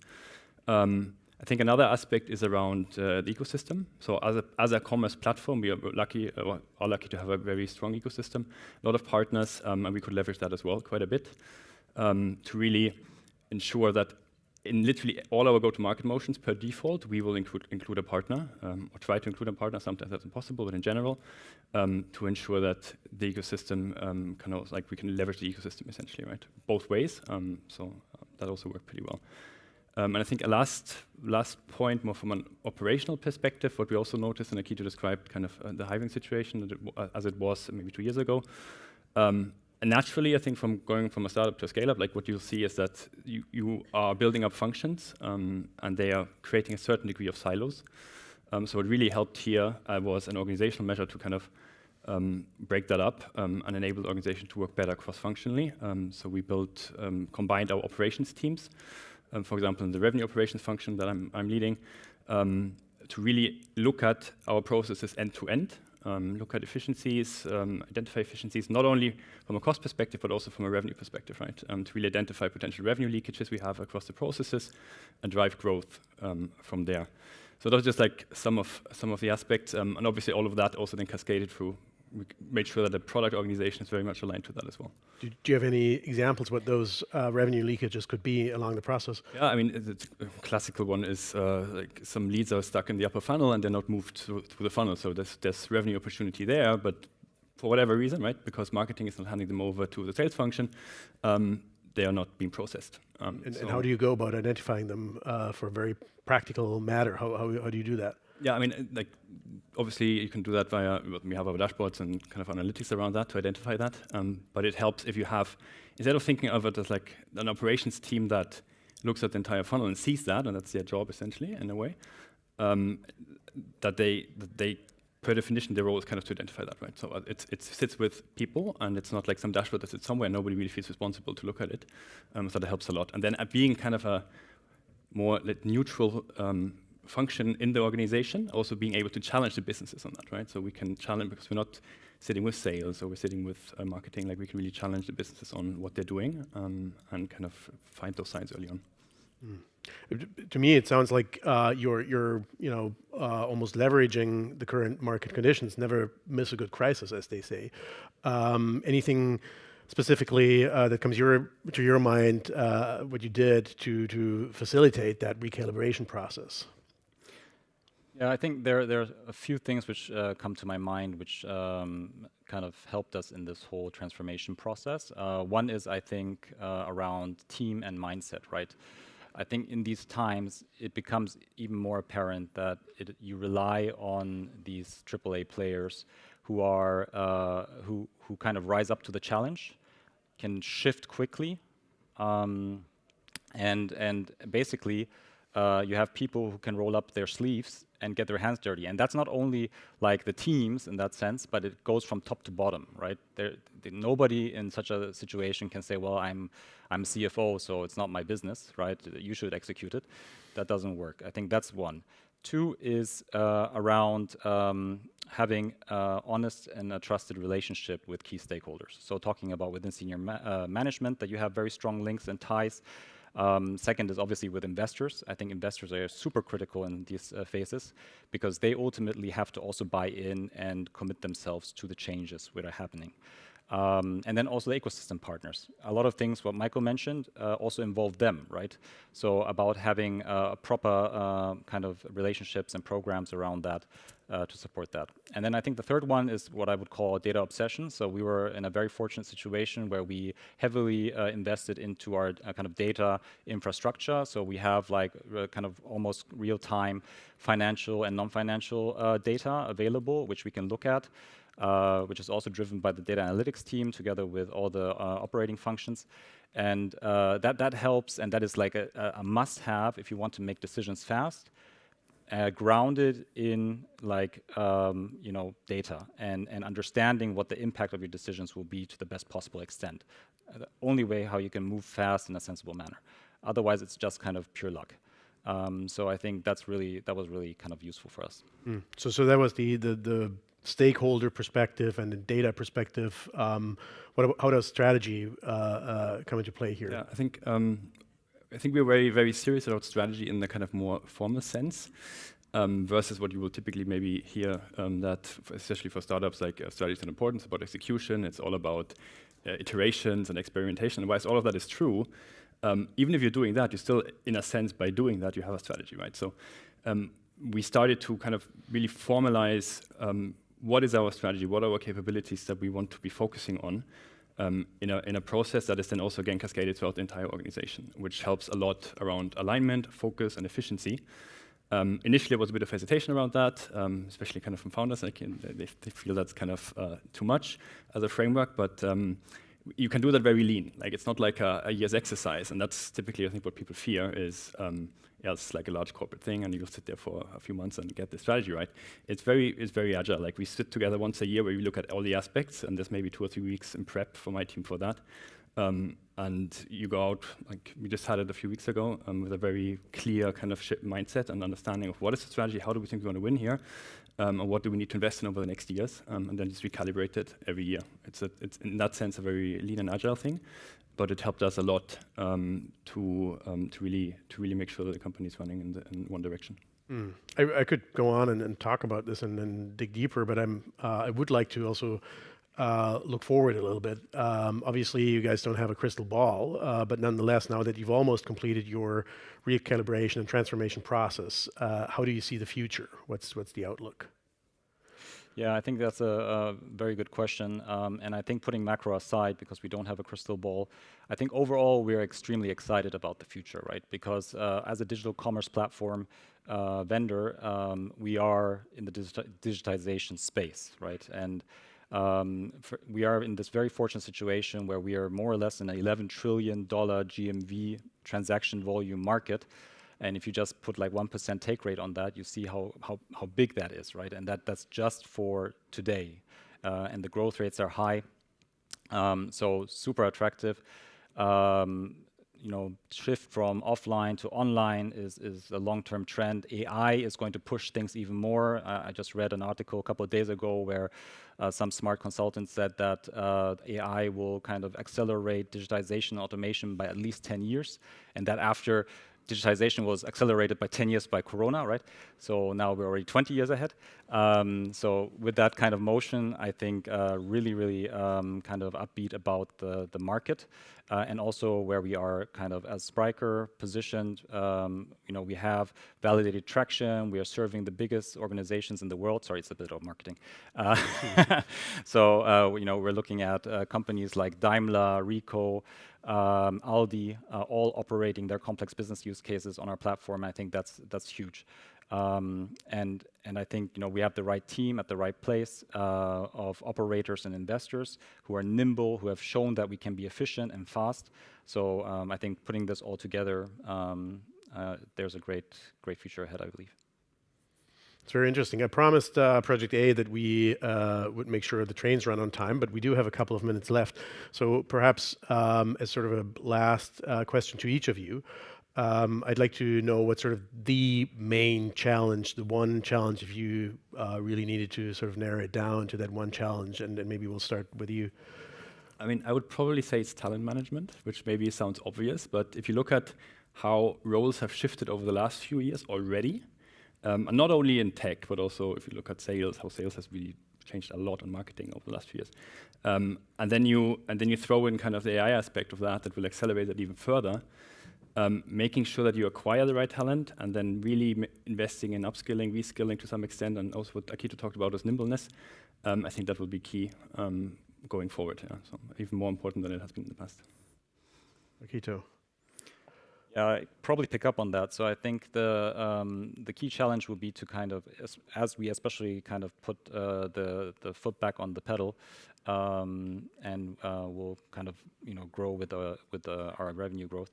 I think to maintain the efficiency and nimbleness, right? Because I don't know how your experience is, but what we found is like if you don't have this hygiene, if you don't have this immune system in the company to constantly ask yourself whether we're operating at peak performance or not, things kind of start piling up, right? So for example, like very mundane example, meetings.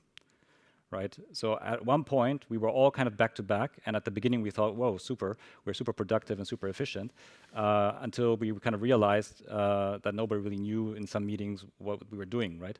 And I think kind of challenging that status quo and saying, this can't be right, and what we did like massively in the company at the beginning of this year is say we'll just cut all meetings which have kind of had certain history and made sense at one point, but nobody dared to take it out of the diary, and nobody wanted to be impolite not to show up. Take them all out and kind of have a fresh restart. And by that, I think throughout the senior management team, at least, we cut like 60% of the meetings, and we kind of blocked also dedicated, deep focus sessions in our calendars to be a little bit more flexible if there's any ad hoc needs, but in general, to think more strategy rather than being in this operational day-to-day. Because then it kind of becomes again here like a vicious cycle. So I think just to be conscious of that, and that it's not only meetings, but it's about process, it's about rules and policies, right? I'm the rules and policy guy in the company, so I love it, right? But I know that there is relate to that as a lawyer. Yeah, yeah, that's why legal is under me. But it is important to critically ask yourself, is this rule and policy helping us achieve our mission? That's the first really critical, and mission is not only growth, but mission is also to keep the company safe. And so if the answer is no, and this is just putting more admin, and we feel great because we have more policies, then take it out, right? I think that's just an important piece of advice. Thanks so much, Michael and Akito. Really helpful hands-on advice. Thanks, Ben, for moderating and keeping the trains on time. We're just right on. The next talk is going to start in 2 minutes. Akito, Michael, thank you again for sharing your story. We don't do a Q&A, but if you guys have questions, feel free to approach Akito and Michael during the conference today. Thank you. Right. Thank you. Okay. Sehr gut. Danke.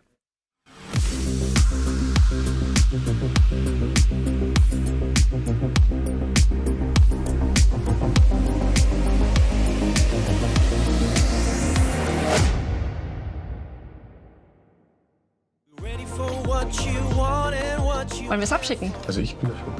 Okay. Ja? Ihre Druckidee jederzeit online bestellen.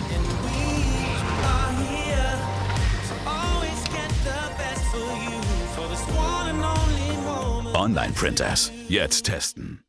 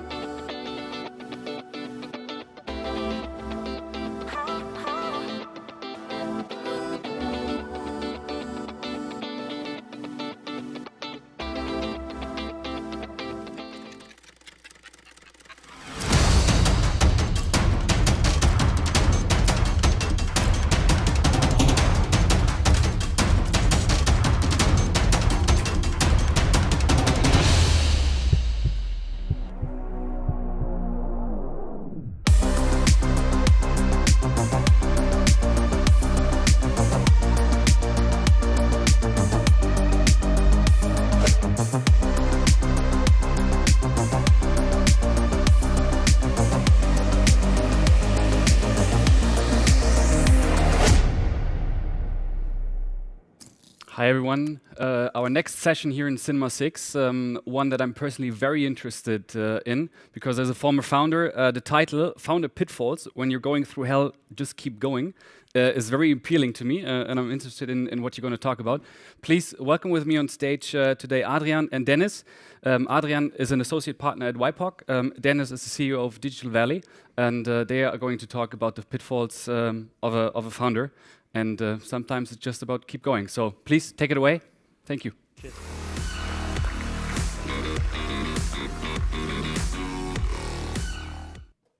Thanks.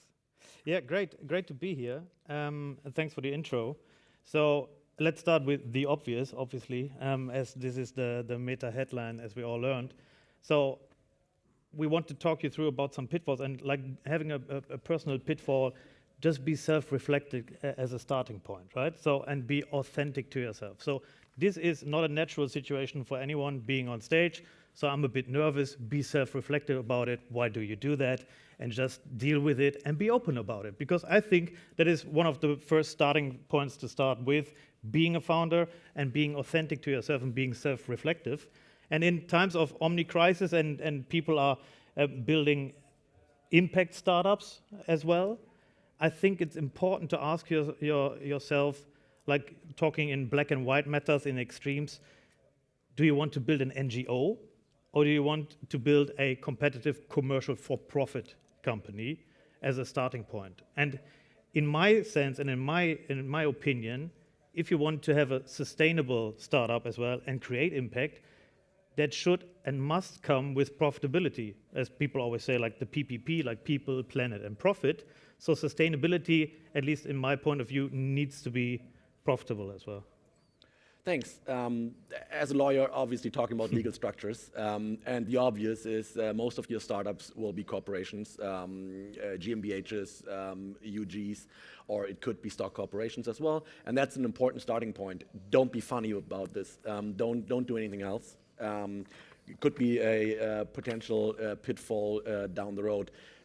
Various reasons, but most importantly, this is market practice, and investors from Germany, domestic investors and international investors will know the structure, and it's much easier to get funding and to structure your startup as you choose. Second one would be set up a founder holding entity for yourself, a personal one. The shareholder should just be you, and each founder should have its own one or his or her own one. Very important for saving taxes down the road. Saving taxes is a little oversimplified, but for these 50 minutes, it should be enough that this will save you some hassle down the line. So having a founder holding to save some taxes as well. But what would be, let's say, frame it as a founder starter kit? Like what would be, from a legal perspective, what do you consider a founder starter kit? That's an important question, actually, and I could probably go on and talk for the whole conference about this. But okay, picking out a few potential pitfalls, and the first, very close to my heart, is don't see vesting regulations as handcuffs that you get from your investors. Those are handcuffs to some extent. But they're important, especially in the founder team, because in the early days of a startup, it is very normal that the team changes. Changing the first 2 years, sometimes even by 100%, or at least half the people leave. It's important that the equity that the initial founders hold is available for new and late co-founders, so that you still have an investable company. Second one would be focus 100% on your startup and secure that you have an alignment of interest in the founding team. And non-compete and non-solicit provisions are important for this. And also, they are golden handcuffs, but they are important handcuffs for an alignment of interest. Third one would be IP. Protect your IP and make sure it's protected at all times. We have 3 points where it's important: employment and freelancers. There are some safeguards for employees that you have in your company, which make sure that the IP falls within the company. But for everything else, it's important to take a close look of this one. Very important for next financing rounds and exit transactions. And the last, just by the way, does that mean if a freelancer is coding for you, and that, like, let's say he's a techie, and you don't have an agreement that the tech belongs to you, it belongs to the freelancer? In simple words, yes. It's different for employees, but also that you usually want in your employee contracts, you want a specific provision saying that the IP belongs to the company. Yeah. We have a few German law provisions as safeguards, as safety nets, but international investors don't know these. And what we usually try to do is not reference the coded law, but also have it all in our contracts to make it easy for future rounds and future investors to actually grasp the IP landscape of a company. And last of my 4 most important points would be exclude personal liability to the extent possible. And in early days, once you start establishing a business and business relationships, think of directors and officers insurance. And so if you fail as a founder, 80 to 90% of startups fail, so this is a potential option. Make sure it will not be a burden for you personally, but only for the company and your time you've invested. I like to call it DNO, the mental health insurance. Yeah, that's a good one. Lets you sleep easier at night. That's a good one. And taking over to the next batch of potential pitfalls, this is different for business models out there. Obviously, some of these have more risk than others. So what are some pitfalls you see in the business model?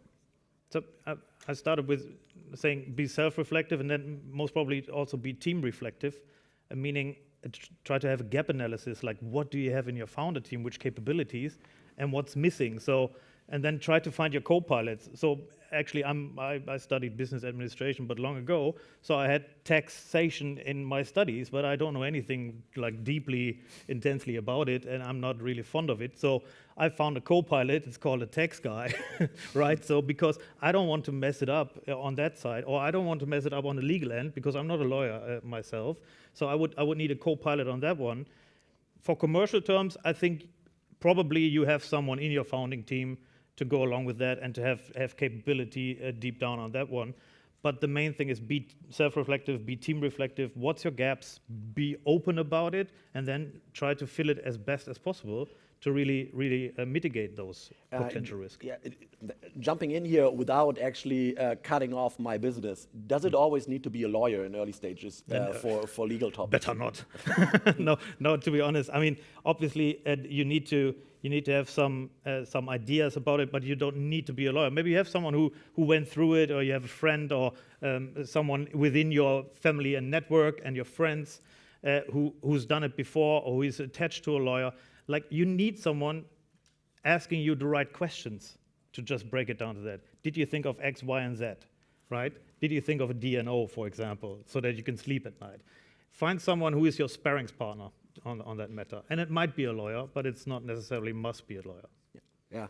And then some startups are pretty far away from potential legal risks, apart from setting up the transaction of fundraising. We'll come to that in a second, and the very obvious. But some is less obvious, because the business model should always be scanned by experts for potential legal traps and any legal requirements associated with that business model. Let's just drop a few lines. Some areas you as a startup might do business in are heavily regulated. It could be finance. It could be, do you need any allowances from any authority? Do you do business in crypto, which is closely related to finance? Are you in the field of energy? Are you in the field of health tech? All of these should be jumped into and assessed. And also, it's the obvious, but sometimes it's less obvious that your business model is very closely associated to these. And apart from that, what's important for all startups, basically, at least the ones that try to sell stuff and work with data, is the GDPR.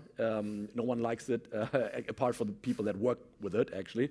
It's the data protection issue of protection of personal information. And sometimes it's not so obvious, actually, what is the personal data. We just had the case of a photograph with many people in there, and it was deemed personal data because from the site of the photograph and seeing the people, you could see the ethnicity of the people, and the ethnicity is personal data in the sense of the GDPR and data protection. So think of the less obvious situations. And another one.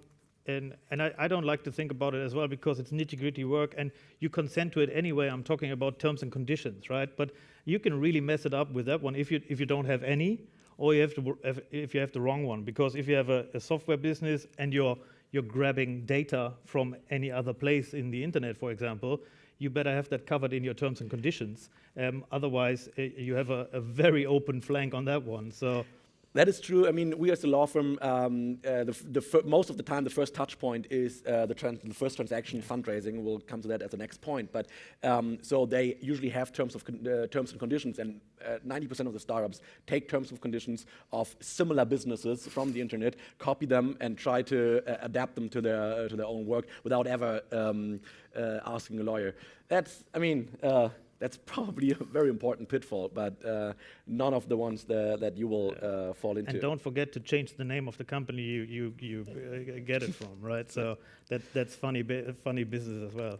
Speaking money and fundraising, the most important one, and we are here by invitation of a provider of money and on funds.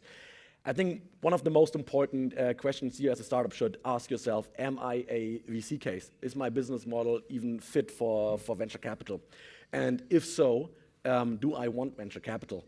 Venture capital is usually made for exponential growth, at least in the first stages. We are looking at growing our company by excessive speed. Is that even fit for my business model and for me as a person?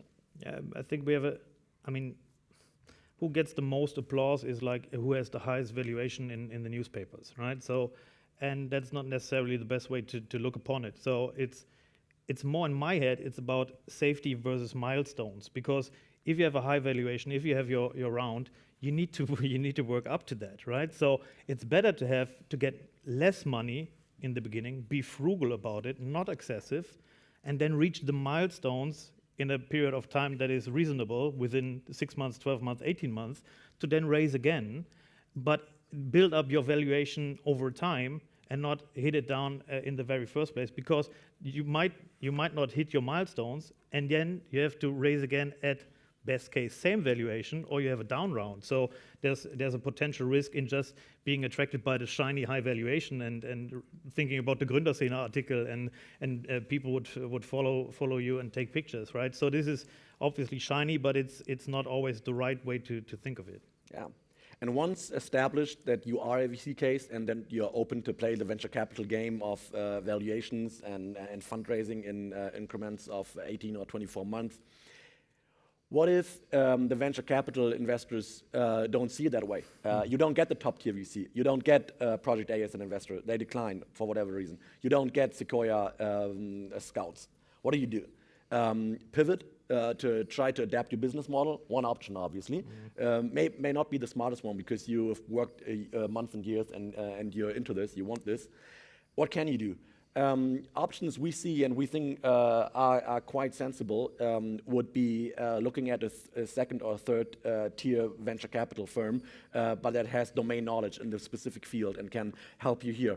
Or even look at the corporate venture capital firms and funds. They are usually in the second row. They're not as fast and they're not in the first line, but over the past years they have grown into valuable players in the scene. I think that's very important. It's either you go for the signaling effect, right, and have a top tier VC like Project A, and then it's great, and there's the articles we just mentioned, or in my thinking, you go with a domain expertise vehicle, right? So like Planet A, for example, impact fund, right, and then you go on that road. So either you go for the signaling effect or you go for the domain expertise. In best cases, you have both, right? Domain expertise and it's a signaling effect, but there is two ways to do it. And if still no one wants to invest in you, yeah, maybe you are not a VC case, right? Even if you think you are a VC case and it's scalable and it's a SaaS business or whatever, and no one is really attracted to it, then maybe you might think about the pivot, or you try to build it organically. Okay, so now you got the funding. Now what? So what do you do? Right. Spend the money. What are the pitfalls? I think there are quite a few ones. Too much marketing spend. You've held back on marketing your product and your firm, but you blow it out and blow it through. Second one would be excessive hiring. Hiring is hard work. First, takes off focus. You have to build a culture, but also if you have talent, they want to spend more money actually on their products. So be frugal about it. We had this before. Be frugal here. Take one person if you need three, and be smart about this. And also you have probably sold the venture capital firm many priorities, what you will do at the same time, but focus. Not all of these. Everyone tells a different story in fundraising. Focus afterwards. And maybe one last point, like how to be confident again about spending. So now you have the money, be confident about it. I mean, there's many KPIs you might want to look at and build your KPIs, but one is very well known. It's a rule of 40, right? So you want to have your revenue growth combined and to look at the EBITDA margin, and compared, it needs to be 40 or higher in the number. So if you have 20% growth on the revenue and 20% EBITDA margin, it's 40. It's a healthy business. It's growing good. It could be 40 and 0 as well. It depends on, so you can build it as you like it. But this is a KPI you might want to look at, and then you feel confident about spending and doubling down on marketing or hiring. Maybe. As we've reached the end of our session, one is really important to us personally. Watch out for yourself. It's a tough road. It's a tough game to play, actually. There's speed involved on all sides and pressure from all sides and many stakeholders. Watch out for yourself, for your mental health, for your strength. And most of you have careers in front of you as a founder or as someone else. And it's not worth risking your health. Thanks. Thanks, guys. Thank you so much. As a former founder, it's sad that you only had 15 minutes because I think those insights we were rushed through. amazing. Yeah. But I think the audience, if they want to ask you further questions, they can do so. I think all day long. Sure, anytime. It's just 3 p.m. So Happy please to. ask them questions. Thank you so much. If you find them We'll be later. around. Thanks, guys.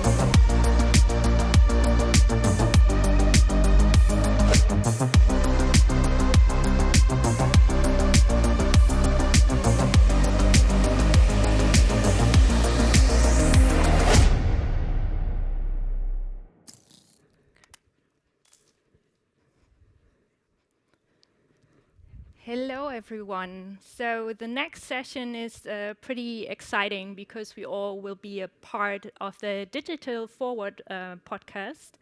And here, actually, the founder and managing director of Digital Forward will guide us through the session, and we'll talk to Victor Stober about Revolut and what's the idea behind, and also what actually fintech B2B really means, to dig deeper into that.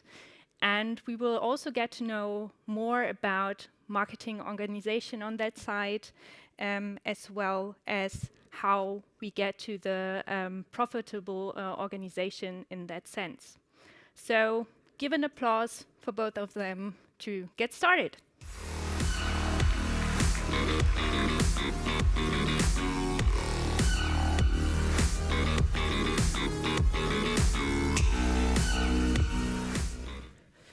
Ja, moin.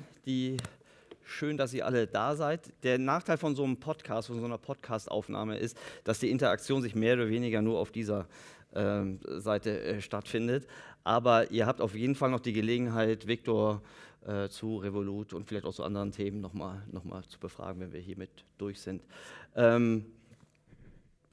Achso, und wir müssen noch sagen, Viktor ist nicht Sebastian, für diejenigen, die noch sich damals das Programm ausgedruckt haben. Sebastian von Sixt ist leider krank, den holen wir nach, vielleicht nicht gerade hier, aber das wünsche ich hier schon mal gute Besserung.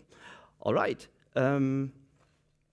ist das ein Titel, der mit uns zu tun hat? Nee, ne, das ignorieren wir einfach, wir gucken einfach nur auf die Uhr. Sehr gut, bist du soweit? Ja. Okay. Sehr gerne. Ich gucke mir, wenn ihr denkt, ich schreibe mir hier noch SMS mit meiner Mutter oder so, das sind meine Notizen, damit wir hier auch in 30 Minuten alle relevanten Fragen gut. Sehr gut.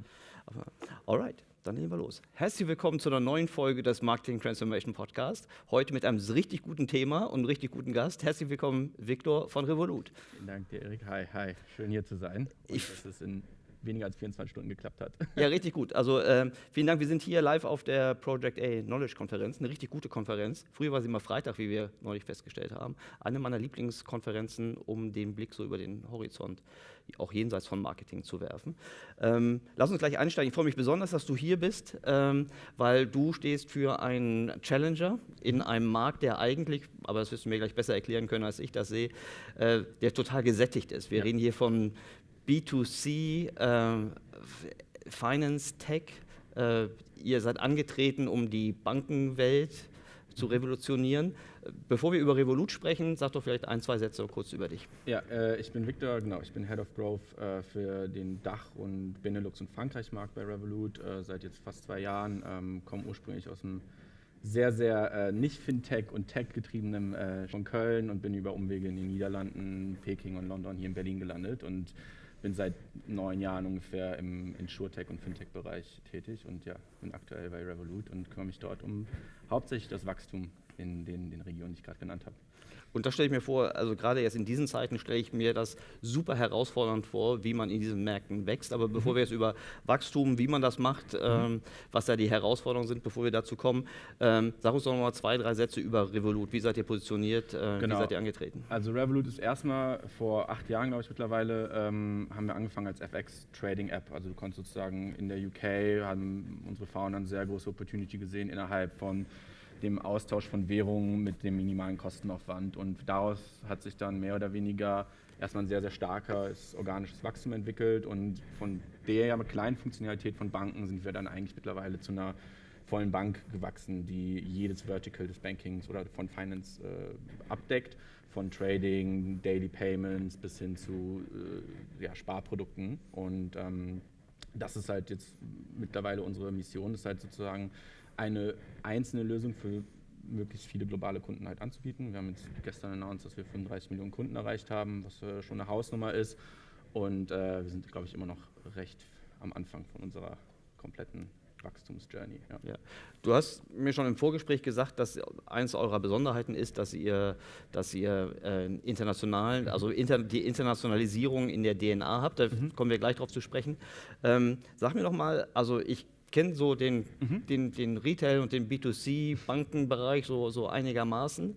Aber wenn man jetzt im Jahr 2023 antritt, um die nächsten 35 Millionen Kunden anzugreifen, macht ihr den Markt größer? Das kann ich mir heute gar nicht mehr vorstellen. Wem nehmt ihr Marktanteile weg?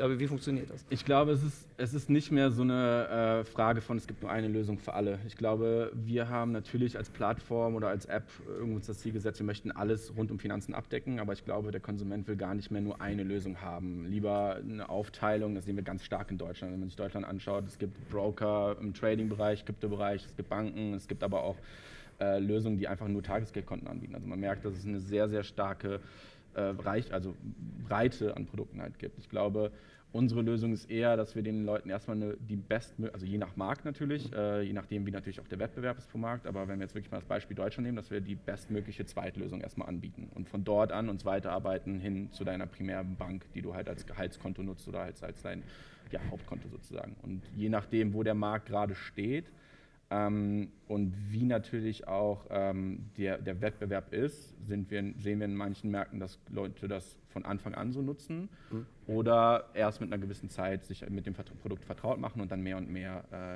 über Revolut in ihren täglichen Payment nutzen oder Daily Banking nutzen. Ja. Kann ich mir das so vorstellen, dass also der Haupt-Use-Case ist, ich lasse sozusagen die Low-Interest-Sachen lasse ich bei meiner Standardbank laufen, die ich vermutlich schon von irgendwie Generationen geerbt habe, und alles, was dann ein bisschen mehr so mal außerhalb des Üblichen ist, wie zum Beispiel Trading-Sachen, Depot oder auch Kreditkartenlösungen, die nehme ich dann vielleicht eher von euch? Es ist so eine Gewohnheitssache. Also es ist halt immer so, wie motiviert ist der Endkonsument wirklich am Ende seine Daueraufträge zu ändern, alles neu mal aufzusetzen. Das kommt immer ein bisschen drauf an. Ne? Wenn wir wirklich aber schon, das ist der Teil, mit dem ihr sowieso kein Geld verdient, oder?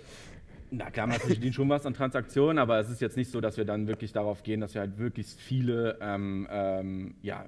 Daueraufträge installiert haben oder so. Das bringt bei uns wirklich eher so der Karteneinsatz natürlich, das, was am relevantesten ist. Natürlich durch die Natur unseres Produkts ist es halt so, dass wir sehr viel im Ausland eingesetzt werden, was natürlich sehr gut ist, auch in einem bestimmten Grad. Aber klar, wir finden auch sehr viele Kunden, die eine hohe Affinität haben, einfach mal was Neues auszuprobieren, einfach mal irgendwie wirklich auch das Produkt zu fühlen, eher als irgendwie am Desktop zu sitzen und dann zu gucken, wie funktioniert eigentlich mein Depot. Und das ist dann halt schon eher so für Leute, die gerne abends beim Fernsehen gucken, noch kurz das Handy aufmachen, gucken, okay, so laufen meine Stocks, so laufen mein Krypto und so sieht es eigentlich für meine Account Balance aus. Aber euer Ziel ist schon möglichst, also so, ihr positioniert euch ja auch so als die Super Finance App, also ich weiß nicht, wie genau der Claim war, aber euer Ziel ist schon so ein bisschen Land and Expand, also ihr kommt mit, wie hast du vorhin gesagt, das Zweitprodukt zu Je nach Markt. Also in Frankreich zum Beispiel ist es komplett anders. Da hat man gar nicht mal so eine, also wie wir es hier zum Beispiel in Deutschland kennen. Ich meine, man kann sich eigentlich hier gar nicht beschweren. Wir haben sehr, sehr gute, also wir bezeichnen es immer als Nicht-Offline-Banken, also Banken, die keine Branch haben, also die keinen physischen Ort haben eigentlich sehr gute Lösungen. Wir haben eine niederländische Marke, die sich über viele Jahre dann halt hier was aufgebaut hat, oder auch die DKB zum Beispiel, das sind ja Marken, die haben eine sehr, sehr starke Lösung. Also wir haben jetzt hier nicht das Problem wie zum Beispiel in Frankreich, wo man nicht so viele Möglichkeiten hat. Und da ist es natürlich dann, je nachdem, wie der Wettbewerb ist, finden wir, hier ist der Fokus dann erstmal, dass wir im Daily Payment stattfinden, während dann zum Beispiel in Frankreich Primary Banking unsere Hauptziele sind. Okay, was ist euer stärkster Markt? Ich glaube, nach der UK ist es sehr viel in Osteuropa, also Polen, Rumänien, und dann innerhalb von meinem Territorium ist es Frankreich. Gefolgt von Deutschland. Ja. Das, was ich so von außen aus der Marketingseite sehen kann, ist, dass das ein dunkelroter Ozean zu sein scheint. Ne? Also wenn ich sage jetzt hier Suchvolumen für gewisse Keywords, also gerade die Keywords, die Geld versprechen aus eurer Perspektive, zum Beispiel alles, was ums Depot geht als Beispiel, gerade jetzt in diesem Konjunkturzyklus, das ist herausfordernd. Es sind verhältnismäßig viel. Es sieht so aus, als ob sehr, sehr viele Wettbewerber sich um verhältnismäßig mäßig wachsende Nachfrage schlagen. Und zudem gibt es ja auch noch die ganzen Retailbanken und es gibt ja auch noch die ganzen Aggregatoren, die sich auch noch in diese Wertschöpfungskette reinhängen. Jetzt sagst du, ihr seid die Zweitlösung. In meinem marketinggetriebenen Kopf stellt sich da so die Herausforderung, oh Gott, das sind explodierende Customer Acquisition Costs, aber ihr müsst euch den CLV, also weil ihr habt ja nicht den kompletten CLV einer Universalbank, die 360 Grad abdeckt, sondern ihr habt ja eigentlich nur den CLV für eure, sagen wir mal, die Lösung, die ihr gerade reindrücken könnt. Ja. Wie kann das aufgehen? Also erstens, ist diese Hypothese halbwegs richtig und wenn ja, wie geht ihr damit um? Ja, also wir schwimmen in erster Linie nicht in diesem Pool mit. Also es macht halt keinen Sinn, bei uns auf Keywords zu bidden, wo wir halt wissen, dass da bidden halt große Banken halt zum Beispiel drauf, die Kreditlösungen oder Baufinanzierung anbieten oder andere Produkte, wo die halt wissen, okay, über 10 Jahre haben wir da auf jeden Fall eine deutlich längere Revenue Streams, die wir aus dem Kunden dann halt rausbekommen. Da schwimmen wir einfach gar nicht mit, das lassen wir einfach außen vor, weil wir wissen, wir kriegen die über andere Alternativen, sei es jetzt wirklich viel, wir sind ja hauptsächlich App-basiert, also es geht nur über die App, dass man sich halt anmelden kann, also fokussieren wir uns sehr viel auf Mobile-Marketing, es geht sehr viel im Bereich natürlich mit den Plattformen, also es gibt ja eigentlich nur 2 Gatekeeper und das sind dann am Ende der App Store und der Play Store. Also ich versuche natürlich möglichst stark darauf zu optimieren, dass die Leute schnellst durch den Funnel kommen.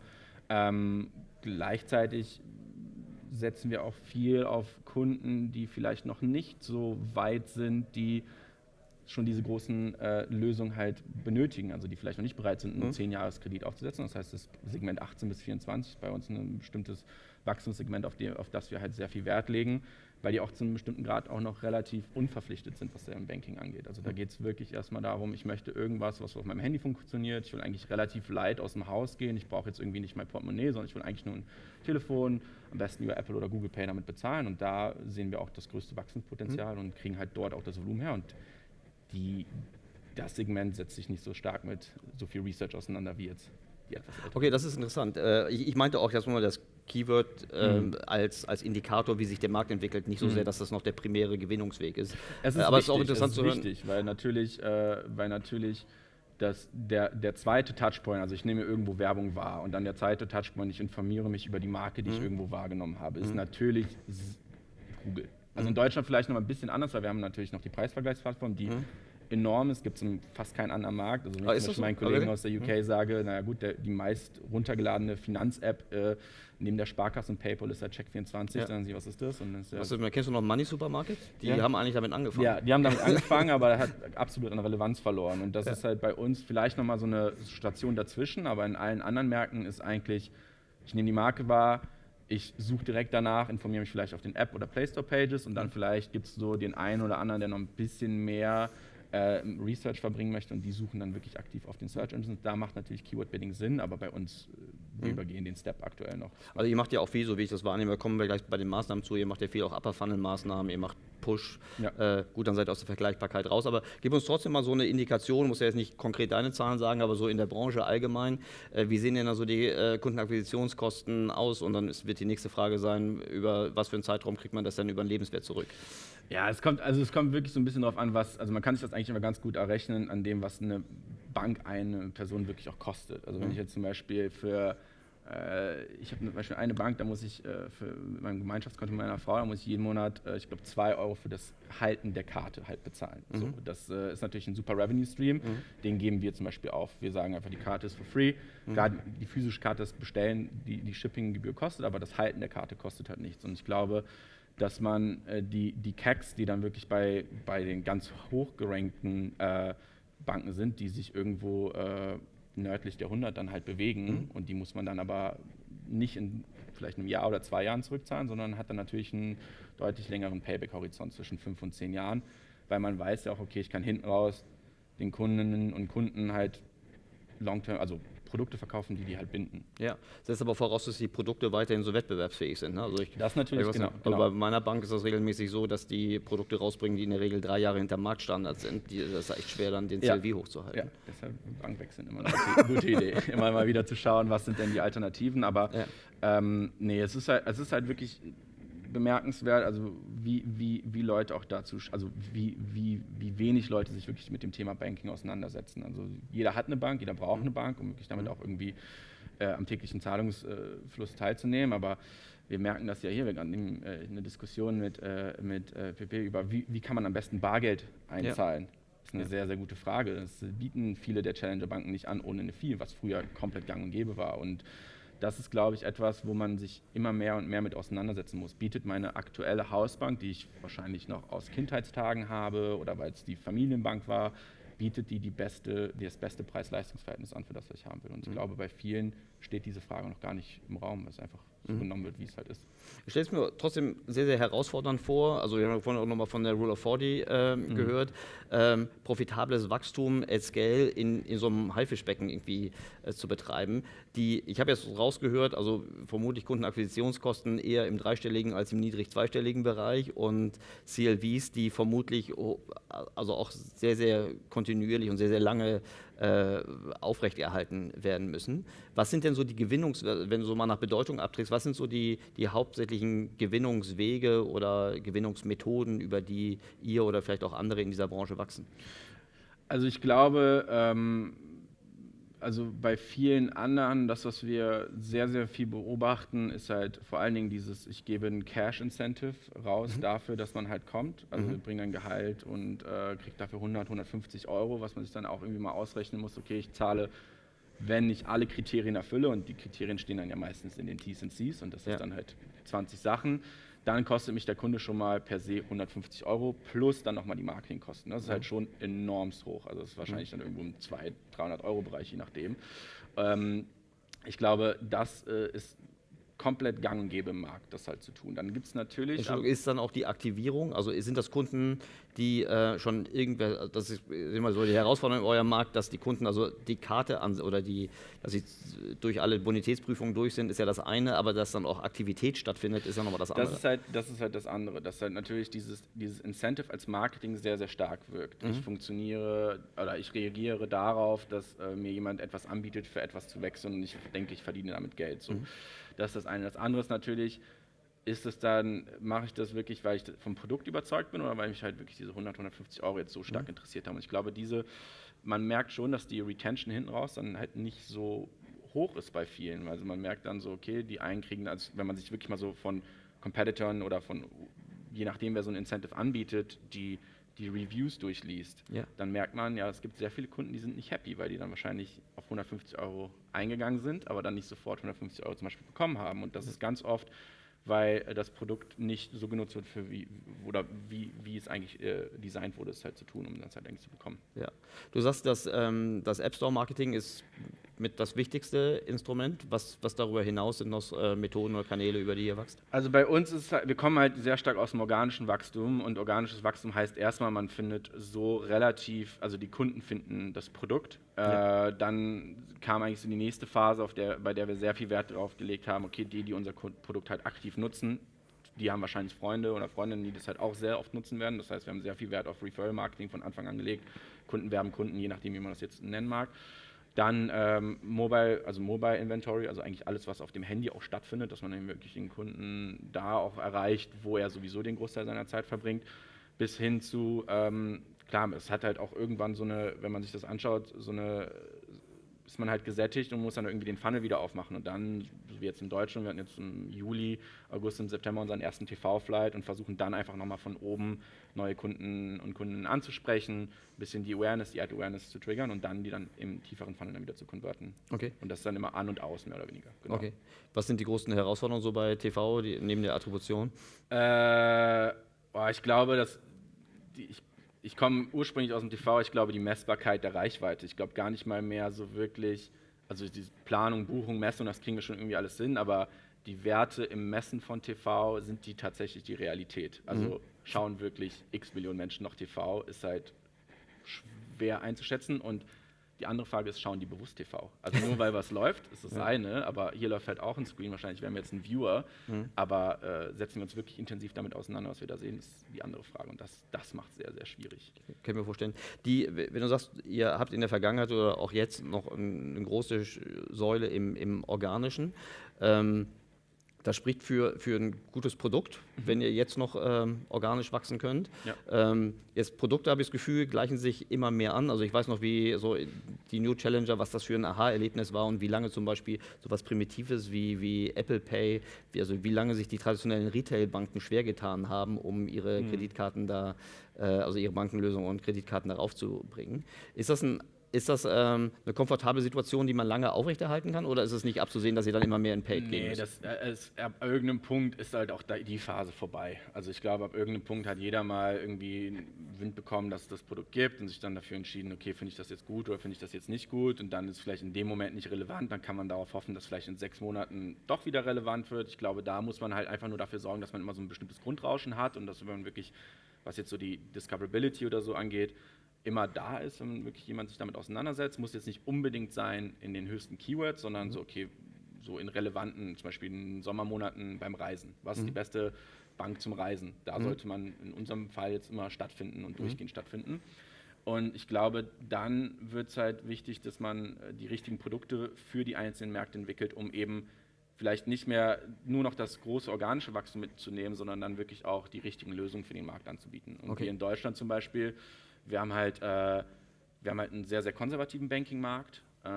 Wir zum Beispiel haben sehr, sehr starkes Wachstum ohne die konservativen Lösungen wie Unlimited Cash Withdrawal, also dass du halt Unmengen an Bargeld abheben kannst oder einzahlen kannst. Das sind noch Lösungen, die natürlich für den Verbraucher halt sehr, sehr wichtig sind und die wir halt dann hinten raus dann auch weiter anbieten wollen. Okay, das ist eine super Überleitung zu dem Stichwort der Internationalisierung, was du eingangs in unserem Gespräch schon mal sagtest. Und ich habe jetzt auch immer wieder rausgehört, dass ihr euch auf die besonderen Marktgegebenheiten irgendwie dann anpasst und entsprechend dort Produkte weiter und auch Gewinnungswege weiterentwickelt. Du sagtest vorhin 35 Millionen Kunden.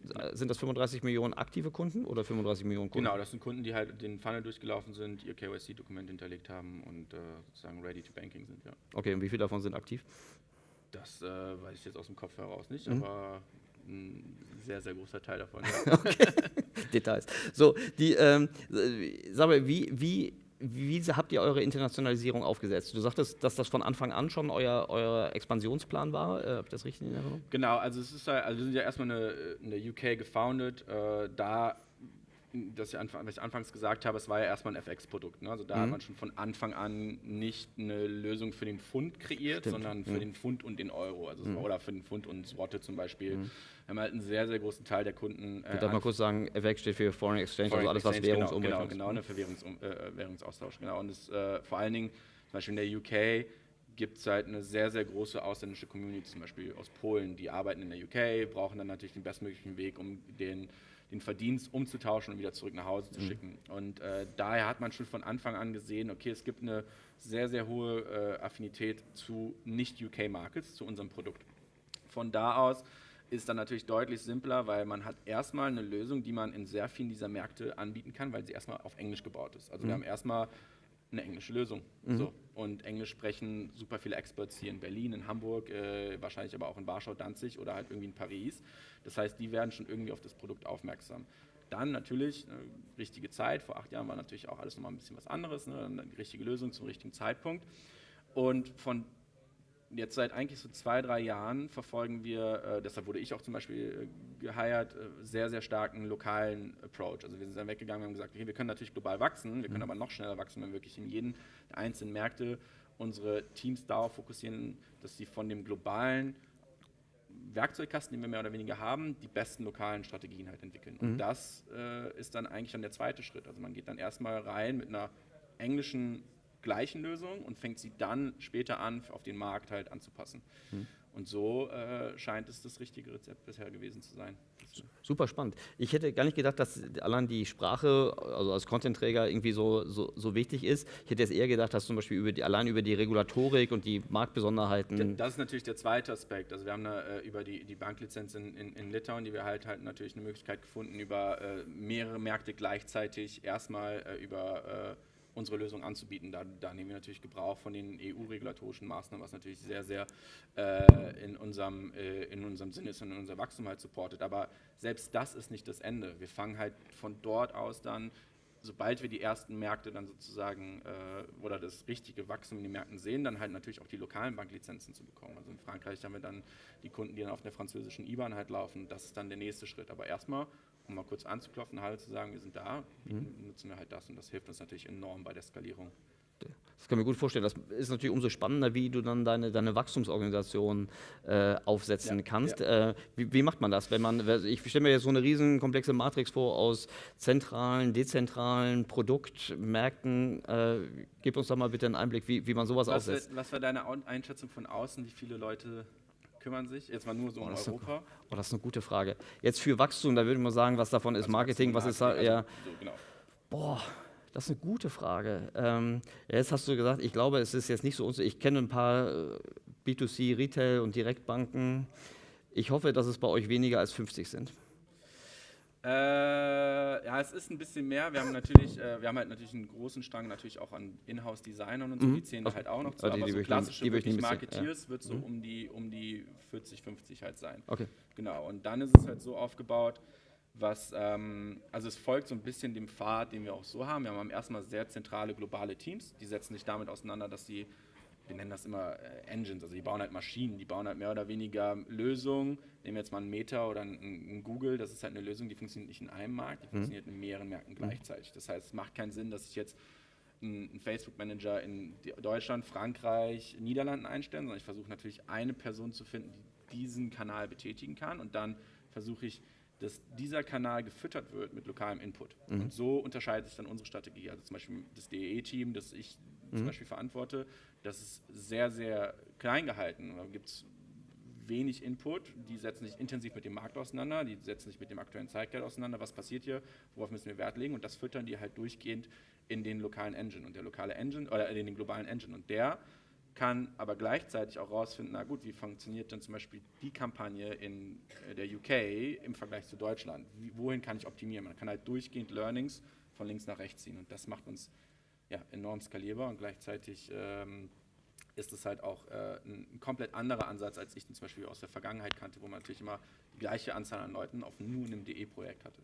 Ja, super spannend. Also wenn ich jetzt versuche, von meinem geistigen Auge mir vorzustellen, du hast im Grunde Plattformen, die weltglobal zentral sind, wie Meta und Google als Beispiel, das verstehe ich sofort. Ja. Dann hast du aber trotzdem Audiences, die in den Audiences und Produktkombinationen, die in den Märkten wiederum unterschiedlich sein können.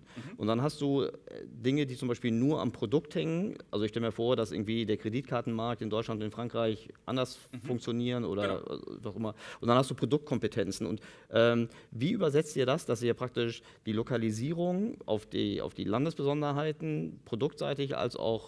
Genau, es gibt dann immer, also nehmen wir mal, wir haben virtuelle Kreditkarten. Ne? Das sind erstmal Lösungen, die für alle Nationen, die sehr viel im Online-Shoppen halt eine sehr hohe Affinität haben. So. Das ist ein Produkt, das stellen wir auf alle Märkte gleichzeitig. Und dann ist das halt das, was im Vordergrund steht, was auf der Mainstage steht sozusagen. Und dann wird dem Produkt irgendwas daneben gestellt. Das sei jetzt zum Beispiel in Deutschland, was kann man als Beispiel nehmen? Die Kunden aus Deutschland fahren sehr gerne in die Schweiz zum Skifahren. So, dann stellt man natürlich neben das virtuelle Kreditkartenprodukt, was so einen relativ generischen Value Prop halt ist, Shopping, Online-Shopping, Sicherheit beim Online-Shopping, stellt man daneben halt das FX-Produkt, das halt marktspezifisch ist, und dann natürlich nochmal lokalisiert man das auf, okay, du reist gerne ins Skigebiet in die Schweiz, das ist die beste Lösung dafür. Und so baut man das dann halt auf und testet das dann immer wieder, welche neben unseren Haupt-Value-Props, die wir natürlich versuchen, den Kunden rüberzubringen, funktioniert denn für den Markt spezifisch noch extrem gut. Und da versuchen wir das dann, dass wir eigentlich jeden Tag eine neue Wette am Laufen haben. Also wir versuchen jeden Tag eine neue Messaging- und Marketing-Wette am Laufen zu haben. Ja, sehr gut. Was sagst du, wenn du jetzt deine Herausforderungen jetzt in die Zukunft gerichtet irgendwie nach Bedeutung sortieren müsstest, vielleicht getrennt nach Marktherausforderungen oder vielleicht aufgrund deiner besonderen Positionierung, was sind so deine Top 3?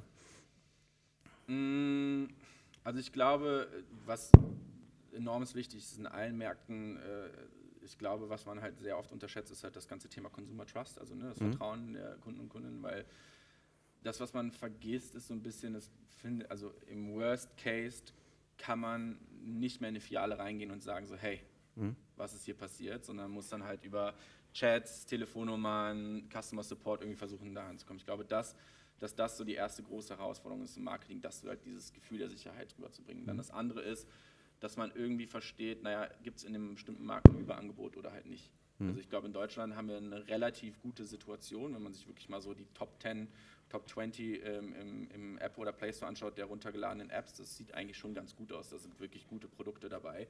Ich glaube, da nochmal rauszustehen oder wirklich den Raum zu bekommen, sich zu erklären, ist, glaube ich, nochmal die nächstgrößere Herausforderung. Da muss man halt viel natürlich in Content, in die Marke natürlich investieren. Und das Letzte ist, oder wahrscheinlich auch auf 2, liegt dann auch, dass man halt keine unprofitablen Kunden bekommt. Also nicht Kunden, die das einfach nur nutzen, weil es halt eine App ist, die umsonst ist, sondern wirklich verstehen, okay, das ist eine App, die ist eine Banking-App und die nutze ich halt auch fürs Banking und nicht nur, um die zu haben, weil es toll ist. Ja. Genau. Und das sind, glaube ich, so die 3 großen Herausforderungen, an dem Marketing Growth jeden Tag arbeiten muss. Ja.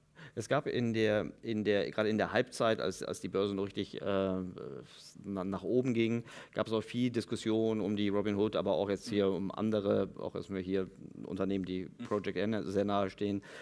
Inwiefern es eigentlich, sagen wir mal, ethisch, moralisch sauber ist, gerade in jungen Zielgruppen Investitionsentscheidungen irgendwie durch Gamification und so nahezubringen. Also dieses Thema, was ist eigentlich, wo beginnt Verbraucherschutz und wo hört eigentlich gutes Product-led Growth auf? Ist das ein Thema, was euch auch irgendwie tangiert? Ich glaube, vor allen Dingen so im Kryptobereich ist es, glaube ich, noch ein bisschen stärker. Wir haben aber bewusst Produkte entwickelt, die dem halt helfen. Also wir haben zum Beispiel einen sehr, sehr großen, es ist kein Kanal so wirklich, aber es ist halt so eine Produktinitiative, die heißt Learn and Earn. Also bevor wir dann zum Beispiel neue Coins releasen, gibt es einen bestimmten Fragebogen zu dem Coin, dann wird dann zum Beispiel erklärt, okay, wie funktioniert der, worauf baut der auf, was ist die Technologie dahinter, und das ist dann halt nicht so, hey, der Kurs ist durchgehend grün, sondern es ist halt wirklich viel mehr, also wir versuchen viel mehr Wissen zu übermitteln, und gleichzeitig ist es halt, sind alle spekulativen oder wirklich irgendwas, jetzt Stocks, ETFs, Krypto, sind keine Produkte, die bei uns wirklich auf der Hauptbühne stehen. Die finden statt, die bieten wir an. Wir wollen aber, dass der Kunde oder die Kundin die halt automatisch finden, aber nicht, dass die sozusagen das sind, worüber die dann am Ende kommen. Ich nehme euch Challenger, ich tue euch erstmal in den Topf der Challenger, als sehr, sehr produktorientiert, sehr, sehr schnell, um das Wort agil zu vermeiden, rauswendet. Davor, ich weiß nicht, ob ihr das noch, die Direktbanken, das waren ja damals so die Herausforderungen der klassischen Retailbanken. Wer werden eure Challenger sein? Werden das so rein AI? Ich glaube, das glaube ich nicht. Ich glaube, es wird eher so Segmente, also man sieht das so ein bisschen, das ist halt so, okay, wir sind die Bank für Gen Z, wir sind die Bank für Teenager, wir sind die Bank für Kinder. Ich glaube, dass es halt immer fragmentierter wird, mehr und mehr. Ich glaube, da gibt es halt die Herausforderung, also vor allen Dingen im DE, so, dass es halt auf einmal zu breit wird. Dass auf einmal ich kenne das von mir selbst, manchmal, um wirklich zu verstehen, wie viel Geld habe ich eigentlich auf dem Konto, muss ich eine Excel aufmachen, muss mich in 10 Apps einloggen. Luxusproblem, ja. Genau, und dann so, okay, hier habe ich da habe ich so ein bisschen was, und dann denke ich mir so, okay, gut, den Großteil hat meine Frau, aber so ist es halt irgendwie aufgeteilt, und ich glaube, wenn man sich dann aber zum Beispiel, die Niederlande finde ich immer, ich habe da selber sehr lange gelebt, es ist ein super tech-affines Land, und da gibt es eigentlich 3 Auswahlen von Haus aus. Es gibt 3 Banken, aus denen man sich was aussuchen kann, und die waren schon immer da, die werden auch immer da bleiben. Aber die bieten auch alles an, was die Kunden sozusagen sich da wünschen, aber ich glaube, dass das halt eine Lösung ist, wo wir auch irgendwann früher oder später hinkommen, dass wir halt einfach sagen, okay, es gibt super viel, aber es gibt nur sehr wenig, das halt wirklich aktiv genutzt wird. Ja. Und dann muss man halt gucken, wer am Ende überbleibt und nicht. Super spannend. Auf jeden Fall gut für Konsumentinnen und Konsumenten. Immer bessere Lösungen, dank euch und auch eurer Wettbewerber. Respekt vor der Aufgabe, aber auch vor dem, was ihr schon erreicht habt. Ganz herzlichen Dank für deine Einblicke, und ich wünsche dir, aber auch Revolut, ganz großen Erfolg für die nächsten 35 Millionen aktive Kunden. Ja, danke. Vielen Dank dir. Ganz herzlichen Dank und viel Spaß noch auf der Project A Knowledge Konferenz, und hoffentlich bis bald. Schön, dass so schnell und so spontan alles geklappt hat. Sehr gut. Danke, Viktor. Alright, vielen Dank.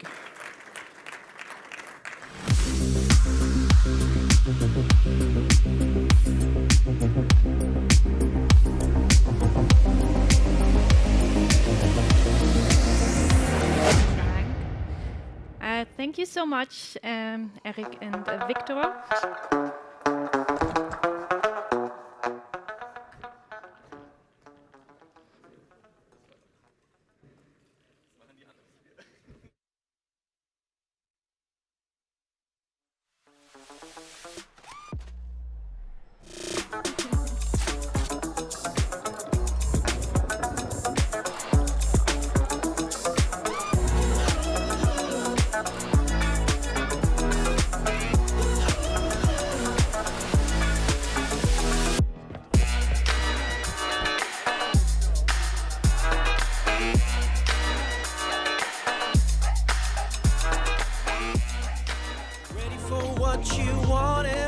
Wollen wir es abschicken? Also ich bin dafür. Okay. Ja? Ihre Druckidee jederzeit online bestellen.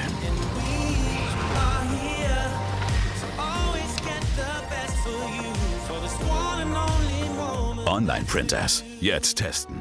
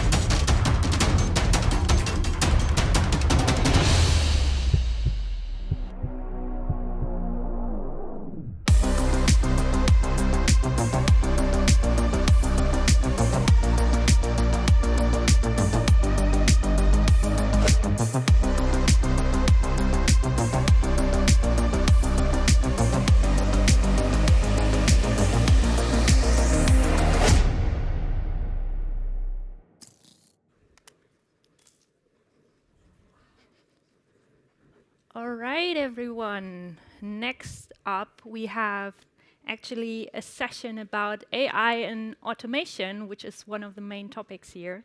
So it's about actually how to 10x your business with AI and automation. And we will start with a presentation from Pierre-Yves, who is the founder of 9X. The agency actually helps companies to scale their automations with no-code solutions. And afterwards, he invites some experts to go further into discussion. So welcome on stage.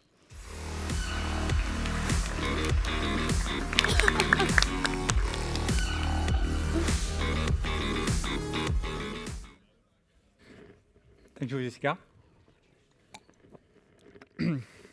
So what I want to do today is I want to give you a small overview about a little framework of how to think about using AI and automation in a tech company. And then from there, because we need a bit more practical advices, I'll ask Audrey and Hassan to join us so we can ask them how did they actually do that concretely. So about us, thanks Jessica for the introduction. I can skip this one. So before I get started, just by show of hands, who here is working in the investment business? So who's an investor, angel investor, or investing in companies? Few hands. Okay. Now, who is working inside a tech company or a VC-backed company? All right. And then who's a founder in one of these companies? Very interesting. So this is no news to you. This is the new normal. You know what it means. Venture funding has dried up a bit over the past few years. As some said in the industry, party's over. So now we need to find new solutions. So how did most startups respond to it? Basically, there's a few things that they did already. First, you reduced your burn. So be it through cutting costs or potentially looking at your unit economics and thinking, how do we drive efficiency to make more so that we can wait a bit more for the next fundraising, so we can last a bit longer and potentially get on the next fundraising on better terms. Then the second part that most of you must potentially have done is focus on your core value proposition, core customer segments, trying to make sure that all your resources are allocated to what drives the most value within your company and trying to get rid of anything which was a distraction from the rest. So now the question is, what's the potential next move? And in the end, if I exaggerate it a bit, the question is, how can you execute like you have a team of 100 people with a team of 10? And the answer is basically, you need a new playbook. It's 2023. You won't be surprised that the answer is somewhere in technology. So if we look at tech companies today, what we often see is who is leveraging technology, who is taking what the current state of technology has to offer and drive value from that. And obviously, these are the tech teams. And very often, the business teams are users. They're trying to drive the business through actually selling the product that the tech team is developing. But what we don't see yet, and in the future, I believe we'll see more and more, is actually the business teams being the one using, customizing, and making the most out of technology. If you look at all of these companies, what do they have in common? So one thing is obviously they're well-known. These are success stories in the tech industry, and most of them define their category or experience the fastest growth in their category. The other thing that they have in common is they all applied some form of this new playbook I'm talking about. What's the new playbook? There's a lot of different ways of describing this. No-code operation, automation-first culture, AI operation. In the end, it doesn't matter that much how we call it. What's important is the fundamental principle, which is business people leveraging technology. So technology is not only for the engineers and the software developers who are building new technology, but actually you have people in the organization which are using everything that others have developed for us and make sure that they make the most of it. When I say business people, who am I meaning? I mean your marketing team who are building marketing automations, salespeople who are automating outbound or using AI to generate messaging, operations, people who are building tiny applications, automation, automate their processes, build whatever they need to run the current state of their process, and tomorrow might be something different. Another presentation doesn't work. HR people, potentially automating your hiring process. We already heard a few talks with example of that. Same can apply to finance. If you're, let's say you're a SaaS company and you have potentially hundreds or thousands of invoices every month, revenue reconciliation can become a big topic, and that's where potentially building automation using technology can help you. And obviously customer success, as we'll hear a bit more later, is one place, especially where AI can bring a lot of added value. When I say technology, what do I mean? I mean first, just software as a service. Any piece of software, your CRM, your invoicing tool, any best-of-breed solution that you might be already using, making sure that you are actually making the most of all the features, the capabilities that are in there. Then obviously, if you want to extend that a bit, APIs, which are the functionalities, the technical capabilities which have been built by other developers so that you could just take that knowledge, take that functionality and insert it into either your product or your processes. No code is very important because that's how people like me who have no engineering background can actually make use of these APIs. So thanks to the emergence of no-code platforms, you can now actually access these capabilities. And finally, AI, which is like the most recent one, the one everybody is talking about, and which obviously will change how we can interact with technology and what we can achieve, because we'll be able also to imitate human-like functionalities. But that will potentially define new roles within an organization. It's not just a question of a tool. A fool with a tool is still a fool. So what can we build, and how can we build organization around these new capabilities? So the first thing we'll see is what we call the no-code operator. And what's the no-code operator? Is basically any kind of operator in any function who is just using this no-code solution to make sure that the way he's working is more efficient and automating the tasks that he has to do on a daily basis. If you think about the spreadsheet era, which started like 10 to 15 years ago, nowadays, you don't even think about it. When you hire someone, you expect that they know how to use spreadsheets. I think that technology, web technologies, and no-code will be the same in a few years. Then you have the automation specialist. He's kind of the guy who, 5 years ago was able to build a whole pricing model or complex business modeling, calculation models on a spreadsheet. Now he will be able to automate the whole process or build a small tool for part of the organization.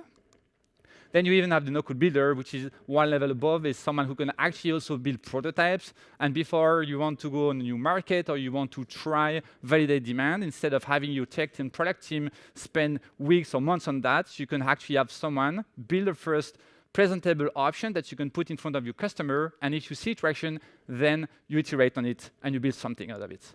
And finally, the chief automation officer, just like starting 10 years ago, we saw appearing chief data officer or chief digitalization officer.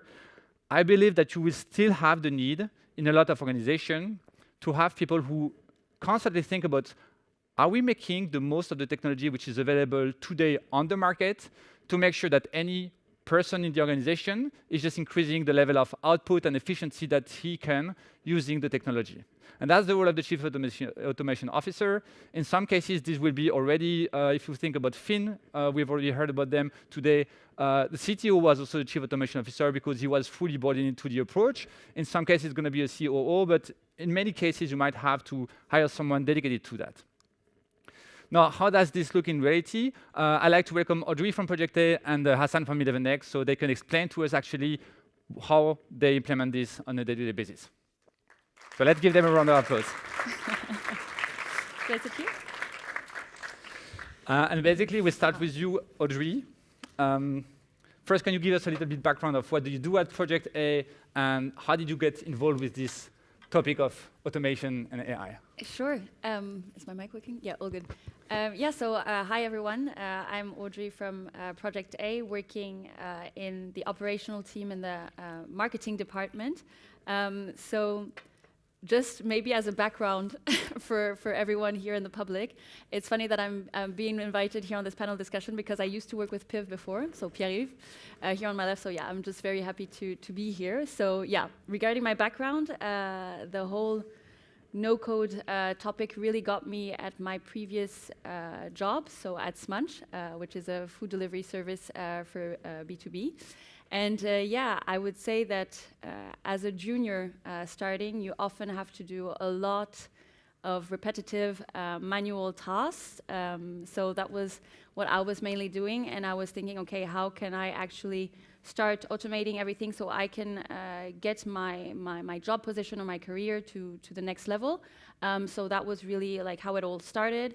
And then also being at Smunch, I think it was the whole mindset that was available there within the company, which drove me to think a bit further and question my daily tasks. So yeah, I would say that's how it all started. I would say the mindset that was within the company, and then just looking at my daily tasks and how I can just become more efficient and do what I actually would like to focus on. And I've already heard Trian earlier mention that you are the automation specialist here at Project A.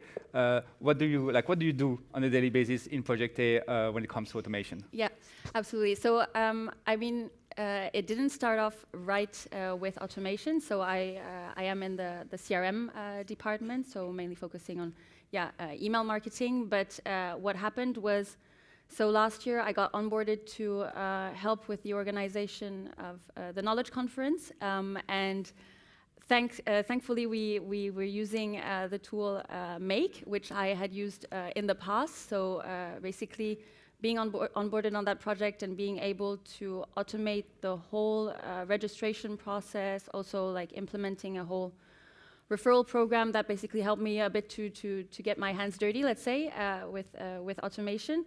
And then now, ideally, I'm going to try and start rolling it out to our ventures.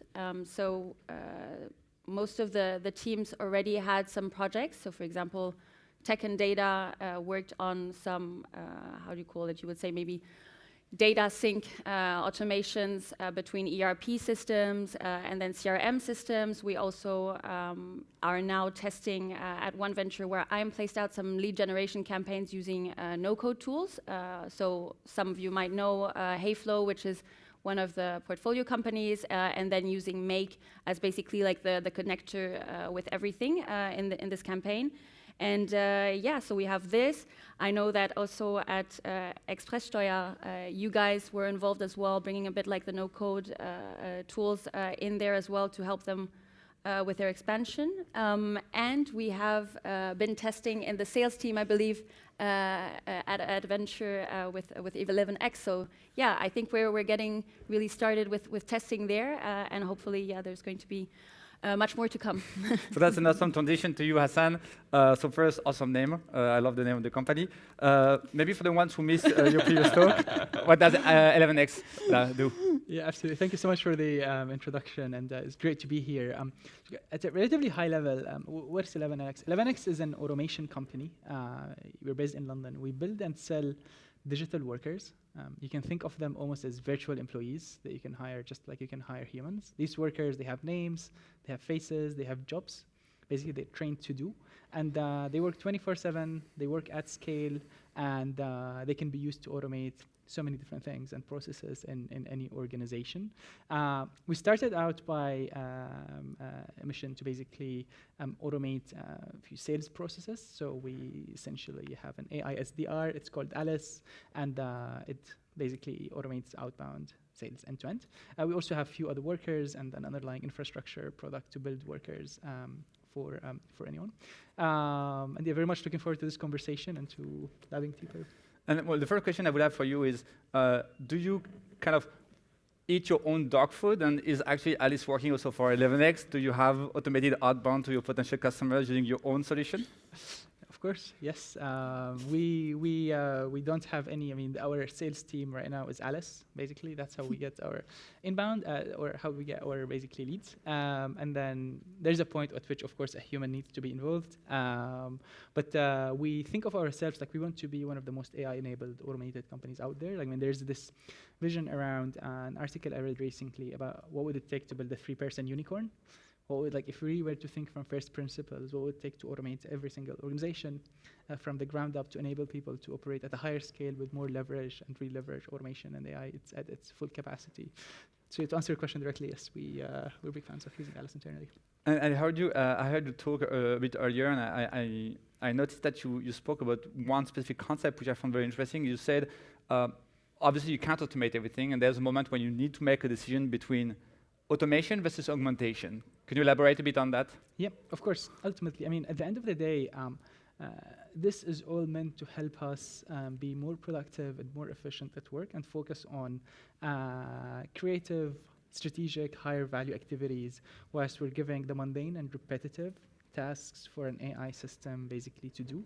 And what we've all seen with large language models over the last year or so is how much new capabilities that really define what we can automate and how we can automate are being essentially increasingly available. But ultimately, the way to think about this is meant to help us, and this is meant to enable us to free up our time and to, I mean, if we all think about how much time we've spent on repetitive, mundane, process-heavy workflows, like copying data from A to B or doing the same specific sequence of activities day after day. This is ultimately how to think about digital workers or autonomous agents and how we do it at 11x. I think the next question that comes is then concretely, how does it look like in terms of organization? Like if we take potentially a team, or a sales team with some SDRs, AEs, and customer success managers, how does it look like once you work with 11x? Yeah, for sure. 11x. So absolutely. So I mean, one thing we've seen with these are some pictures of our AI workers. You know, Alice, James, and Mike.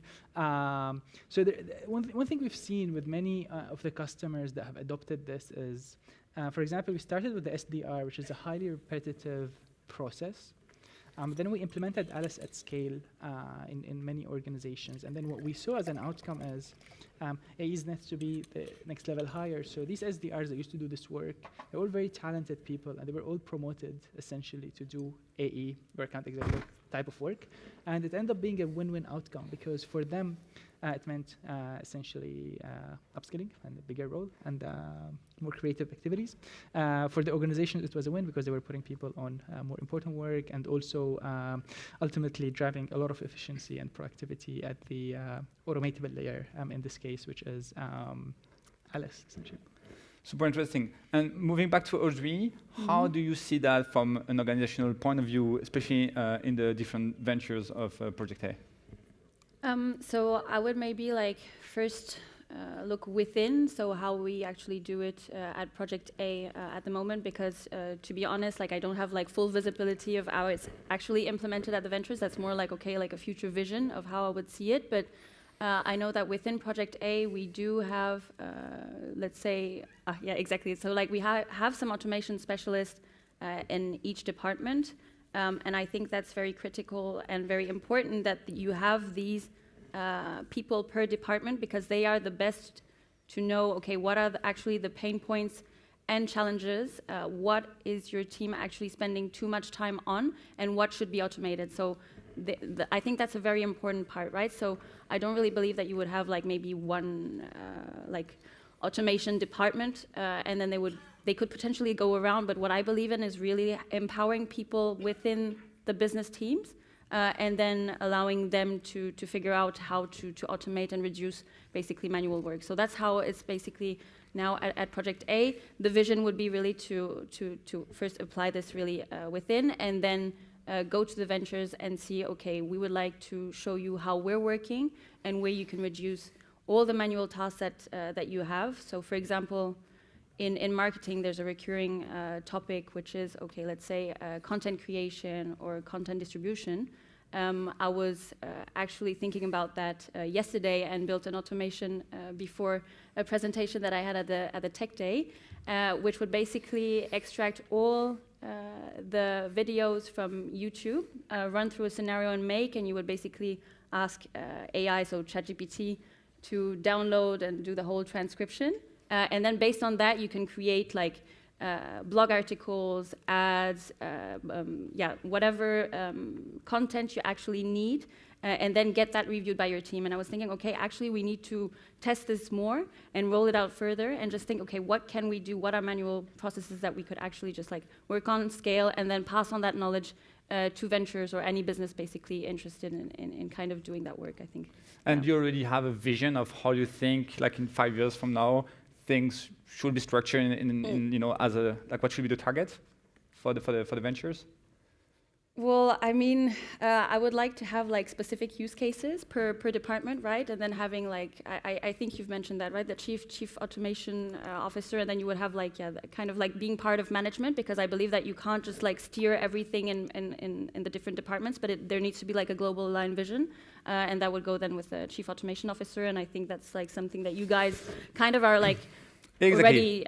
Like doing, it's how we see that, and actually, it's in the few cases, either on the company we've studied or in the one with whom we're working, what we see is having this mix of not everybody is going to be an automation specialist, but definitely in the management, having one person who's in charge of orchestrating all of this and making sure that all the efforts are going to the same direction, but also that there's coordination between the different departments, and that people who are building similar things in different departments are also exchanging with each other, and potentially the same way you can build a software as services, you should think about your organization as services. And if I can use something that you've built, then I'll try to share those technical capabilities. And that's also how we work with our customers. They can hire us as chief automation officer, or if they need a no-code builder, we'll bring it. But also we will try to train the teams there and offering them the ability of everybody becoming a no-code operator, or just training automation specialists. That's at least how we I think that's a good point. And also like maybe to come back to like being all aligned, I think especially when you start using like different tools. I know that our team at Project A from the sysadmin team, they're always very happy when we're actually installing some new tools, and then like you need to have like some kind of governance or like some kind of strategy on what tools are being used within the company, just to make sure that everything related to like pricing, testing, and everything is just like kept under control. Let's say when rolling out these things. Hassan, anything you want to add on this organizational part, or how do you see that in your customer organizations? Yeah, of course. I mean, to me, there's 2 quick points I will share. The first one is whenever you're thinking of a process, taking an automation-first approach is helpful, because instead of it being a transformation from existing way of doing things, and then how can we start from that, starting with, okay, automation is this immense potential that can help us so much, and there are companies that will benefit from it, will be far ahead from companies that don't benefit from it. So how can we design processes in a way that has automation at the core, and look outwards from that rather than the other way around? And then how can we equip everyone in a team to be up to speed with this? To me, to be well equipped in automation technologies is not, I mean, there's so many solutions that are accessible to business users, to everyone. And once people realize the capabilities and powers of this, so many new use cases emerge and so forth. So to me, encouraging team adoption and designing processes with AI and automation at the core are 2 takeaway notes from my side here. Super nice. Do you have any, maybe we could take a few questions. So anybody has a question to the topics, anything relevant on AI or automation? I can't see. Just raise the hand. Yep, we have somewhere up there.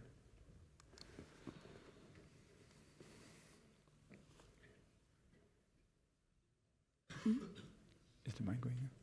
I don't know, I can't see.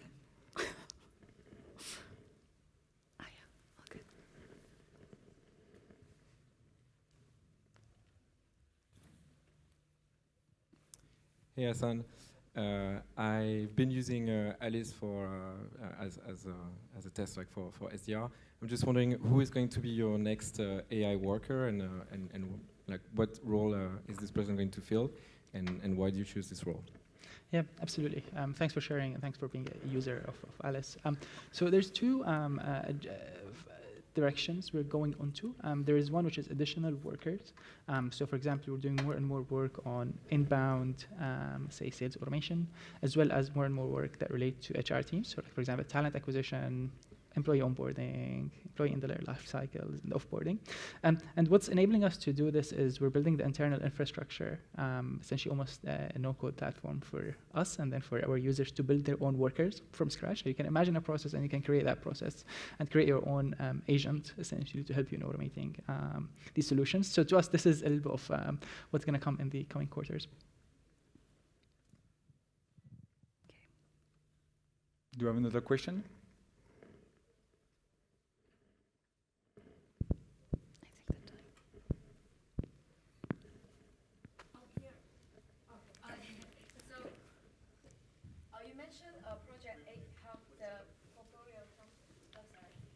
mentioned Project A helps portfolio companies to automate things. I wonder, for aspiring founders, we might be wanting to found different business models here as audience, B2B, B2C, marketplaces, different type. What would be like the most, let's say, effective tools you would recommend using? Such as I myself used Airtable before, and when it comes to API, would need a little bit of software engineers help, but mostly it's quite okay. I mean, it depends what is your end goal and where's the stage of your company at. I think in terms of like tooling recommendations, so what I can highly recommend, but that's more because that's what I'm doing. It's mainly like workflow automation. That's what I'm doing. I would recommend like using Make. When it comes to if you want to test a bit with like forms for landing pages, then you would have Tally. That's a nice tool. One that I mentioned as well that we're using currently at a venture, or we would like to use, is called Heyflow. It's also one of the portfolio companies. These would be like my 3 tools that I recommend right now. Hope this helps a bit. Yeah. Early stage, you recommend as for early stage startups, do you recommend the same in terms of marketing, in terms of onboarding customers, or customer services? Yeah, exactly. So I mean, like, so obviously, like, Make, Tally, what I just mentioned, like, then with Heyflow, I think you can do a bit of testing there in terms of like it's like a landing page / form type of platform that you can use. I would say, Piv, you have like a broader experience in terms of like testing with new tools, right? Like, so. What I would add is, especially if you're early stage, do not try to build, don't try to build everything yourself. Actually, just use the SaaS which are on the market, which like if you want to do something with your customers, use a CRM. If you want to do invoicing, don't build invoicing, use the invoicing capabilities of Stripe or ChargeBee. But basically make sure that for everything that you want to do, there's a software out there for it, and just use the no-code stack to just either customize that or just connect it together. But that's why I always say that the first building block of no-code automation is actually just using SaaS to the full extent of their capabilities, and especially if you are in an incubator, in an accelerator or something, most of them will have some programs where you'll get discounts on very fancy tools, which you should use. At some point, it might come back, because then, whenever the 90% discount is off, then the whole thing becomes very expensive. But at the beginning, make sure you only build what's necessary and what's the differentiator. Don't build anything which doesn't differentiate you from your competition or doesn't solve something for your customer. Just use a bunch of tools and connect them together. That's what I would recommend. Thank you so much. I guess you are also there afterwards, right? Yes. That people can approach you here on our floor. Give it up for them. Thank you so much.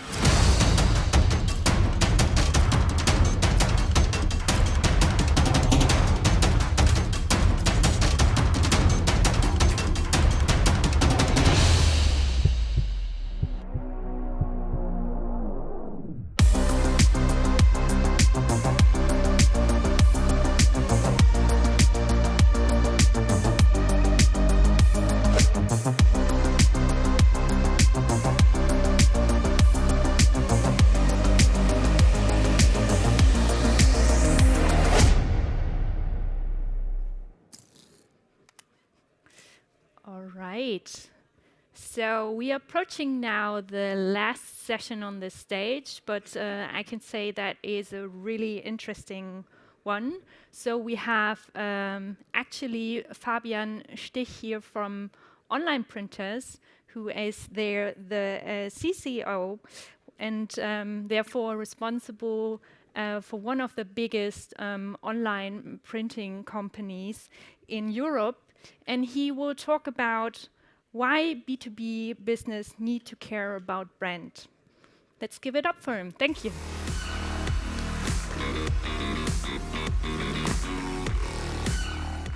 Thank you very much. Yes, online printers.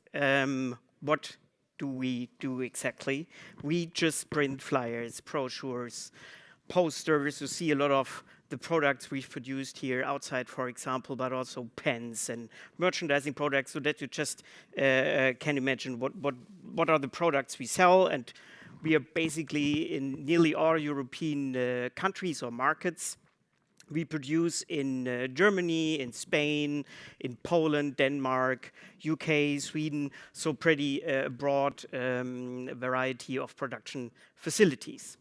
And before joining Online Printers, and that's not that I tell you just my CV, because that's also important why we now talk about brand, is that before joining Online Printers, I was CEO of Jochen Schweizer Maides, which is a pure B2C business or main B2C business of two brands, pretty well known. If you're from Germany, you have either heard of Jochen Schweizer Maides or both of them. And it was mainly brand-driven business. To be very honest, Jochen Schweizer or Maides is just selling the 17-digit voucher code, and that you can only do if you have a strong brand. So my background was strongly brand-driven. And before that, I was at ProSiebenSat.1, one of the first employees of Seven Ventures, the kind of media investment. So brand was always a pretty strong part of my career, basically. So when joining Online Printers, the discussion with the shareholders, with the other management team members was always, is brand relevant for B2B? Because what Online Printers was doing before is it was mainly performance marketing driven, SEA, because the belief was, yes, in B2B, everything is rational. You don't need a storytelling. It's just a rational decision making, and you need to be on the spot when the customer want to do this decision. It's just looking, I don't know, in Google or somewhere else, then you need to be at this spot. And that's a hypothesis you can have, but I was challenging this. And I wasn't sure if that is really the just main and only acquisition approach we should do at Online Printers. And as for my background, I'm a mathematician, I was just looking into numbers.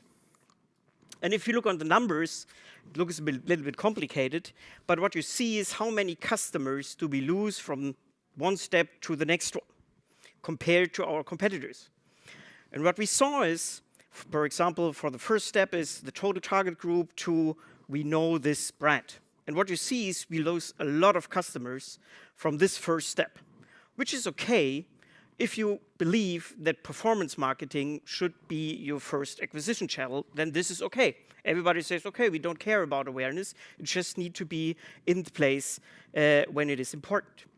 But if you also look to the last line, for one transaction to a loyal customer, we have been also doing pretty bad. And that's the problem. If you're just doing acquisition by performance marketing and you're losing or don't have a loyal customer base, then it gets pretty expensive.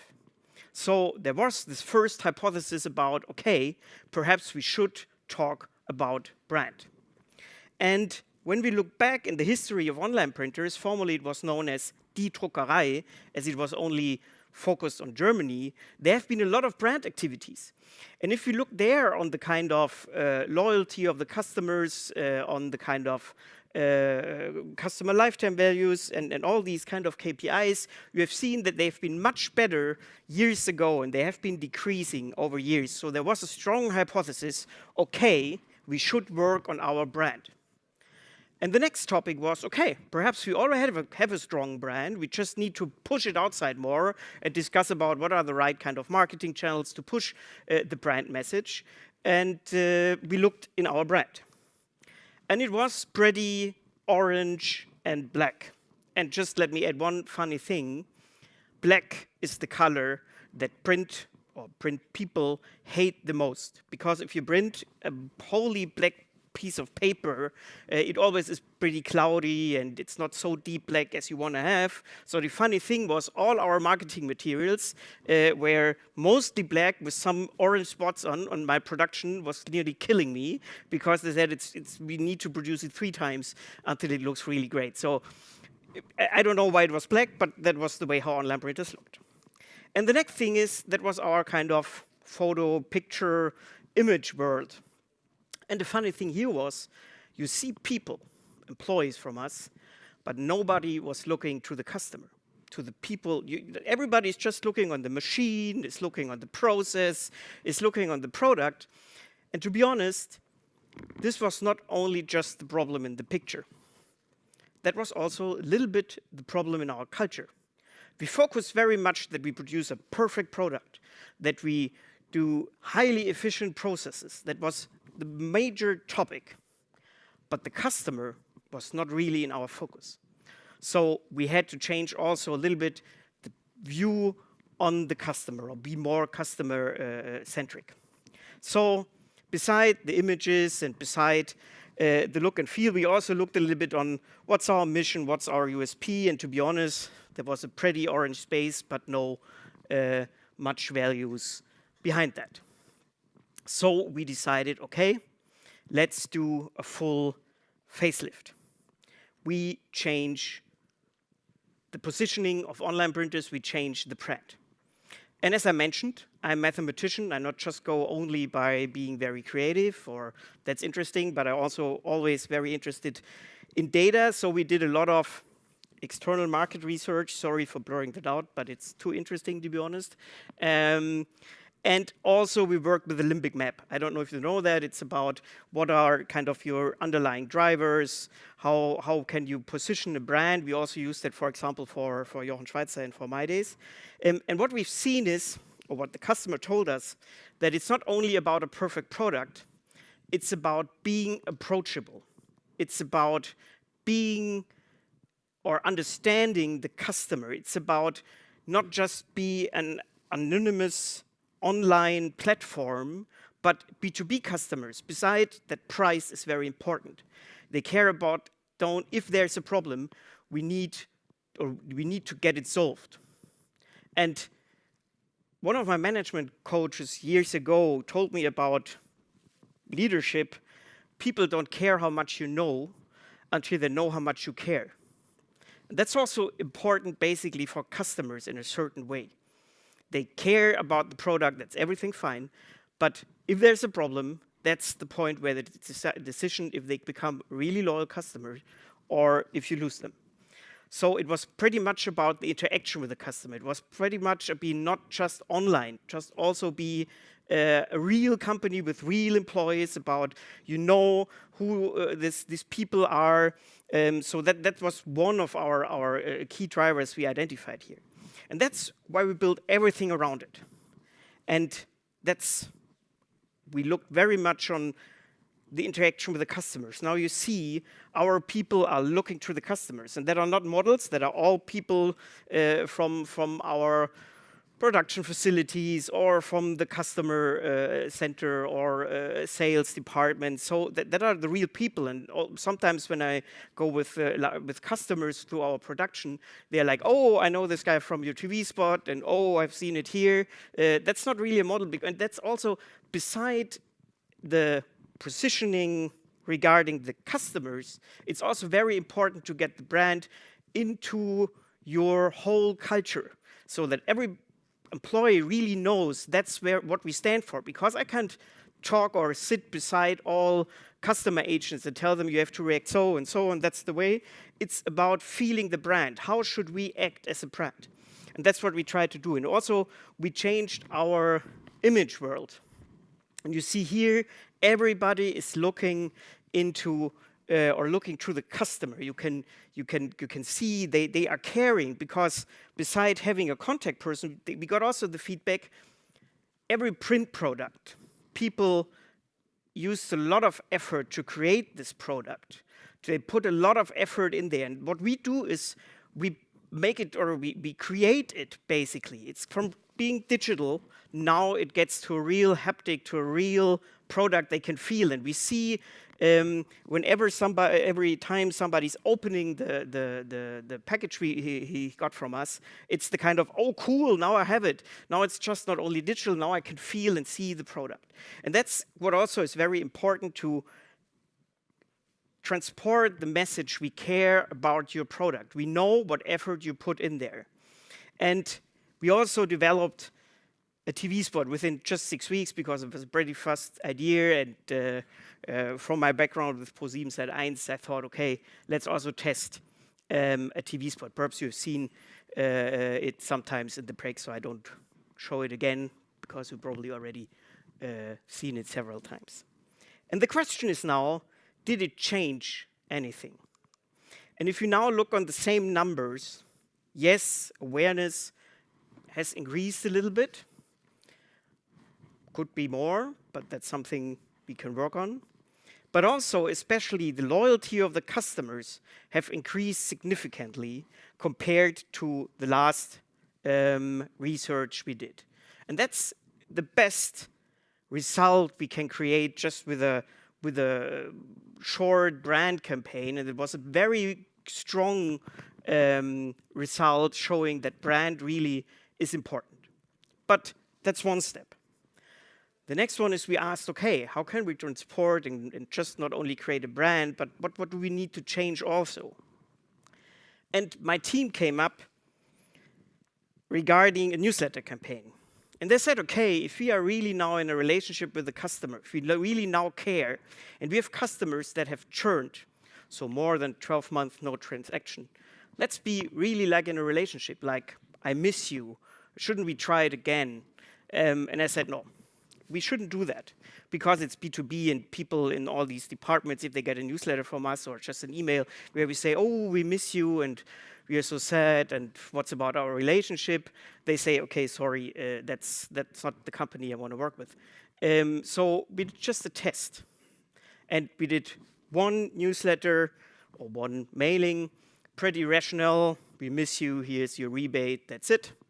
And we did the same with the guy from our campaign looking very sad and say, okay, shouldn't we try it again?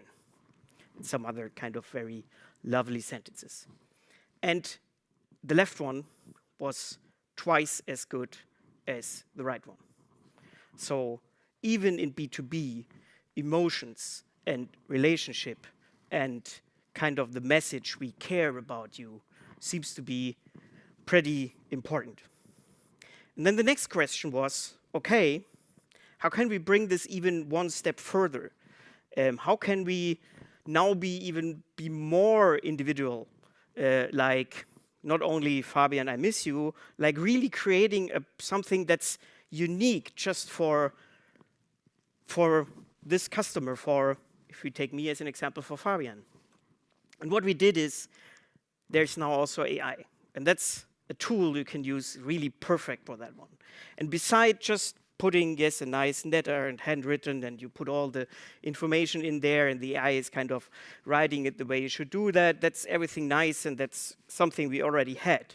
But we also did a test. I know it's not perfect, what you will see in a few seconds, but it was a first quick test to see if there's another response. And we created a completely personalized video for each customer based on the information we have, based on their address, based on their name, and so on. And perhaps at the end, you also look on the tattoo of Heiko. We don't have... Wir vermissen dich und wollen dir zeigen, wie wichtig du uns bist.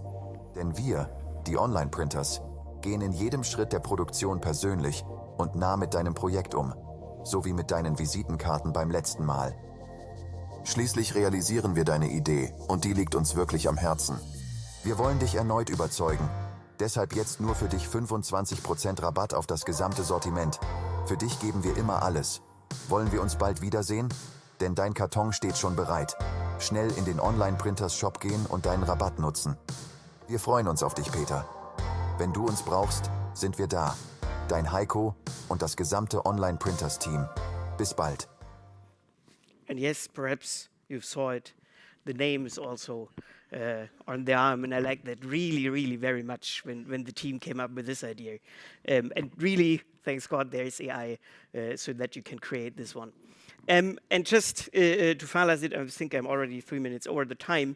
We had a significant increase in our brand traffic. We had a 4-time, with just one campaign we did in TV, a 4-time higher top of mind value. We decreased our funnel loss during the time of the campaign by 50%.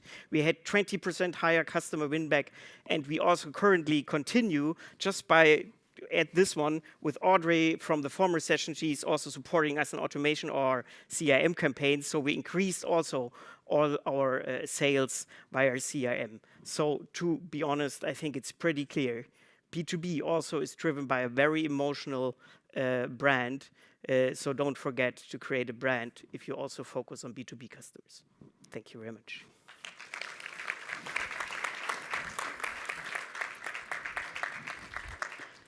Thank you so much, Fabian. Did you run all the reports there? Sure. There were quite a few. Thanks for sharing that. That was actually the last session on this stage, but there are some more on the others, so just let you know what's happening there.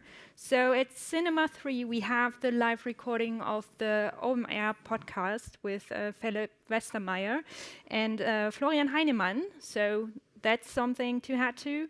In Cinema 7, we have the topic Partners in Growth, how early stage investors and founders wear multiple hats together. And at Cinema 4, customer-led growth versus product-led growth, why a good product won't sell itself and what to do instead. All starting at 5, so see you there.